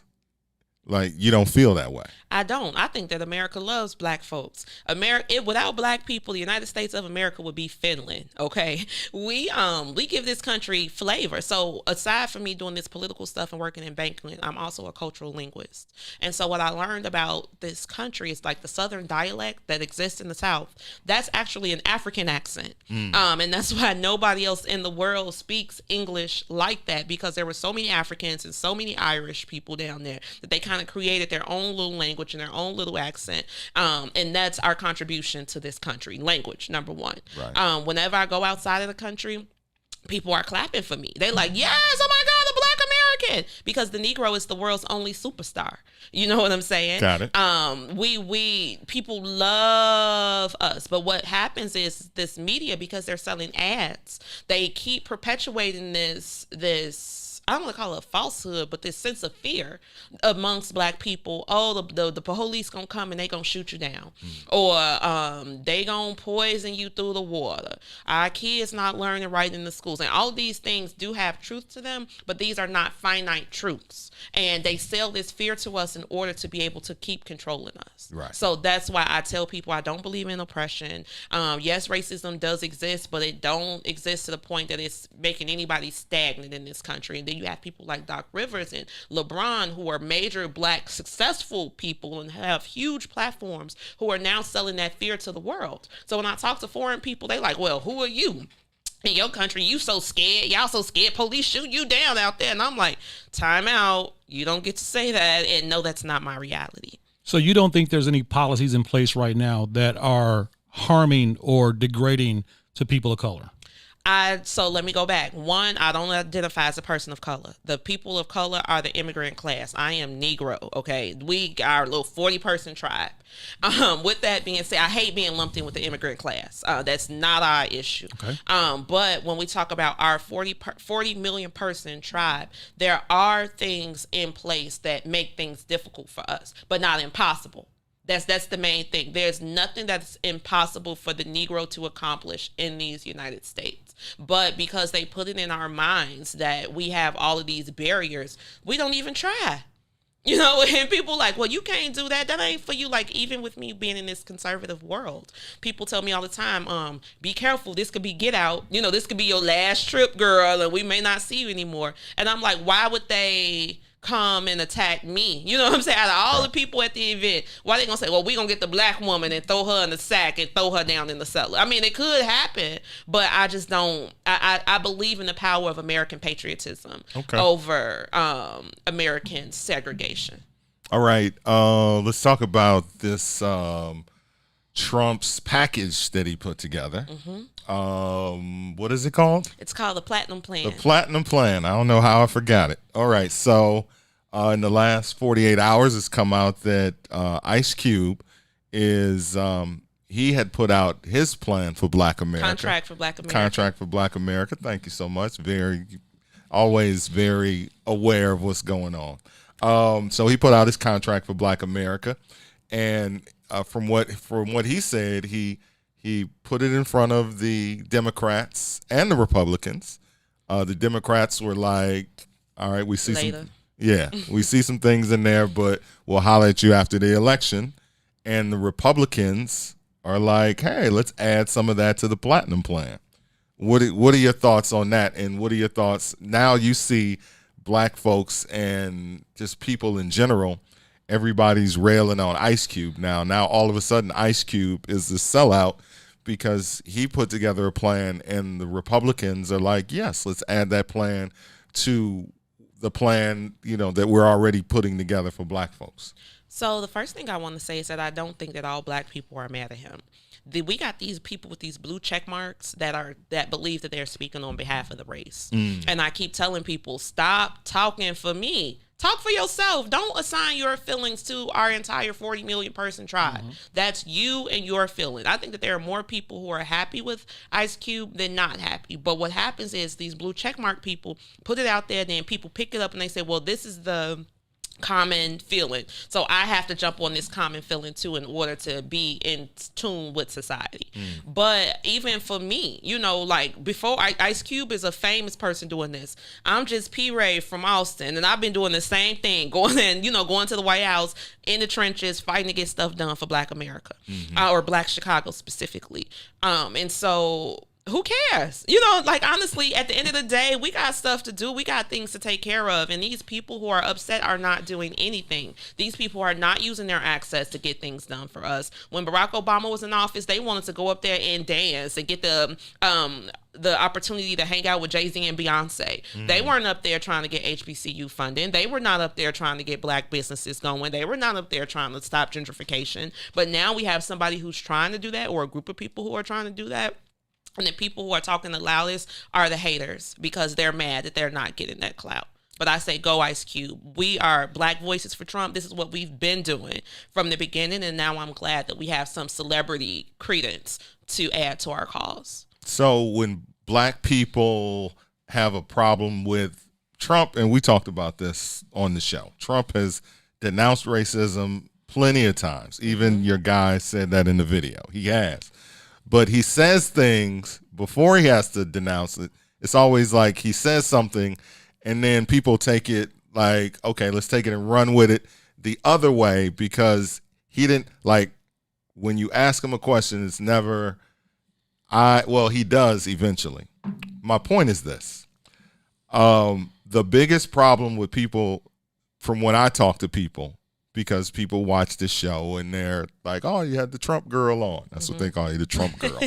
They're like, we don't like the fact that Trump, all of the things that you're saying that he is doing for America, and we'll eventually get you to run down the list again, but people discount that because they feel like the division is stronger than they can see the division, and the division is put in their faces more than the things that he has done for Black America. So the average Black American that's posting on social media, what I see in my all-girl timeline, they don't feel like Trump has or is doing anything for Black people, because all they see is the division. Well, that's the Clintons. The Clintons are doing all of this. That's why hashtag lock her up is about to happen in real life, in real time.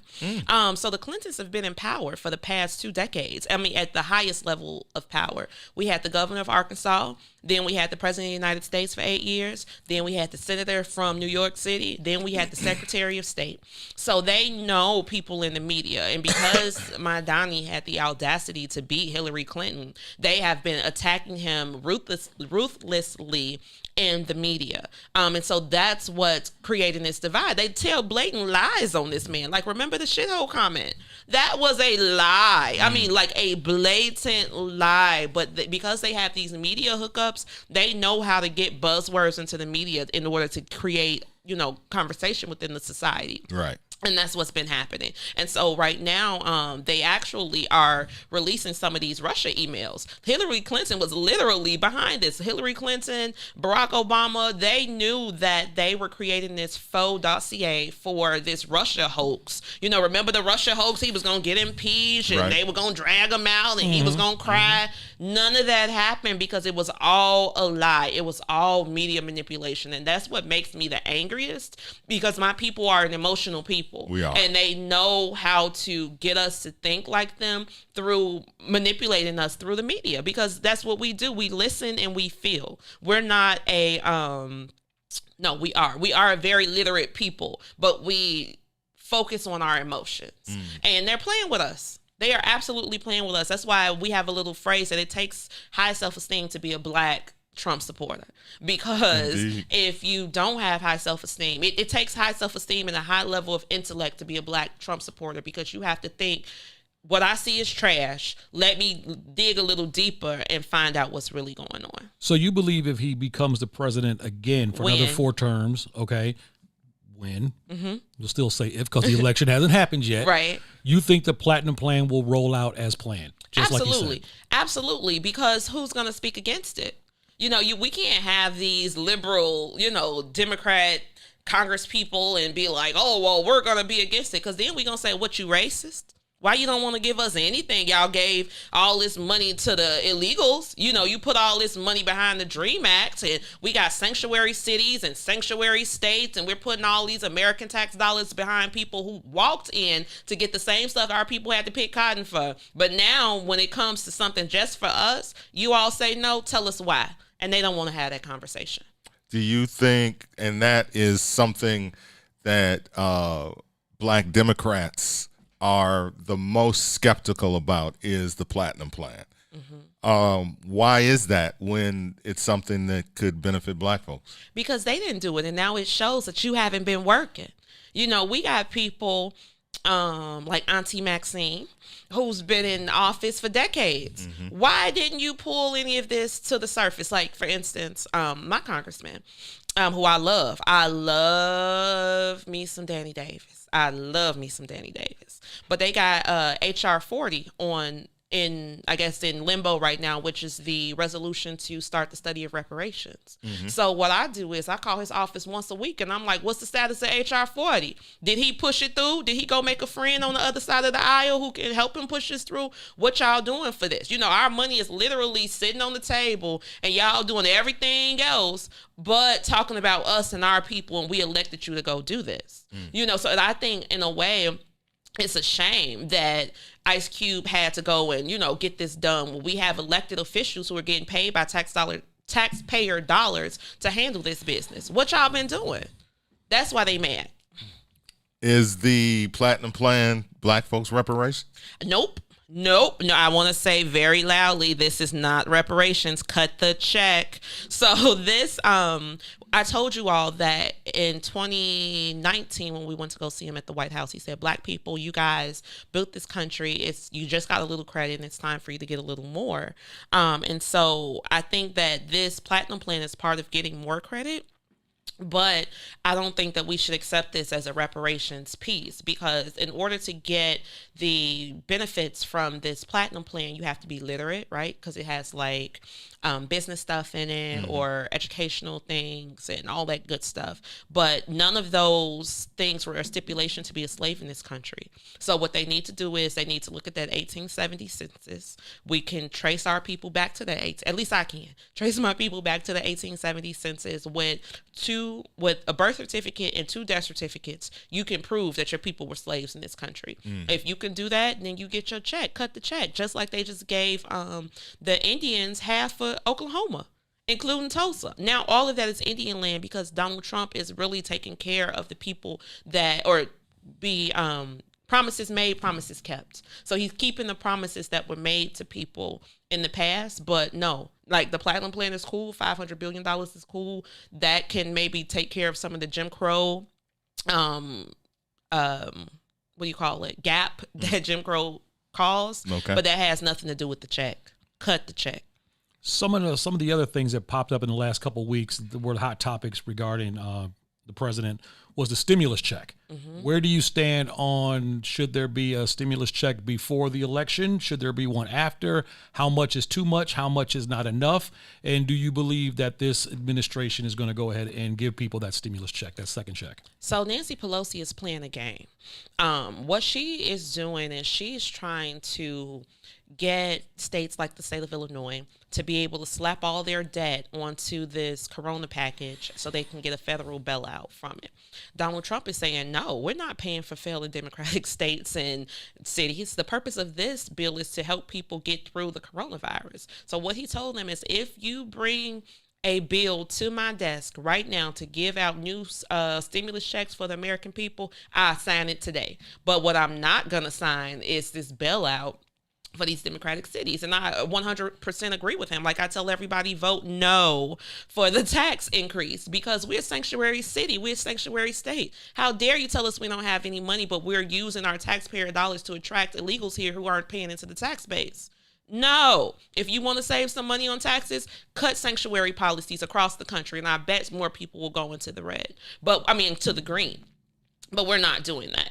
It's all about playing these games. It's all about the emotional manipulation. So what the Democrats then did is they went to their constituents. They said, well, Donald Trump doesn't want to sign a stimulus plan. He doesn't care about the American people. No, y'all don't care about the American people because if you did, your goal would have been to get the money to the American people. Now that $1,200, I don't know if that's enough money. In Canada, they getting $2,000 a month, everybody across the board. But I think that it's wrong that we've been waiting almost 6 months to get another check. That $1,200 doesn't even cover rent any place in the city of Chicago. Nowhere. And so that's not even enough money for them to be playing over, But I wish that Nancy Pelosi would stop playing these games that she's playing because it's all about emotional manipulation and not helping the American people. What are some things that, as we kind of wind down, we got P. Ray in the studio. She, of course, is from Black Chicago for Trump and the Wells Washington Douglas Society. You talk about Trump versus Obama, and one of the things that I was asked when I went through Reasonable Ignorance is, what do you feel that that Trump has done for black people that Obama did not do for black people? The first thing Trump did for black people is respect them. Barack Hussein Obama Jr. never had a good word for us. Never had a good word. He wants to talk about how we didn't have fathers, how we did not go to school. Go back and listen to Barack Obama. He never had a good word for Black America. Donald Trump does. That's the first thing. The second thing is he believed that black people deserve to be treated as a unique group in this country. So Barack Obama is not Negro. He's not ADOS. He's none of that. So he didn't have an affinity to us like Donald Trump did. And I know that sounds crazy because Donald Trump is a white man. But Donald Trump is the first president to stand in the White House in American history and say that black people built this country and we deserve credit for it. Barack Obama never said that to us. Donald Trump is the first president in U.S. history to permanently fund the HBCUs. When Obama was in office, HBCUs were closing. People were highly incensed with Barack Obama for the fact that he gutted the HBCU budget and allowed them to close because he did not see the value of HBCUs, because within his world, only Ivy League schools mattered. So if you look at his cabinet, it was made up of Ivy League, very highly pedigreed people, whereas where the Trump administration is like, whoever's qualified, come work, we got jobs. Right. He also did more investment into Black communities. The Obama administration sent $35 million to the city of Chicago to demolish our housing stock in Black Chicago. Like I told you all the last time I was here, the Austin community is now filled with vacant lots. It never looked like that before Barack Obama got in office. Trump came, he got rid of that automatic prerogative, like I told you all he did. I don't know if you know this, but within the last 3 months, the city of Chicago has cut ribbons on 3 new low-income developments. Right. The projects are back, y'all. Everybody who said that they tore down the projects and they ruined Chicago, the projects are now coming back because we went and we did under the the name of affordable housing. That's what it was. So not under CHA. Right. But affordable housing. Correct. Because CHA was hoarding the money and the feds had to get involved. But see, they're not telling any of that. Obama, not only was Obama our president, but he was also a state senator. So he knew that CHA was hoarding all this money. He was a state senator and a U.S. senator. He did not do anything to improve the housing situation of Black Chicago. Donald John Trump did. And that's the main thing that we're pushing out to people right now. Even with me being kicked off the book, I'm outside with my Trump flag, waving it on intersections. I got a Trump sign in my yard. I tell people like, hey, this is the move to make. And it's funny because I was in an Uber yesterday and I was talking to the young lady who was driving me, Tanisha, and I'm like, I run Black Chicago for Trump. Let me tell you why you should vote for Trump. She said, girl, wait a minute. You don't got to tell me because I'm already voting for Donald Trump. And everybody I know voting for Donald Trump. Trust me, baby. It's more of us out here than you think. And this was just, a regular, Black woman from the city of Chicago who did not even give the spiel. I didn't even try the red pill. But people in the city, hilarious. But people in the city, we know what it is. We know who was in charge when our city crumbled. That was Rahm Emanuel. That was Barack Obama. So why would we vote for Joe Biden to come and take the 30% of our wealth that we were able to hold on to? Because when Obama was in office, we lost 70% of our wealth. So if we bring in Biden, will he come to get the other 30%?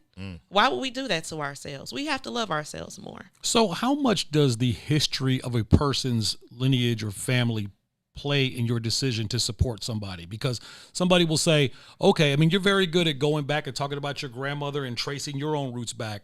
And you look at somebody and let's say that maybe they didn't own slaves, but their grandparents owned slaves or they owned a plantation, but it's in the bloodline of their family. Does that matter to you in making a decision, or do you just look at what's going on now for a person? It doesn't matter to me. Actually, I appreciate those people more because they have a deeper tie to this country like I do. You understand? So if you were a descendant of a slave owner down in Chula, and y'all own the plantation, guess what? Your family been in this country just as long as mine. So our goals for keeping this country great and keeping it going are similar because we are very highly, we're American people. But you got somebody like Kamala or Barack Obama who are Black people but are not in our tribe. Their affinity to us and our issues are going to be very different because they're looking at us in our community through immigrant eyes, and we already know how the immigrant community views us. Okay, you got to help me with this real quick. Maybe just kind of balance me out of this because I know, we got to go to break. Okay, let's go to break real quick and come back, and then we'll finish off the conversation. WIFTBPM. Chicago Legal Network is the collaboration of attorneys that concentrate in many areas of the law most needed in Chicago neighborhoods. The CLN lawyers focus on personal injury, criminal defense, and other issues. The CLN lawyers all average over 20 years of legal experience and are dedicated to helping the Chicago community. The Chicago Legal Network is committed to developing Black lawyers through mentorship and co-representation. So if you were injured in a car accident, slip and fall, or injured on the job, or you need assistance with criminal defense, including driving violations and DUI, check out ChicagoLegalNetwork.com for more information or call 773-912-3545. 773-912-3545. Hi, I'm Dr. Willie Wilson. People in Illinois have been crying out for justice, equality, and fairness from their government for years. And it keeps getting worse. Unfair taxes, laws that unjustly imprison nonviolent offenders. The rich get richer, and the everyday people suffer. It's time for a change, and with your help, I'm here to do it. I'm asking for your support as I run for U.S. Senator in 2020. Paid for by Willie Wilson for Senate 2020. Shop at Black-owned and operated Solo Beauty, where you are appreciated and respected. Located at 8158 South Cottage Grove, Solo Beauty can supply all of your black hair care needs. Solo Beauty is open from 11 a.m. to 8 p.m., Tuesday through Saturday. WIFTBPM.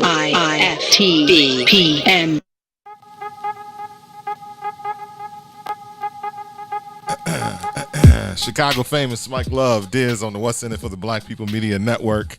We are sitting here with the one, the only, P. Ray Easley. She had to put her last name out there for the news and all of that. We call her P. Ray. She is the head of Black Chicago for Trump. Today was supposed to be one of the second debate between Trump and Biden. That is not going to happen. What is going to happen is they're going to have separate town halls. Trump and Biden are going to be going head-to-head on separate, at the same time, but on different stations or different networks. So, Diz, you were asking a question? Yeah, I'm just trying to get some clarity here because you brought up something, like I said, it's kind of been itching on me like the entire time. I'm just trying to get clarification on it because, again, I appreciate what you have to say. And, you know, for those of us that are not clear, we can agree to disagree. But I'm just trying to get a bigger perspective of this. So, you talked about your grandmother. Was it your grandmother or your great-grandmother? My grandmother. That picked the cotton down in Mississippi. Mm-hmm. And she picked, what, a ton a day or something like that? 100 pounds a day, 2 tons a month. Okay.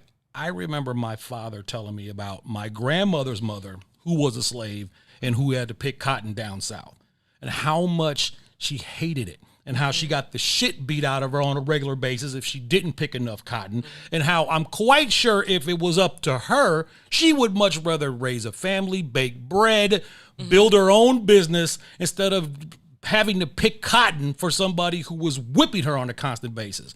And my dad shared that story with me because his mother shared that story and it went on. And to this day, I can look back at that and I'm like, you know, okay, yes, slaves did build America.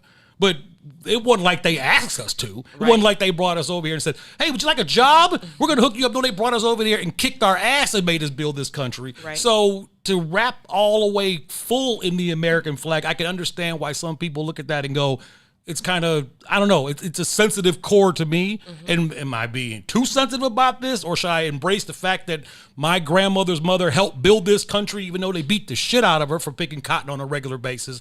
How should I look at that? I mean, just your opinion on that. You got to value their work and their sacrifice. So yes, they were getting tortured down on these cotton fields for doing this stuff. But we have to respect their work so much to say, you know what, they tortured to make us a part of the non-immigrant class. For me, that's huge because, you know, when we're in these little meetings and they're like, well, we're all immigrants in this country. I'm like, you being disrespectful. No, we were not all immigrants. No, I cannot relate to that story. Do not put that on me. I have my own story to tell. Mm-hmm. So by us saying, okay, we are the children of the cotton pickers, we are a part of the non-immigrant class, we got our own story to tell, we can start getting our own goals accomplished.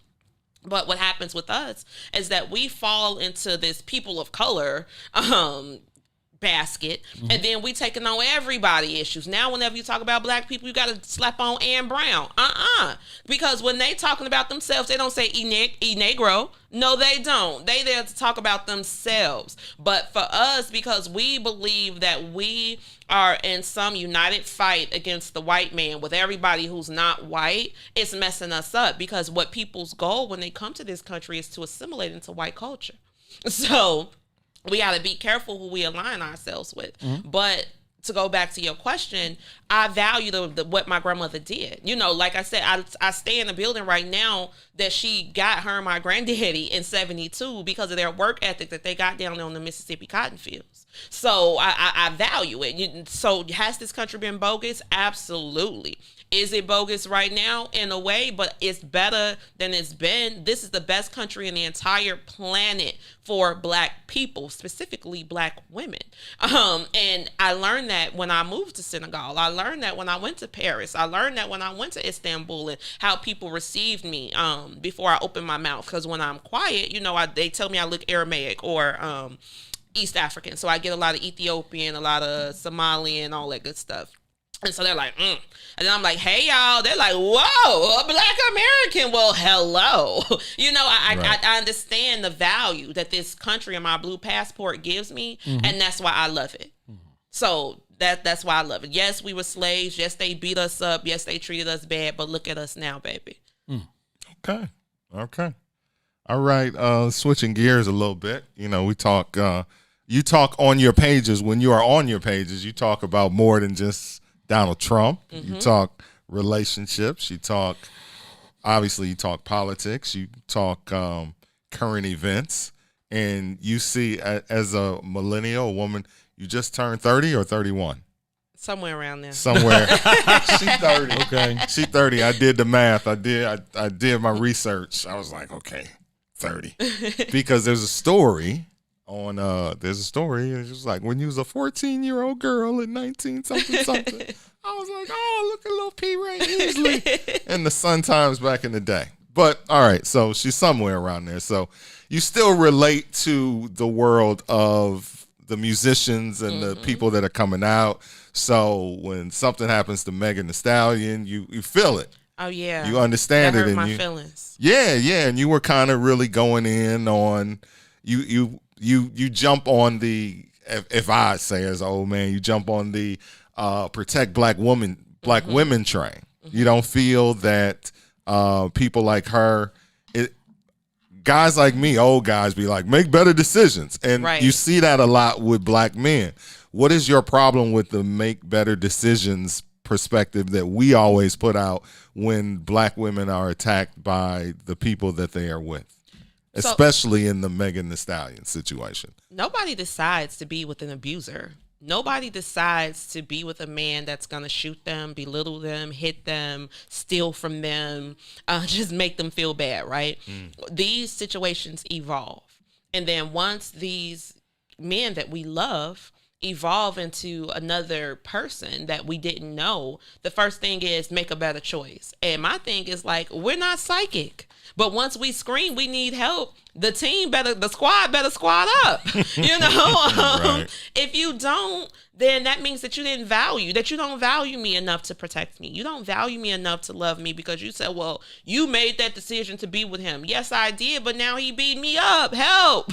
And by saying, no, I'm not going to help you, even though I know you in a situation that you want to get out of, because I know that you need protection, because I know you need covering, but I choose not to do that. Now you've made the choice not to protect me. And then that's the problem.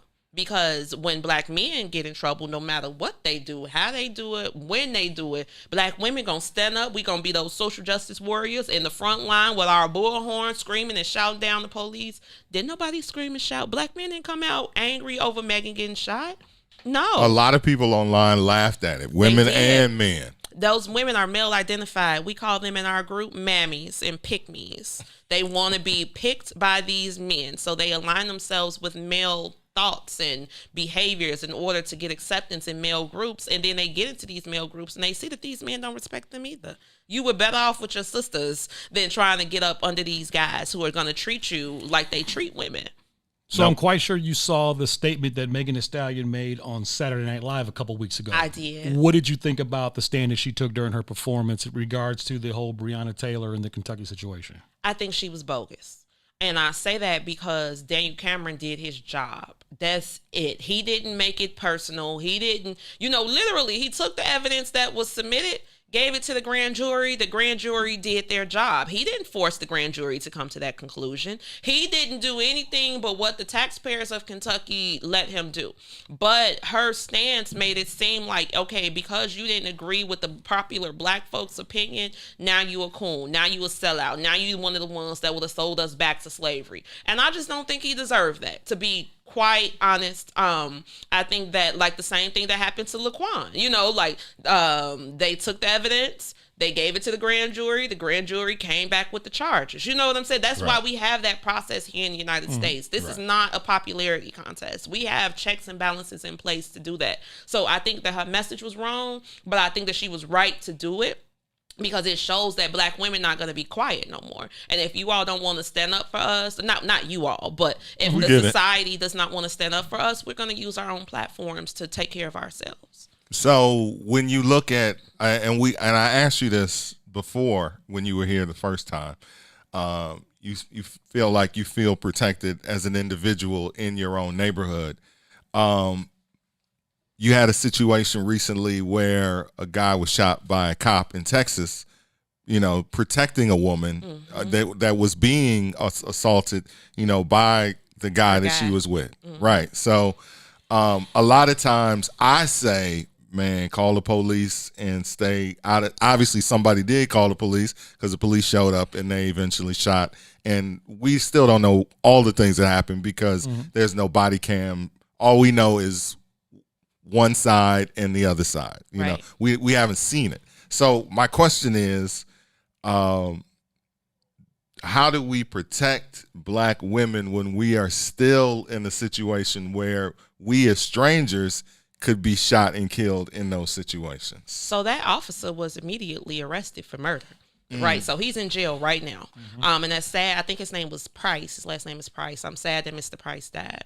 But he did the right thing. So that's one instance. Yes. And they got right. that they got it right. It's sad that he died.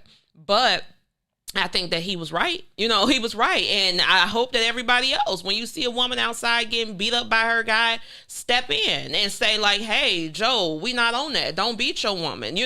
Don't get loud with her. Don't disrespect her. That make you look weak. That make you look cowardly. Now we don't respect you. You know what I'm saying? But because our culture embraces pimp culture. I think I said this last time. I hate pimps. I hate pimps. I hate pimps. I hate pimps. And you from out west. I'm from the west side. Yes. If anybody know pimps, I know pimps. I've west side pimping. They've been pimping since pimping. Yes. Out and, west. And you see how you say it with a smile. You like pimping. No. That's not my point. But what I'm saying is our culture looks at that and they're like, yeah, pimping. But they don't look at the women that's being victimized and the children from this. And, all of that. That's why I can't stand them. Okay. But our culture since Superfly in 74, I think. 72, since Superfly came out, now our culture has been loving on pimping. Loving pimps, love the way pimps treat women. And, so I think it has devalued Black women and Black culture because pimping is so prevalent and valued in our society. And I think that's wrong. I think that that's very, very, very, very, very, very wrong. I purposely try to avoid people who embrace pimp culture. So do you think pimp culture has made its way into politics? Yes, it's an American thing. Remember, I told you the Negro is the world's only superstar. So pimping got, big play in our community. Now it's dripped into mainstream society. And now we have that in politics. You understand? Like, people think that that it's why Stormy Daniels and the First Lady, got into a public fight calling each other hoes and hookers. Right. Like, since when we doing that? But that's pimp culture. You see what I'm saying? It's bottom B behavior. Right. And it's unacceptable. That's real. One of the things that I wanted to ask you is, can you talk strongly about your relationship with Black men when you date personally a white man? It's funny. Thank you for saying that. So me getting with this white guy. Hey, Jim. She got now you smiling. So a black. So now we can say, a Black woman got a smile on her face when she talk about her white man. No, when I talk about my man, when I talk about my man who takes care of me. But no, so this is the first white guy I ever dated in my whole life. Before that, I was married to my daughter's father. And I met him in Senegal. So, you know what I'm saying? Man. So I had a black man who would speak to me in French and all type of stuff. But I think For me to, I could like whoever I want to like. You know, my people, my brother is black. My brothers are black. My uncle's black. My daddy was black. I grew up in a house with a black man. So I love black men, and I know the value that they bring to me as men. So yes, I can still stand up and talk about black people, even with my white guy, because my white man is going to come with his white male privilege that's going to help me. You understand? So when we go, for real, when we go places, it's certain stuff I can't get done. But if I call him and I'm like, babe, can you? Yes. Soon as 5-10 minutes, somebody knocking on my window. Hey, I'm here. I'm here to help you. And I know that that's a different type of privilege. You understand? I know that that's a different type of access. So when the president says there is no white privilege, and when the vice president says there is no white privilege, you disagree with that? I disagree. I think that everybody has privilege. I got black woman privilege. You got black man privilege. They got white male privilege. Everybody has something. Like if I'm out west and I want to get something done, I know I'll have an easier time accomplishing goals out west as a black woman than as a white woman. If I go to Oak Park, I'm going to have better access as a white woman than a black woman. You understand? It's all about where you at and the access that you're trying to get. So if I'm with my guy and we out in the suburbs or we down in some little country town farm or whatever, I know that there's different ways that he can navigate that society based on his cultural knowledge than I can. And that's okay. I don't think I'm out of place or anything like that for allowing myself to be loved properly by the right man. Have you and him, or has he run into, especially with not so much, both of you guys obviously Trump supporters, but with the way the climate is right now, with white folks thinking they understand everything about being black, is he? Diz is mixed. His mama is white. Right, and when we say that, we know. Like you know, it sounds like you dating a white man, or are you?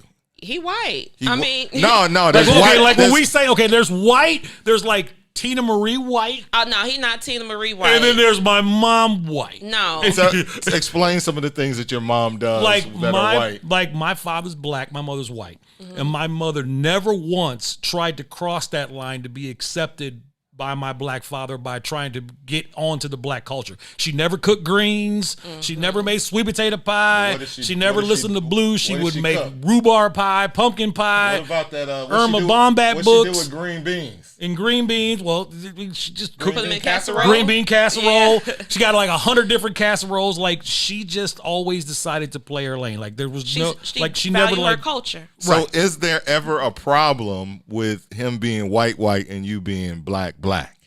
Nope. Because when we together, it's us. So like he is a dentist out in the northwestern suburbs, like in the more affluent area. He got a plane. We fly. He's got a plane? He got a plane, yeah. Okay. I know. So we go on trips. She just said that all casual. Like, he's out. I'm like, stop, wait, time out. Like, I never met nobody's got a plane. You ever seen that Chris Rock special where he was like, I'm in my neighborhood and Jay-Z is in my neighborhood, and he ran off all these other people, and then he was like, the other people in my neighborhood are like dentists and doctors and people that you have no idea are, and they on the same level as me and Jay-Z and whoever else celebrity. So I'm a dentist with a plane is not a surprise. Curious. So you did meet Mr. Plane on the west side. He wasn't like on Pulaski or anywhere. No, he's a Trump supporter. So let me tell you how we met. Stephanie Trussell, who was a big conservative talk show host here in the city. I started liking her page and stuff because she's from out west too.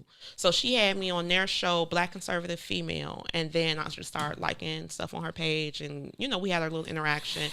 And then he inboxed me. He's like, "Yo, we got similar ideas. We should go out." And I'm like, I don't know, this just white man. this is weird. You just come in my inbox or whatever. He's like, no, I really want to meet you. I'm gonna meet you in Oak Park, and we're gonna just go out. And so we went out and we just clicked and just really got into each other. Did you know he had a plane then? Did he mention that? He did not mention that he had a plane. He did mention that he was from Oak Park, and he showed me like the building that his family used to own out there. And he said, I'm a dentist, and we got similar stuff. I know you want to get involved in politics. I can and kind of, you know, show you what I know. And I'm like, all right, babe, let's do it. And, you know, from there, we've gone to super events. He's like a major Republican sponsor. So when we go to events, it's always VIP. People always coming up to us, you know, shaking our hand. And he's like, and this is my girl. Everybody, look, this is my girl, B-Ray. Love her. Yay. You know, and Are you his first black girlfriend? No, I'm not his first black so girlfriend. But I told him, you black. my first white guy. I said, you represent the whole race right now. Right. So, but no, he good people. And I would say this, the only flack that I get about dating him is from black dudes. Like, black dudes be so mad on my page. And I'm like, what y'all mad for? Like, I before I got with him, when I left my husband, I dated like 3 black dudes in that time before I met Jim. And so I'm like, it's not like I'm done with black dudes. I don't want them, blah, blah, blah. But like I said, it's that pimp culture. It's that pimp culture. So it's going to come out, and I can't stand pimps. I hate pimps. So when I'm talking to you and you know, trying to hit me with some little, some little do or die game, or, you know, whatever, the pimp culture stuff, right. I don't want to hear that. He didn't grow up in pimp culture. You know what I'm saying? He hit you where your ride at? Right. Where your ride at? He started spitting like Twist on backseat of my cat. Yeah. And I don't. So do you feel like your white boyfriend is treating you, a black queen, like black women are supposed to be treated? Absolutely. I just, when I'm with him, I know everything is gonna be taken care of. I don't have to worry. I don't have to fret. Like, I remember when we went out of town. We went to Lake Geneva, and I came back, and somebody had punctured my car tire. So I had called him. I'm like, babe, my tire messed up. He like, just wait right there. Get your car towed to my friend's shop. They gonna take care of it. So I got it towed up there. I'm like, okay, y'all, I need this wheel. They're like, well, we don't know what to tell you. We can't get those tires until tomorrow. I'm like, wait, I don't live out here. I need to go back to the city. So I call him back. I'm like, babe, they said they can't get my tire. He like, they can't get your tire. Wait a minute. So then as soon as that was over with, 5 minutes, the owner of the shop come to my window, knock, knock, knock. Oh, we're so sorry about that. Your tire will be here in another hour or so. And he said, replace them all. Oh, I thought he sent the plane. No. We gonna fly to go get him. No, but when we went downstate, he told me, he said, we going to Effingham, Illinois. I say, Effingham, Illinois? That's like he white. You're about to say, that's where my people's at. Okay. Yeah. So you might be kin to John Anthony, because he's from down there too. So have you had a chance to meet his family yet? I met some of them. And they mom cool. and dad? Anybody? No, his mom is older. He's an older gentleman. Okay. You know what I'm saying? So he got older. Parents got to be like 90. Yeah. They're older, and his children are older too. You know, so we like in the same space or whatever. But he, you know, I say, Effingham, far. What we about to drive? He said, no, I'm gassing up the plane. I say, oh, well, hello. I bet I don't ride in another Monte Carlo. No, I'm kidding. But you're gonna be trolling for white men moving forward. Like, no, but I gotta be treated right. It's just a different world, because they don't have the expectation for their women to work and provide with them. Mm-hmm. You know what I'm saying? He grew up with a stay-at-home mom. He had stay-at-home wives, even though they were very, very, very accomplished women. Whereas black men, I grew up in a house with a black daddy. My mama had that. My mom did not pay any bills in my house. My mom said she didn't move out her daddy's house to go pay bills in her man's house. So whatever she wasn't paying in her daddy's house, she wasn't paying with her man. So my daddy took care of them bills. But it was always an expectation for my mama to go out and work just as hard as my daddy, because my daddy was watching my grandmama work. Mm-hmm. You know what I'm saying? So it's a different expectation of women. Mm-hmm. And I like it. Is that why your parents or somebody didn't approve of your first husband? Yeah. They were mad. My people were incensed. They're like, how can you bring this man over here from Africa? He ain't even got no money, and you gonna be working hard to try to figure it out for y'all. We ain't raised you to go pay bills with a man. What are you doing? And I'm like, no, just for a little while, we'll get it together. And then we got it together. He was working really good, but then he got up with the people off Madison and Pulaski, picked up that pimp culture, became a caricature of them. And I'm like, I can't do this. Wow. Absolutely not. Your husband became a pimp?